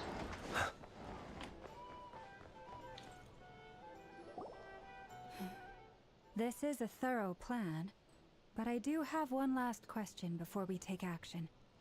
How can we be sure that our enemy won't leave the designated area? Great question. Albedo's been hard at work analyzing Rerir and the Wild Hunt's behavioral patterns. His conclusions are as follows. Firstly, from the earliest known confrontation until now, Rerir has never displayed any ability to manipulate the dimension of space. So it's unlikely he has any power in that domain. Secondly, he seems to have a particularly strong vendetta against our group. If we put him in a fight-or-flight situation, he'll choose to fight every time. Thirdly, finally, and most importantly, he is consumed by hatred, both for the moon and for his enemies. Turns out, we tick both of those boxes. We have a reincarnated moon in our ranks, and a spy who accessed his private memories without permission. He'll be baying for blood, not looking to escape. As someone who's had their fair share of interactions with the Wild Hunt, those all seem like valid observations to me. Understood. Then I will defer to the verdict of the group. Well, everyone, that's the plan in full detail. Albedo and Durin are carrying out their part as we speak. Plan approved. Scheduling. Okay, any firepower you need, I got you covered. Let's light this baby up. The Frost Moon Scions are behind you as well. And the rest of you? No objections? All right, then it's settled. This is the plan we're going with. Next up, an old tradition of mine. Anyone who wants to back out, now's your chance. Wait, we can still back out of this? Everyone says things they regret, right? I don't want anyone feeling trapped because their mouth said yes before their brain had time to think things through. A very people-first approach. I hear that's common practice in the Knights of Favonius. Heh. Who'd you hear it from? D-Luke? Shh. We don't use people's real names at work. This contact will be known only as Owl, please and thank you.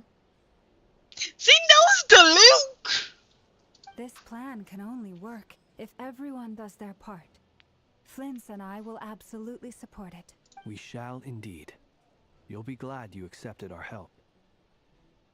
Also, you are the last person I expected to see here, Miss Dory. It's not often I get called Dory in a work context. My peers usually call me. So, the longer your name, the higher your net worth. Is that the idea here? In that case, Mr. Flint's here must be worth a fortune. That's right, I know your full name. It's... The walls are thin here. I'd appreciate you keeping that a secret. Okay, fine. Ugh, I'm actually only here as a favor for someone else. Do you have any idea how much it would cost to hire me otherwise? Oh, does this mean someone out there actually has the power to boss Dory around? It most certainly does not. We have a long-standing and mutually beneficial business partnership. She's actually the mom of a friend of yours. Alice! Said mom supplied me with a great little trinket, but now that lady's ruined everything. If I don't start building a little goodwill now, my whole business in nodkrai is gonna go down the drain. Okay. So what exactly is so special about this pendant? It's a lucky charm that a great mage made for me. We Alice! had a business relationship, and she was worried that something bad might happen to me. So, she wanted me to have something that can store power to protect myself with. I finally got it all fully charged up with Kuvaki, and then never went and used it all up at once. Never lost so big in my life. You're right. It was all my fault. I didn't mean to drain all the Kuvaki in the pendant, but I'll make it up to you. You will? Well, in that case, how about you give me your chess set? And we call it even. Oh, Dory's going to do something brave. I knew you'd say that. Well, it's yours if you want it. In fact, take it now, and I'll even throw in a free Raker of Solnari. You're putting me in a difficult position here. It's a very useful thing to have around, but I have a funny feeling it won't be around much longer. I guess we'll see in a couple of days. Looks like bankruptcy for me. Hey, don't be so pessimistic. See this through and you never know. You might find a new business opportunity on the other side. It's an action plan. The environment set documents you have. I can't wait that fast.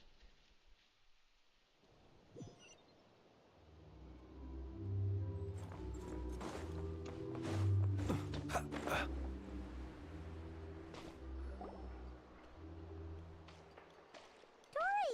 how are things going? Feeling ready? Oh, I was born ready. We only have 2 days. You think Lord Sangamabe would let an opportunity like this slip by? Don't forget, when something's in high demand, the people with the goods on hand get to charge the highest price of all. Even higher than the sellers taking advance orders. Ta-da! See? It's right here. Ah, it's so pretty. Did you make it? I have no idea you're so skilled with your hands. No, I have a supplier.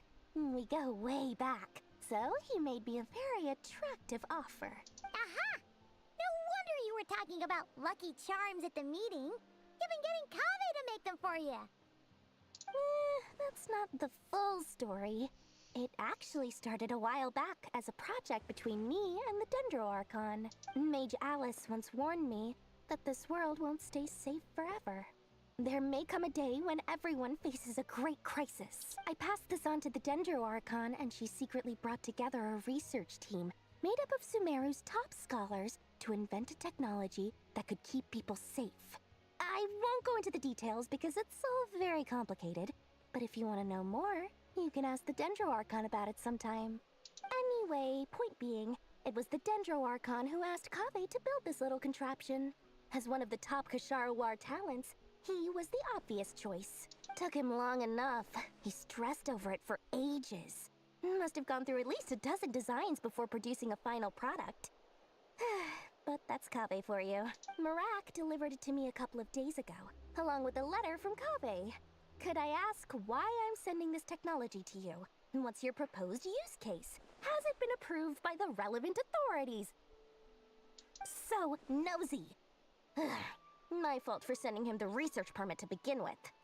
Surely Nahida must have told him you were involved in this project. He was probably just nervous because you're always so secretive about your business. Could be, could be. Anyway, I just replied, let's hope there never has to be a use case, because it would involve grave danger. Fair enough. But it sounds like he was just being cautious. He probably felt responsible as the one who made it. Or maybe he was asking as a favor for his housemate. He's done that before. Not sure why, though. His housemate doesn't seem to really care that much about this kind of stuff.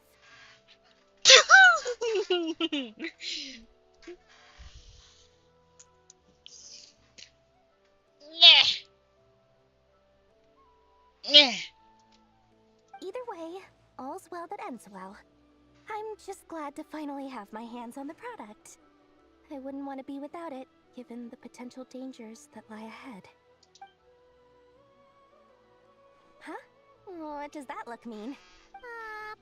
Paimon's just super surprised. This must be the first time we've ever seen you actually get serious about something. This is not the Laura Singnam Bay we are used to. Well, a long time ago, I made a promise to myself. I promised that I was gonna live every day of my life with a big beaming smile. Obviously, Mora plays a big part in that. But there are always gonna be times in life when you have to give something back. That could mean paying back a debt, returning a favor, or showing some kindness. Alice has been a huge help to me over the years. She was the first investor I ever had. And I want my investors to know that Lord Sangama Bay is the best in the business. And more than that, no one knows what the future will bring. Whatever happens, I want to make sure the Dendro Archon and all of Sumeru is prepared to face whatever comes. So back to the pendant. You never intended to ask for it back, did you? That? I was just making sure Nefer and I are square. Don't be thinking it was some sort of benevolent act. I'm no saint, so don't treat me like something I'm not. My priority is doing the business that I want to do. So long as my conscience lets me, but it usually does. That's the Lord Sangama Bay business model. Alright, if you say so. I do say so, and that's the whole point. I'm a businesswoman. Don't go trying to figure out what kind of person I am. You'll exhaust yourself. Much easier for everyone involved if you just take my word for it. Oh, and could you two help me get this stuff where it needs to be? Thanks so much. You're my favorite assistants.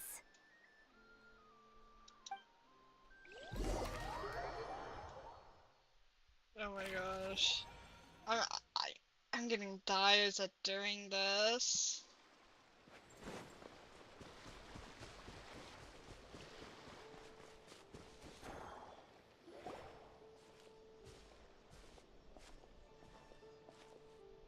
Traveler, Paimon, it's good to see you. Everything going smoothly over here? Sort of. As you're probably aware, Varka, Diren, and I captured some abyssal creatures from the Wild Hunt. Per the plan, we dissected and analyzed some samples of these creatures. The process went very smoothly. The findings, however, come with some troubling implications. What? You can actually dissect the Wild Hunt? My exact reaction, Paimon! That depends on your definition of Wild Hunt and dissection. Harmless, lifeless. These words are accurate descriptions. The Wild Hunt is an interesting phenomenon. In and of itself, it doesn't seem to possess anything akin to a human personality. But taken as a collective, the medium through which the Wild Hunt is summoned does appear to have a soul. Master griped a lot about the wise Horoptotire, and seemed somewhat fascinated with the foul Certology. But she barely mentioned Rerir at all. I don't think that was because of his lower social standing, though. Anyway, it's a pity.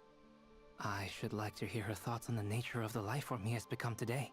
It's a strange mix.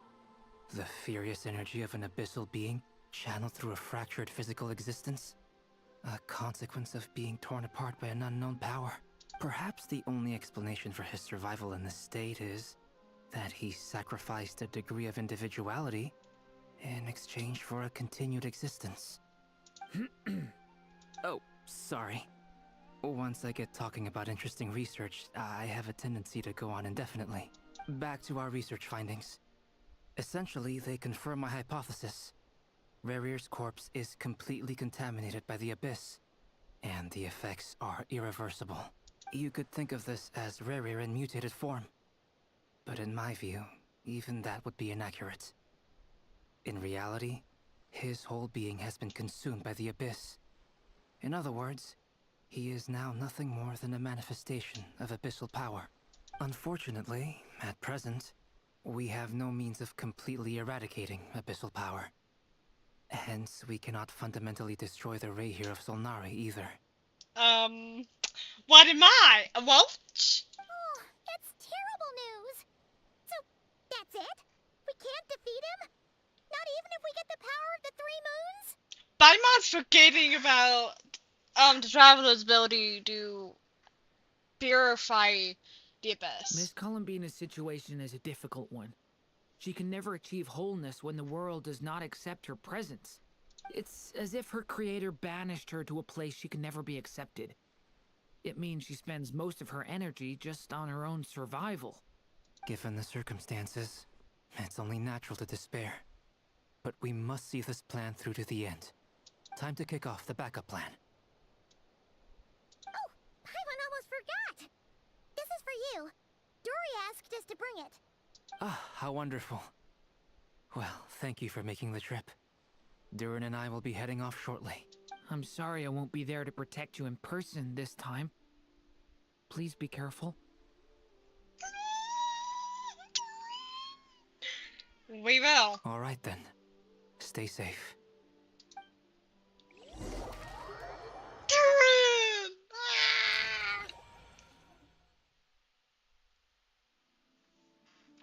I got an achievement.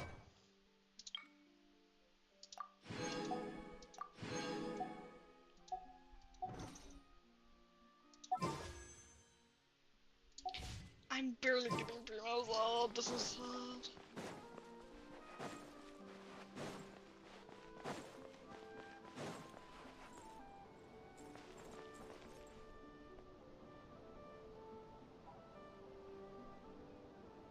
Miss Lauma, is everyone here? Yes. The fate of my flock is in your hands, Grandmaster Varka. Please keep them safe.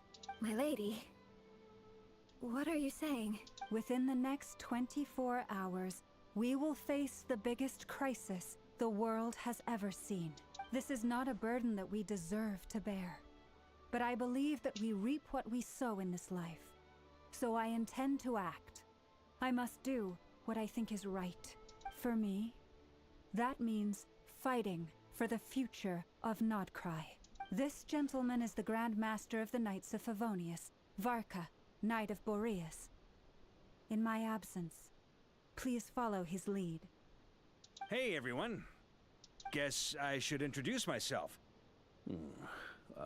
Well, to start with, I know biggest strengths are honesty and workingness. Anyway, point is, I don't intend to let Lauma down. I'm gonna do everything in my power to keep every last one of you safe and sound. Deine Enkel Columbina.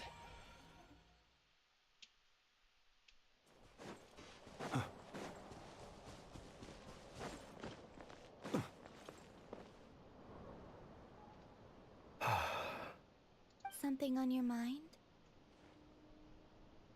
Miss Columbina, was it? I believe that's how the others addressed you. That's right. Names are funny things. Have you always been called Dainsleff? Yes. I take it your own name has a more complicated history. I have a different relationship with names than other people. To be honest, I'm not even sure that Columbina is my name. At least, not in the same way that Dainsleff is yours. But it's what everyone calls me, and I go along with it. A lot of my life has been that way. I get so used to things that I forget to question why they are so. I never used to think much about where names come from, or what they mean to people. Maybe something's wrong with me. You're different from other people. I sensed it the first time we met. You're more perceptive than most. I'm sure your long life and rich range of experience explains that. Do you ever find yourself missing Conria, Mr. Dainsleif? Difficult to answer. I have dreamed of the past many, many times. Sometimes I'm fighting tooth and nail. Other times I'm lying on the ground, defeated. I don't recall any happy moments from that time. It has been too long. Is that because hatred survives longer than love and affection? That would not be for me to say. I make no excuses for the grudges I bear. But whatever the reason, I remember little that was beautiful or sentimental. Thank you for your help with the Rerir situation. Without your efforts, I never could have learned the hidden truth of his story. You're welcome. I know he's your friend. Friend? He betrayed me. And I never really understood what he was going through in life. Some friendship, that is. Oh. Okay. So, do you plan to fight him with us? You see, you're torn. Now you know what really happened. You see the things he's done in a new light. I need some time. Of course. I completely understand. Anyone else in your position would feel conflicted too. Actually, I went through something similar myself recently. Something happened that changed my perspective on a situation. A situation I took for granted at the time, but now I feel very grateful for it. You mean the Harbingers who still support you, even though you've left the Fatui? Yes. I always thought they were only helping me because Harbingers are forced to work together. But then I abandoned them. A warrant was even put out for my arrest. And even now, they still support me. Which means I was wrong about them all along. Clearly, they view you as a friend. I feel a little guilty now. I regret not seeing her help for what it was, and not treasuring it. I see the guilt that you're feeling now, because I feel it too. Hopefully, talking about it will do us both some good. Have you noticed that the Traveler and Paimon are over there? I think they've been listening. Huh. Shall we say hello? Sure. Hello. Ah! They caught us! Sorry, we were so concerned about you. I apologize for making you worry. No doubt you wish to know where I stand on the plan to take down the Recher of Solnari. I'm afraid I need a little time, but I will seriously consider joining you. You will? Oh, thank you so much! Everyone will be so grateful to hear that! They needn't be. This was something that I was going to have to face up to eventually. That doesn't matter to them. They're grateful to you regardless. You can't control their gratitude, so just accept it. And then, have a think about whether you're willing to join us.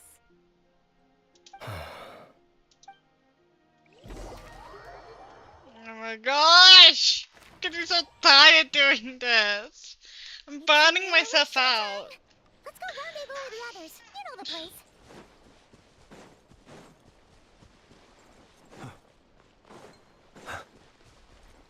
I am going to do a quick little boom boom bop. May knowledge guide you. Is he on the side? I think he is. Those are all my right-hand artifacts besides this and that.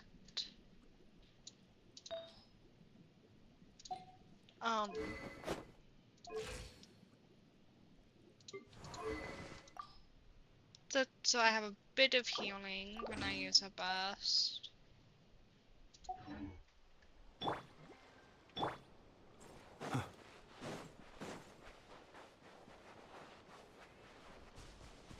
I do not know if we're actually fighting him head on. Ah, you're earlier than I expected. Hey, Flint's! Been waiting here long? Not too long. I came a little early so I'd have some time to think. Are you nervous about the battle? Quite the opposite. I'm reminiscing on my past battles. When I was awakened by the Ratniki, I had not touched a weapon in many years. I felt like the battlefield was not where I belonged. But after waging war against the Wild Hunt for so long, I came to realize something. A life of absolute peace is simply not a possibility for me. My restless flame indicates that somewhere inside of me, there is a deep yearning to root out the evil in this world. Oh, that doesn't sound like such a bad thing. I agree. Well, in the past, when I was a Fae whose primary concern was hibernation, it was hardly ideal. But it certainly serves me well here in the present. And I am delighted to be able to join forces with you in this endeavor. Looks like I'm not the first to arrive. Ah, Miss Lauma. Did you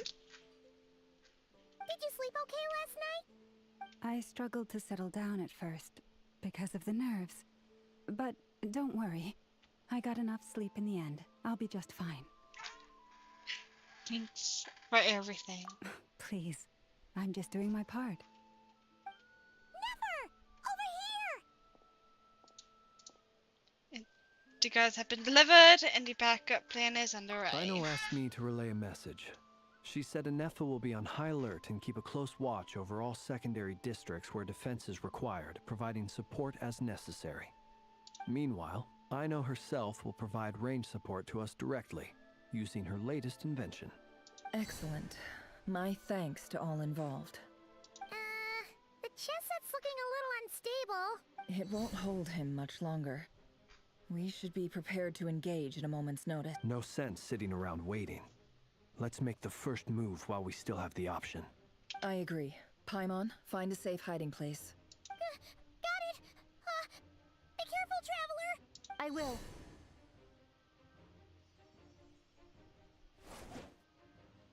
Everyone, take your positions as soon as the battle starts. Every ounce of strength we have in our bones, let us bring to this fight. Ooh! Ready?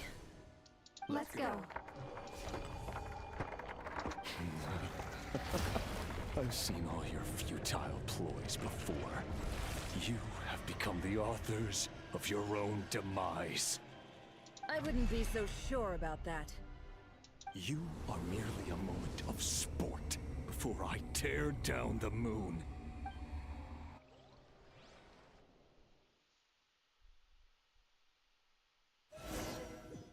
That are... Oh! Oh! Moonlight betrayed Yep, you too. you. Me. Move, hunt them down. It all adds up. Hunt them down. Branch into song. Stay your hand. Let me help you guys. Moonlight raise you. Hunt them down. It all adds up. Let's see what you're made of. It's all futile. Hunt them down. Usurpers can't hide the truth. Seek within. The moonlight. By the frost moon of old. Pathetic. Lush as the moon. Observe. Close your eyes. Be silent. Oh my gosh! Futile.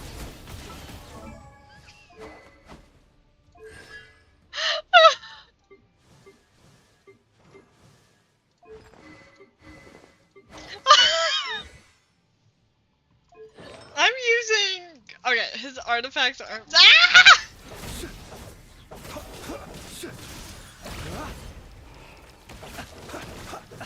Observe. Be silent. To dust.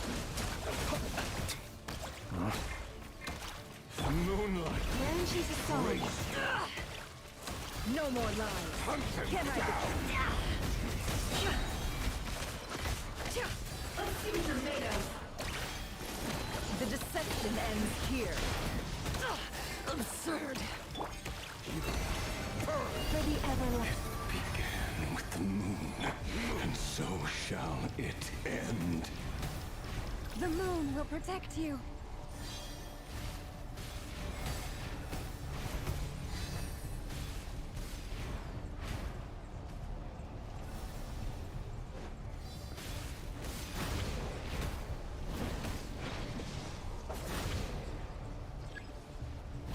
Are you quite finished? Do you see now?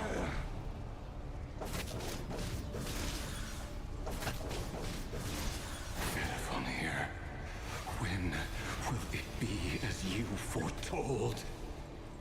The moonlight betrays you. Spirit is not welcome here.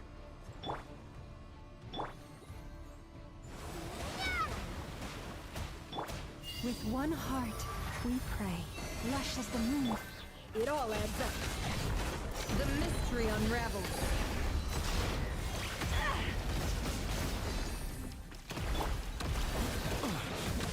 You'll surely regret that.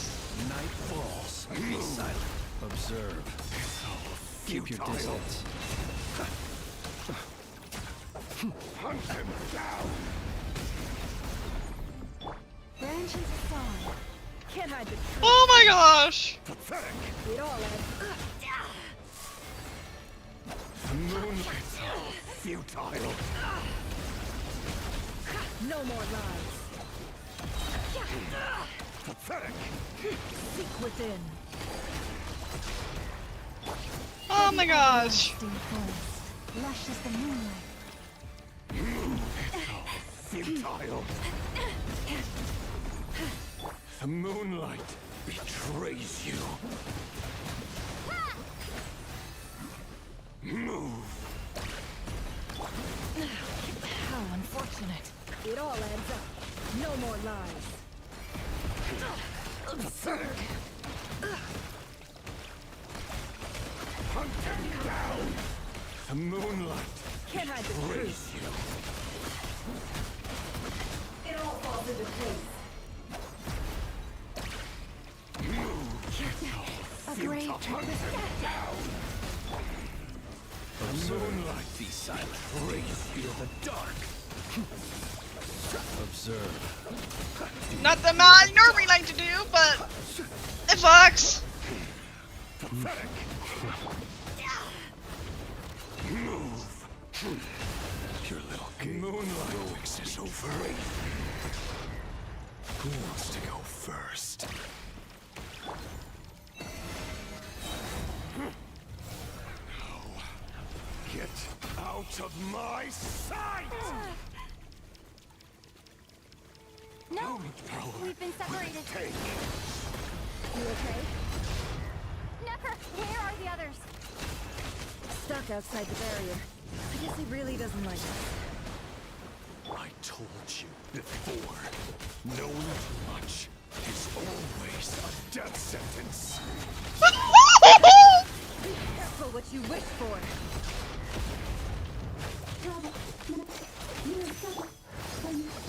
Lauma! Can you hear me? Nowhere to run, nowhere to hide. Voices are gone. But at least I know they're still there. And we need to focus. Stick to the plan.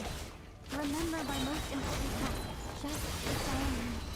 If I can solve it long enough, the moment will come.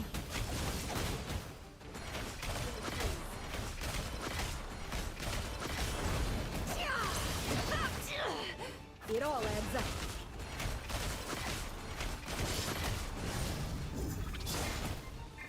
Shameless. Bombs away! Seek within. No more lies. Time to go clear.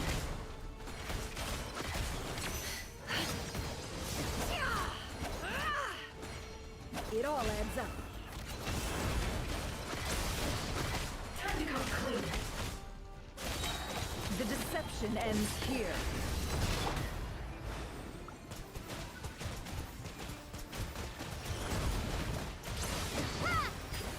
We need a skill we rock. For the traveler.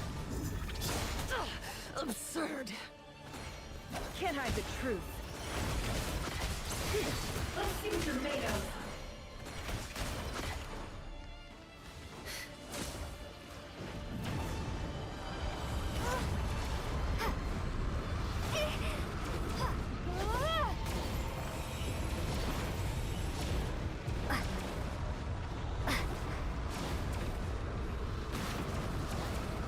I've got this.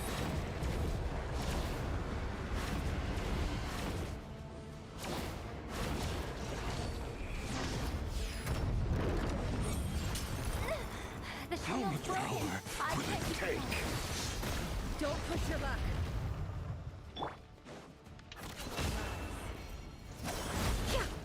It all adds up. Destroyed and reborn. Time to come clean. Can't hide the truth. Run or to hide. Within. I'm so playing that for long.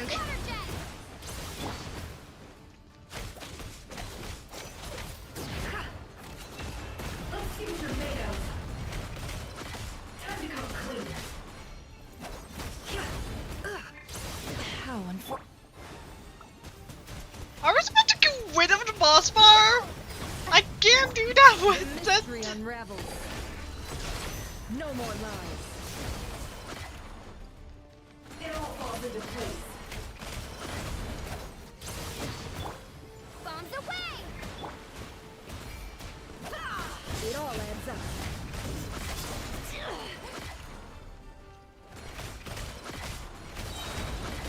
Seek within. Let's see what you're made of.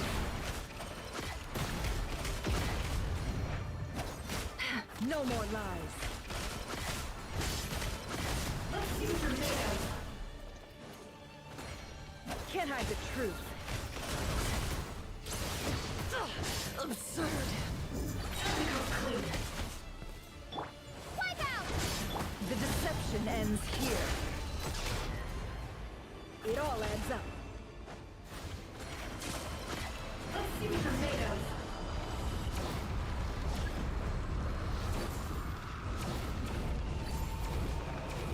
Curses. There's no other way.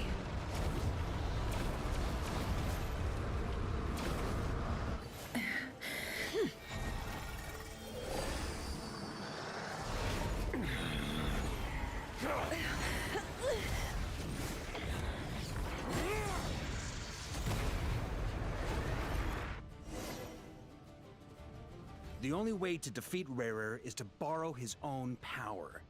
That means Columbina will have to disappear while you two bear the brunt of his attacks. You have to hold on.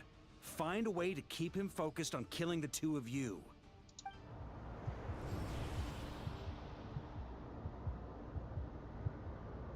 Never!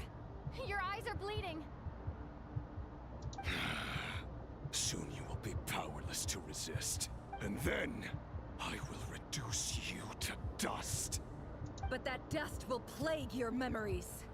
Come on. Keep holding on. Any other tricks up your sleeve? Let's see them. As entertaining as they are. You've backed yourself into a corner. You don't fool me. I see your fear clear as day. I have to stoke his rage. Make him unleash everything. You fear what you could never defeat. You fear the thought of never being able to save your beloved. You cannot win the fight against fate, Rarir. Is that what you think? Well, now it's your turn to feel afraid!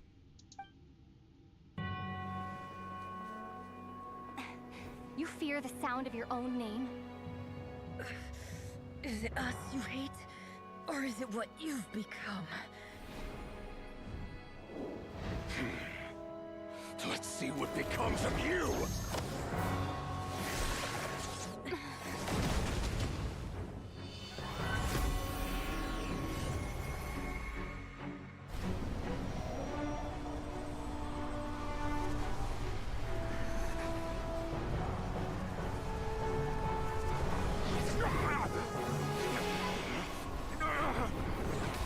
What's happening? That power. I've seen it before.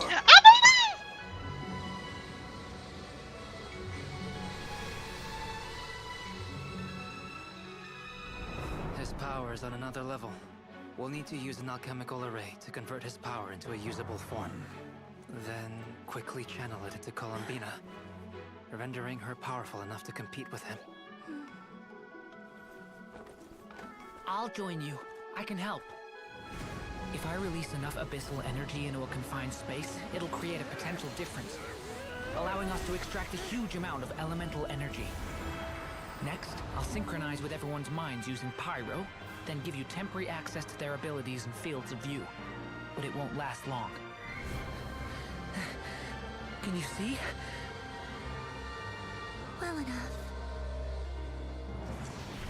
Oh no! So, we have a student of Gold Rheindotter in our midst. Nope! Son! We have our daughter sons with us!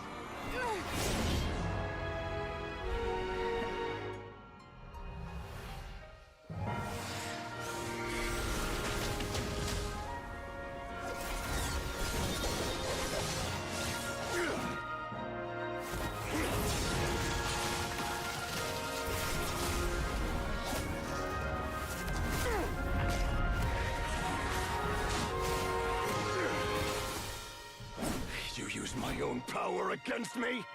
Just like how you stole Kuvaki. Look familiar?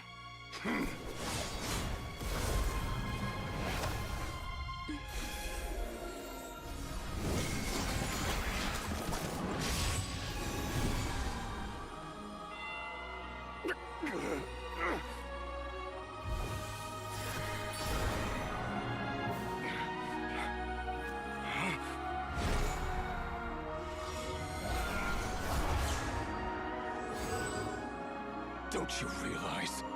You don't have the power to hold that gate open. I don't, but someone else does.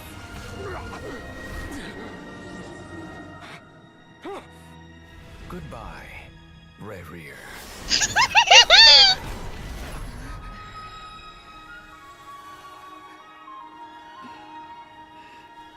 We won.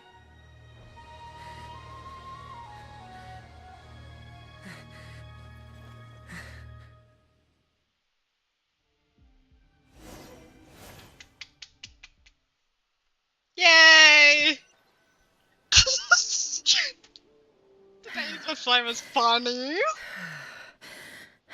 Nefer, how are your eyes? They're fine. Apart from the blindness, of course. It's not too late. Let me handle it.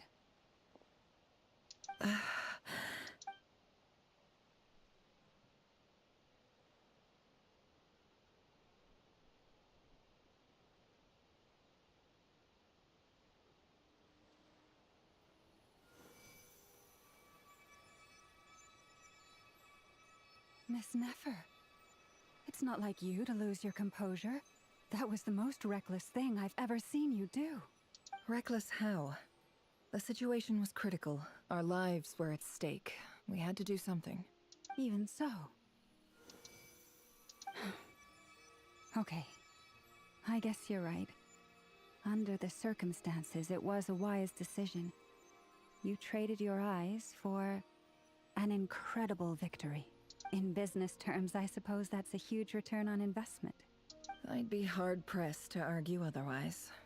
Still, I don't like this outcome, and I don't want you to lose your sight for good. People suffer when they make sacrifices they shouldn't have to make, whether that means faith, strength, or in this case, your ability to even see. I had hoped you could win without sacrificing so much as a single hair on your head. Thank you. Really. All done. Don't try and open your eyes just yet. We'll see how you're doing in a couple of days.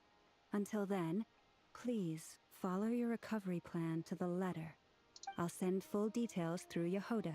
For now, just get yourself home, relax, and rest. My dear friends, we have fought bravely and achieved a spectacular victory. A dark cloud has been lifted from the skies of Nodkrai. All in this land will be grateful for what you have done. The moon will remember this day. Thank you both. Jehoda shows up and helps Nefa get home, and you, of course, have Paimon to escort you back.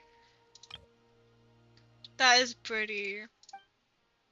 Desire of Nefa navigating the world with her eyes closed is a new one for you. She proceeds cautiously, but her silhouette disappears into the distance. You notice he seems almost smug.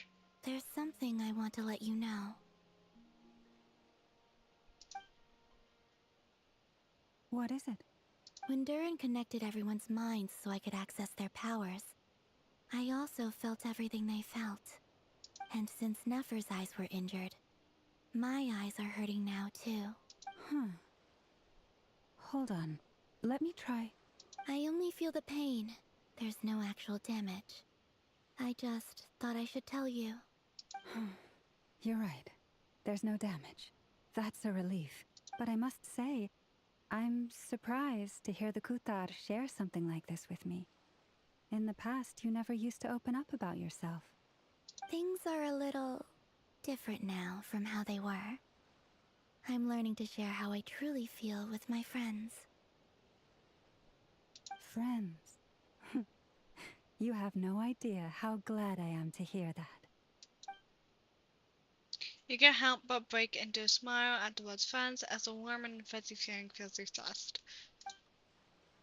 One by one, your fellow teammates report in to inform you that everything is under control. At Nama's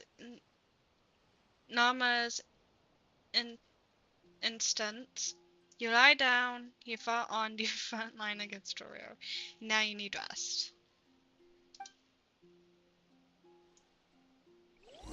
I don't think I pronounced that right. I never pronounced stuff right.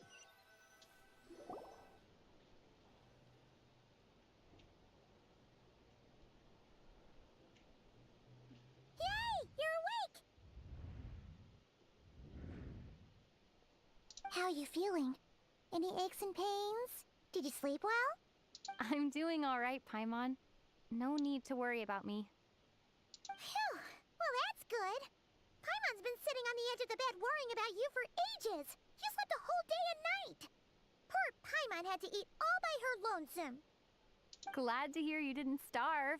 How was the food? Well, it wasn't the same without you there to share it. Honestly, Paimon just can't relax when you're not your usual self. She couldn't enjoy the food and settle down to sleep. Well, I'm back to normal now. Oh yeah, and Albedo swung by earlier. He said to tell you to head to the tavern when you woke up. Varker and the others are organizing a victory feast and they want to celebrate with you. He also dropped off some medical supplies, but you seem fit as a fiddle, so guess you won't be needing those. If you're feeling up to it, let's head over now. Wouldn't want to keep them waiting. I'm so glad the Traveler is getting more lines.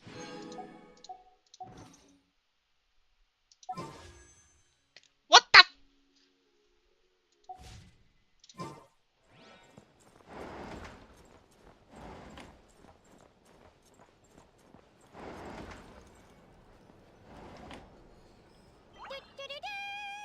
We're here! Oh, Traveler and Paimon! Perfect timing! We were literally just saying how there's no way we're holding this victory feast without you any longer, and we would have postponed it till tomorrow! How are you feeling today? Much better, thanks. Don't worry about me. Relieved to hear it. If that changes, just let me know. Happy to check you over at any time. Yep, we're here for you. Anything you need, just let us know.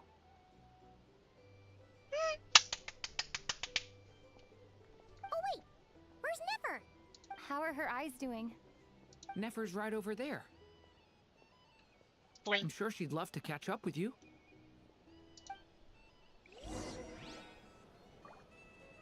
I'm putting myself out at what cost?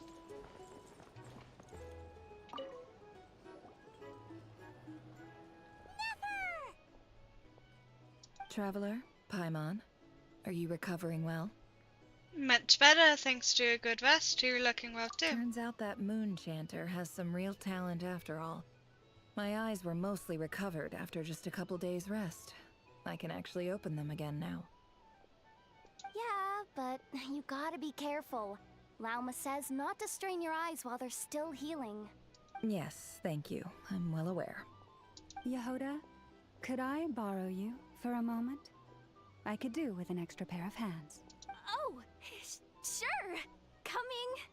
Did you hear that? I gotta go help Lauma for a second. You guys chat among yourselves. I'll grab us some drinks on the way back. Paimon, you still like 'em sweet? You bet! Make it extra sweet, because Paimon's earned it! Sure thing!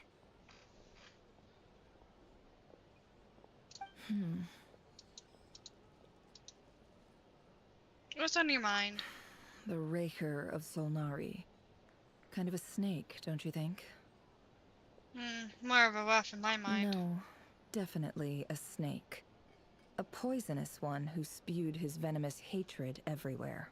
Anyone who seeks revenge out of hatred for other people has become a snake. That's something my dad used to say. I guess he didn't like seeing people go down the path of vengeance. Perhaps. I'm sure it sounds like a very wise and open-hearted perspective to your ears. But me? I think hatred is a perfectly justifiable emotion.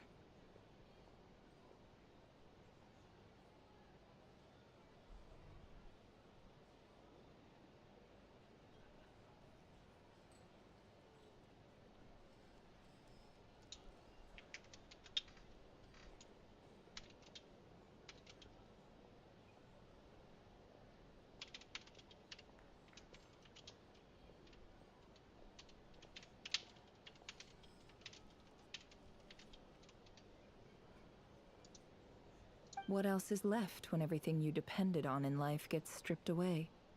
Something's gotta fuel that drive to keep on living. When I look at your life, I see a lot of things that you can depend on. If you're worried about me, you can nip that in the bud. I'm not someone who gets stuck in the past. It's just... I suddenly feel like I was wrong to call my father a liar. He was just a fool. That's why the Academia turned their back on him, and why the other tribes ganged up on him. Oh, Father.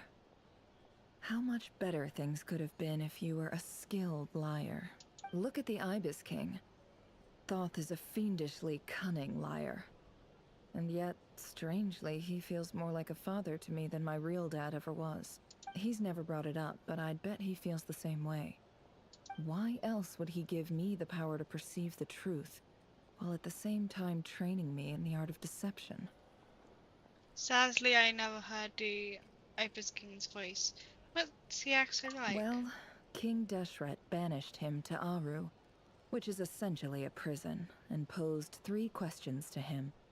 He promised that he'd have his freedom if he could find the answers. His response was to take on a physical form and approach me, hoping that I could become his envoy and search for one of the answers on his behalf. Did he really think I'd fall for that? He's stuck there. He can't make me return what he gave to me. Sounds like he was nice enough to you. Definitely sound like a father and daughter. So that's enough for you to decide he's nice, is it? He's a prisoner, and he was scared. So he decided to perform some good deeds to win people's approval. He lives in fear because he's a deceiver. How is Rerir any different? You can't work as a spy your whole life and expect a happy ending. It's preposterous. Yet I can't say I don't understand it.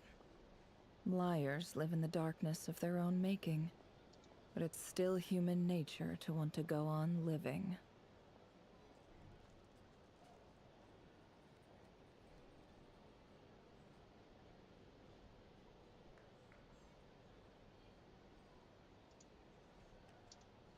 I'm checking something real fast.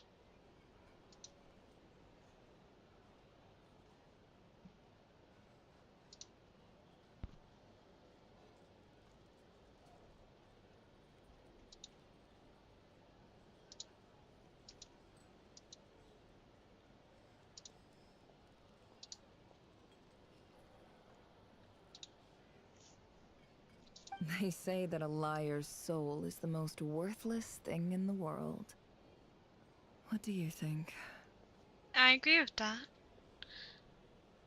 I have to do three. Oh, really? Well, it takes a very kind person to find compassion even for liars. If you ask me, the soul of a liar really is worth nothing. Because all they care about is themselves. No.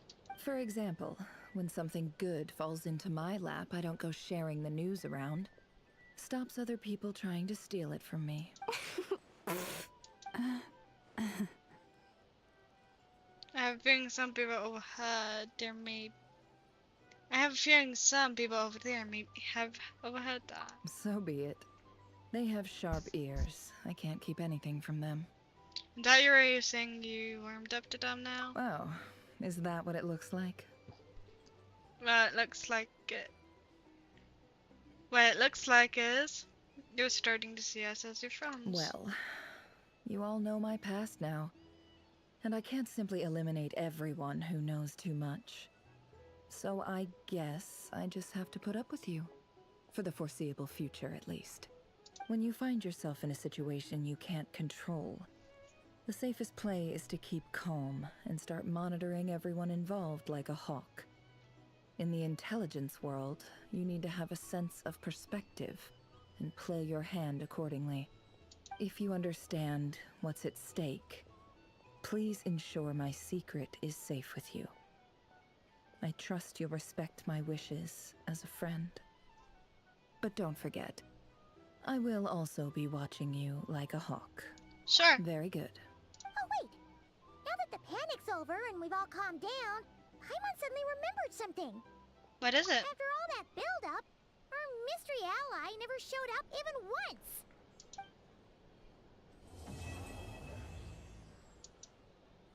Not yet, at least. Huh? Am I imagining things?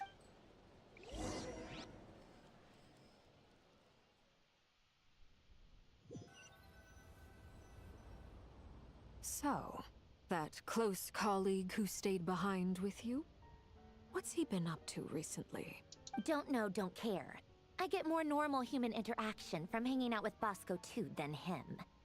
Although, now you mention it, he hasn't bothered me in a while. I wonder if... If he's disappeared without a trace, it's the biggest gift he ever gave to the world. But I somehow doubt that's what's going on. He won't lie low forever. So we'd better stay on guard.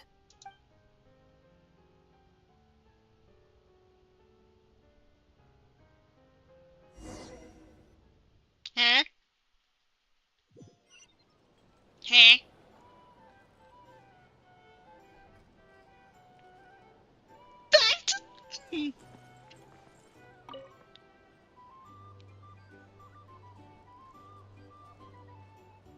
Ah, Lord Sangama Bay.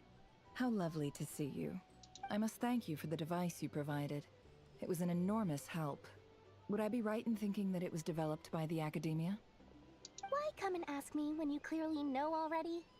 I mostly came to thank you. That's more like it. A little gratitude goes a long way with Lord Sangama Bay. Play your cards right, and you might even stand a chance of becoming my long-term supplier. The chance to work with such a kind and charitable investor as yourself would be a great honor for the Curatorium. Huh? Charitable? Who said anything about charity? First I'm hearing about it. Let's see. The first plot of land you purchased in Nodkrai, your desert interests, and... Stop! What do you think you're doing? Exposing my investment history! It's nothing to hide from. They're all perfectly legitimate investments. And some of the land you purchased was with the intent of building a sanctuary? Yes, I heard about that too.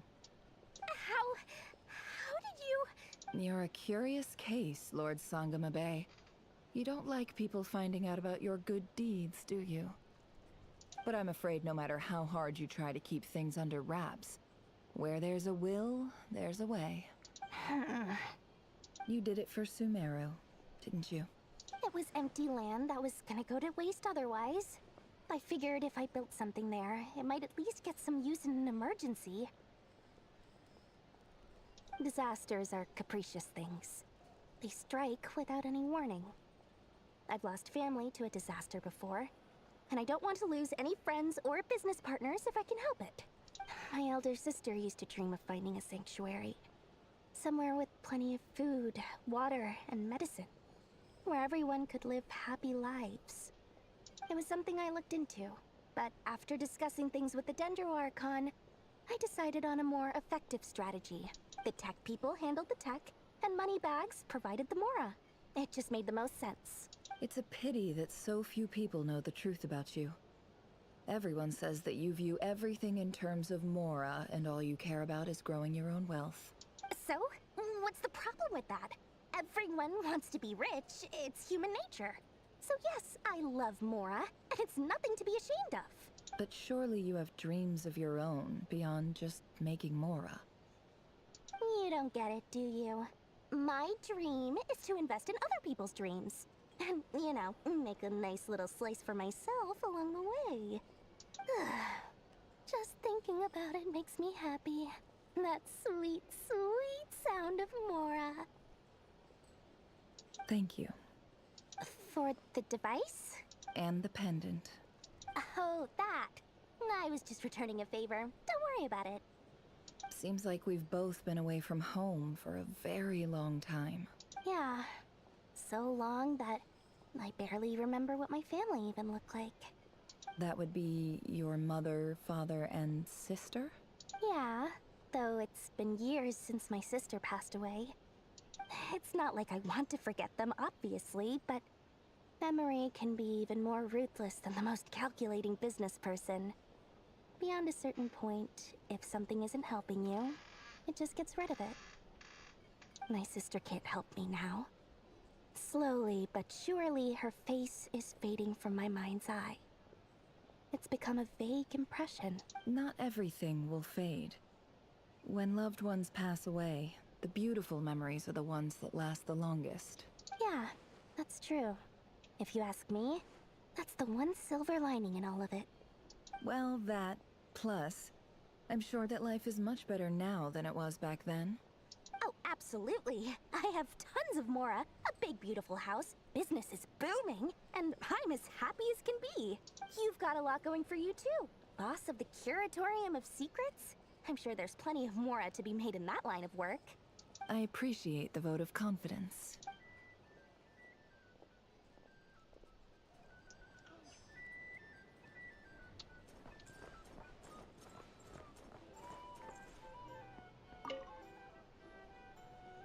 How have you been holding up? Any adverse reactions?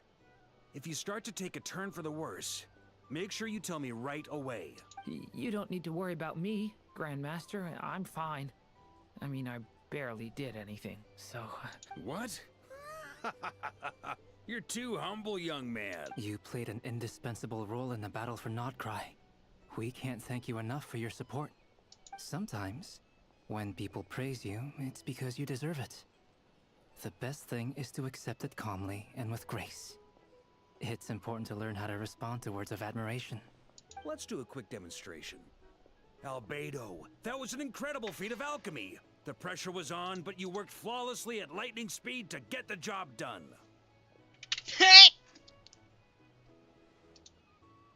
Thank you. I can't take all the credit, though. Durin played a big part in forming the alchemical array. See? Did you catch that? A masterclass in how to take a compliment. Okay, yeah, I did work pretty hard to help prepare for the battle. No point denying that. Hey, you guys! Seriously, great work, everyone. You all outdid yourselves. Hey, look who's bounced back. Looking good, traveler. Seems like you've recovered. You won't need to take any more medication. Can I get you a drink? Huh? You know how to order at a bar now? You've sure learned a lot recently. Handling a drinks order is ridiculously simple compared to alchemy. Don't worry, I'll blend into society yet. Paimon believes it. You're clearly a fast learner, just like your brother. To be totally honest, though, Paimon didn't quite follow all the details when you first explained the plan to us. Don't worry, that's completely understandable. Unless you're a student of alchemy, it's hard to grasp the principle and how the process works. To put it in the simplest terms, we saw how our enemy stole the power of Kuvaki. And that gave us the idea of stealing his power to turn it against him. When facing an enemy you have no hope of defeating, it's best not to engage them in battle. So, instead of looking for a way to overpower him, we decided to help Columbina get strong enough to at least stand up to him in a fight. For this to work, we had to analyze his modes of attack, confirm who his main target was, and make sure that he wouldn't go beyond the range of the alchemical array. For added security, we prepared a total of 4 arrays. But to mitigate the impact of the battle, we identified one location in particular as the ideal spot, which is where the confrontation took place. The alchemical array absorbed his abyssal power. Then Durin processed it to render it usable by Columbina. That power enabled her to do what would otherwise have been nigh on impossible. What surprised me was that Dainsleif actually agreed to join us. Given his history with Rerir, he had every right to sit this one out. But we're extremely grateful for the decision he made. Confronting a former friend in battle, that can't happen easy. It must have been a painful choice to make. But I'm sure that making a decision was far better for him than staying in limbo. Absolutely. He was torn between 2 paths, but in the end, he made his choice and stuck to it resolutely. He doesn't strike me as the sort of person who'd stay trapped in limbo for long. Anyway, however you cut it, everyone gave a stellar performance. And now, it's time to kick back and celebrate. Oh my gosh!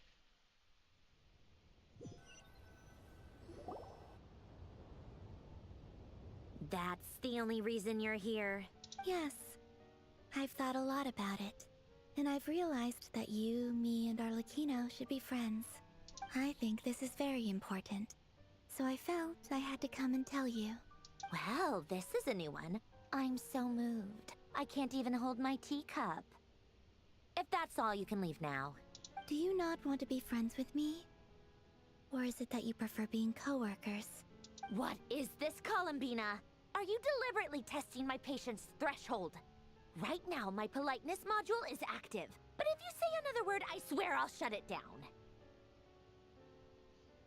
If your politeness module was active, wouldn't you say the word please at some point?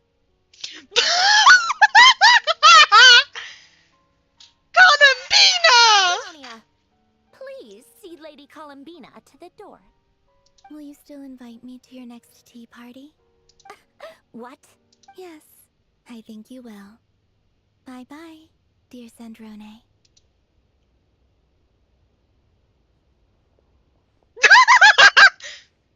Catching up with friend, hope I am not interrupting. Last time the Wild Hunt escorted you out. Would you rather I handled it myself this time? We just wanted to, see how you were doing now that it's all over. Why? Out of concern for my safety? I hope you didn't seriously think that the Rayhir of Silnari would be able to lay so much as a finger upon me, given how prepared I was. Mostly because you kind of helped us out, so we just wanted to check you were okay. Looks like all your robots are fixed, huh? I spy books in teacups on the table, afternoon tea. So we are interrupting after all. Oh, don't you worry about that. tea time is already a write-off. The visitor before you managed to kill my appetite. If you're in the mood for tea, go ahead and help yourself. Otherwise, it's going to waste. My coasters are still missing in action, though. Use this notebook instead. Whoa! Pretty hefty notebook. Look at all those calculations. You can ignore those. They're just dumb scribblings. I doodle and write in my free time. Sometimes I remember the distant dreamlike past. Sometimes I imagine the far-flung future. And other times, I grit my teeth and note down all the crazy nonsense going on in the present. Some people do the crosswords in the newspaper. This is my equivalent of that. Trying to predict the future is like daydreaming. And writing about the present just makes me furious. The past is my favorite. If nothing else, it's already set in stone, so I don't have to rack my brains trying to figure it all out. Huh. Although, having said that, the only vaguely interesting memory in my past is probably that guy they call Lord Artificer. Lord Artificer? You mean Elaine, Alan, Elaine or Alan, Gulatin? Who else? Pretty much all the mecha and Fontaine are his personal handiwork. Wait, are you saying you know him? Like, personally? As a friend? I mean, I guess we were friendly enough. So you actually met him, but he lived hundreds of years ago. Yep. In fact, I'm probably the only normal person left who knew him at all. We used to chat occasionally back when he was still around. Before he passed away, he asked me to destroy all his manuscripts. I honored his request, but I did read through everything first before destroying them. I mean, I couldn't let the genius of Lord Artificer Alain Guillotin disappear like that. Would have been such a waste. So, that's where the formula's in your notebook are from? I just told you. Those are my equivalent of crossword puzzles. They're just dumb formulas that I solve for fun when I'm bored. Alain's work was like epic poetry. The formulas in my notebook are just silly little riddles in comparison. Not that there's anything bad about them. I mean, at least, solving those riddles isn't going to hurt anyone. Except me, 'cause I lose a few brain cells in the process. Anyway, while we're on the topic, I might as well tell you about what happened to him and his friends. Alain Guillotin had two close buddies, Renee and Jacob. They spent their childhood years together in the Narzissenkreuz Institute.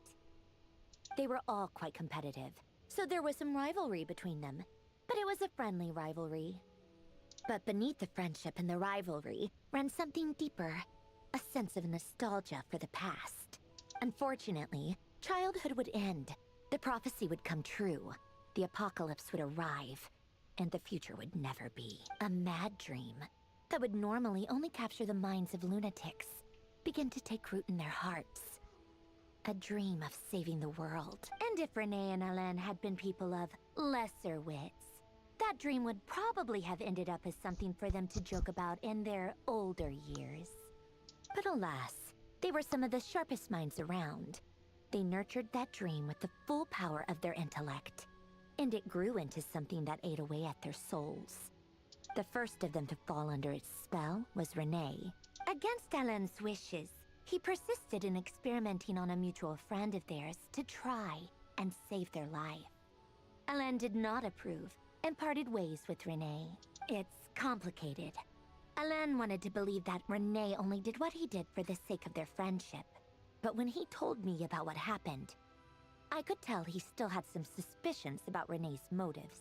Perhaps the seed that would grow into a nightmare had already sprouted in Renee's mind. Even then. The next time they met, Renee's soul had been completely engulfed by the dream of salvation. His futile attempt to change the tide of fate only resulted in a wave that swallowed up the world, even before the apocalypse came. And although that wave died down eventually, I hear that it just recently came back with a vengeance. As I understand, Renee wanted to live out his dream of salvation once more. But I'm told that the attempted resurgence finally died out for good. At long last, Renee awoke from his deluded dream. Though of course by then it was far too late. What do you think of Renee? Do you admire his transcendent genius? His view that any price was worth paying to achieve the lofty goal of saving the world? Or do you despise him? Dismiss him as an evil madman who wrought havoc on the lives of everyone around him as he pursued his delusional dream? Same difference, really. Just a matter of perspective. I don't know. What a cop-out. But I suspect you'd have a more incisive and insightful answer if we dug into it further. How about you? What's your take on Renee? I don't like fanatics who give up their whole lives for their ideology. Nor do I like fools who let their delusions take control. Maybe I could understand if Renee had just been an ordinary person. But he had a sage-like intellect. And still managed to get himself lost in the labyrinth of his own desires. Anyway, that's enough about Renee. Now, moving on to Alain Guillotin, the Lord Artificer. He managed to put a stop to the first storm whipped up by Renee. But after that, Alain lost his friends and family. To his credit, I suppose, the loss of his family and friends was purely a tragic accident. It's not like Alain sacrificed them for his cause or anything. After that, the only thing supporting his work was the same dream that had dragged his closest friend down to the abyss. But although the desire to save Fontaine drove him to found the Fontaine Research Institute, Alain continued to reject any form of transcendental knowledge or power. He was suspicious and fearful of it, having seen the way it had affected his closest friend. I think that formulas and machines derived solely from human intellect were the only thing that gave him a sense of spiritual comfort. Yet Alain's intellect was simply too great. It barely left him space to breathe in his lifetime. Once he realized that the end of his life was approaching, he finally accepted the truth. The Nazissenkreuz Institute needed someone, and a human being, to see its story through to the end. He quit working on his formulas, trading them in for the fairy tales that had played such a formative role in his childhood, but which he'd barely touched in his adult life. He told me that the director of the Nazissenkreuz Institute used to read those fairy tales to the children as bedtime stories. Apparently, they worked wonders at sending kids off to sleep. I think that all he wanted at that time in his life was to be able to sleep deeply without being plagued by depression. By that point, nothing else really mattered. At the very end, he laid down to rest in the ruins of the former Nazissenkreuz Institute orphanage, while the Fontaine Research Institute he had founded continued tirelessly with its work. Many years after that, tensions over competing dreams would once again cause a rift, this time between members of the Fontaine Research Institute. But the actions of those fools had nothing at all to do with Alain. And that is the story of two people from the Nazissenkreuz Institute who both wanted to save the world. One went all in on his fantasy of salvation without ever looking back, and ended up calmly sinking to the bottom of the deepest sea. The other sought desperately to burn bright in his life, even though he wasn't sure where he was going. I do sometimes wonder, why is it that people like them have such grand hopes of saving the world? Even the grandest tree starts as a tiny seed. So perhaps, for each of them, their mission to save the world began with a very simple desire. They were young children with friends and family who mattered to them, desires to explore the meaning of life, ambitions to have a successful career. They didn't want to see all of that taken away in one fell swoop. Or maybe they just wanted to find something to anchor themselves within the chaos, to stop them getting quietly swept away by the storms of life. But instead, the search for their own salvation took them down the rocky road laid out by fate. Do you think the desire to save oneself is enough of a justification to try and save the world? No, I don't think so. Sensible answer. Glad to know you've got your head screwed on straight. Alain would disagree, though. I asked him the same question back when he was in his prime, putting all of his energy into his work. Yes, it's enough. No elaboration, just a quick, short answer before getting right back to his work. He was always that way. All right, tea time's over. I owe Arlecchino a favor for telling me these stories. I'll have to bring a whole sack of gifts the next time I visit the House of the Hearth. I'm gonna go tinker with Polonia now. You guys can do whatever you want, as long as it doesn't involve interrupting me. Polonia, exit hibernation mode. Begin diagnostics. Finally! Finally!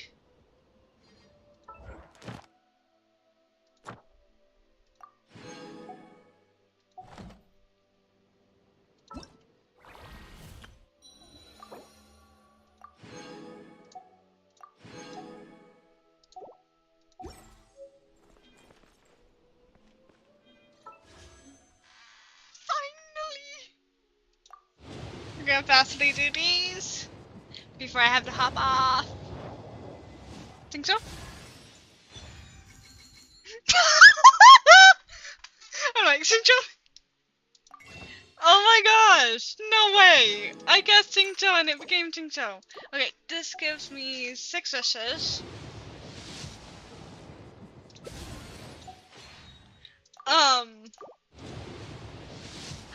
That was actually a fun. That was fun. Though I'm burned out. I'm like burned out. Oh my gosh. The things I do.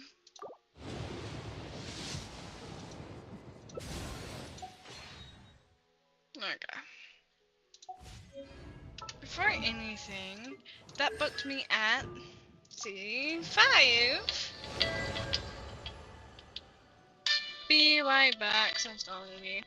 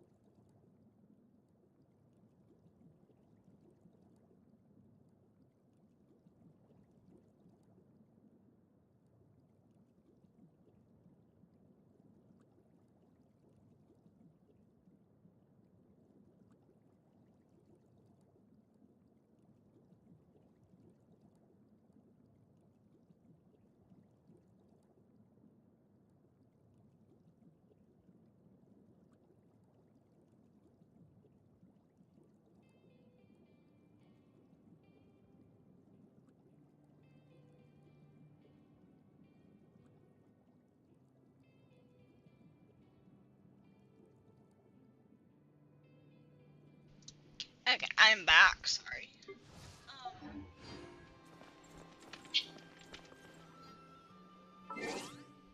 That was fun.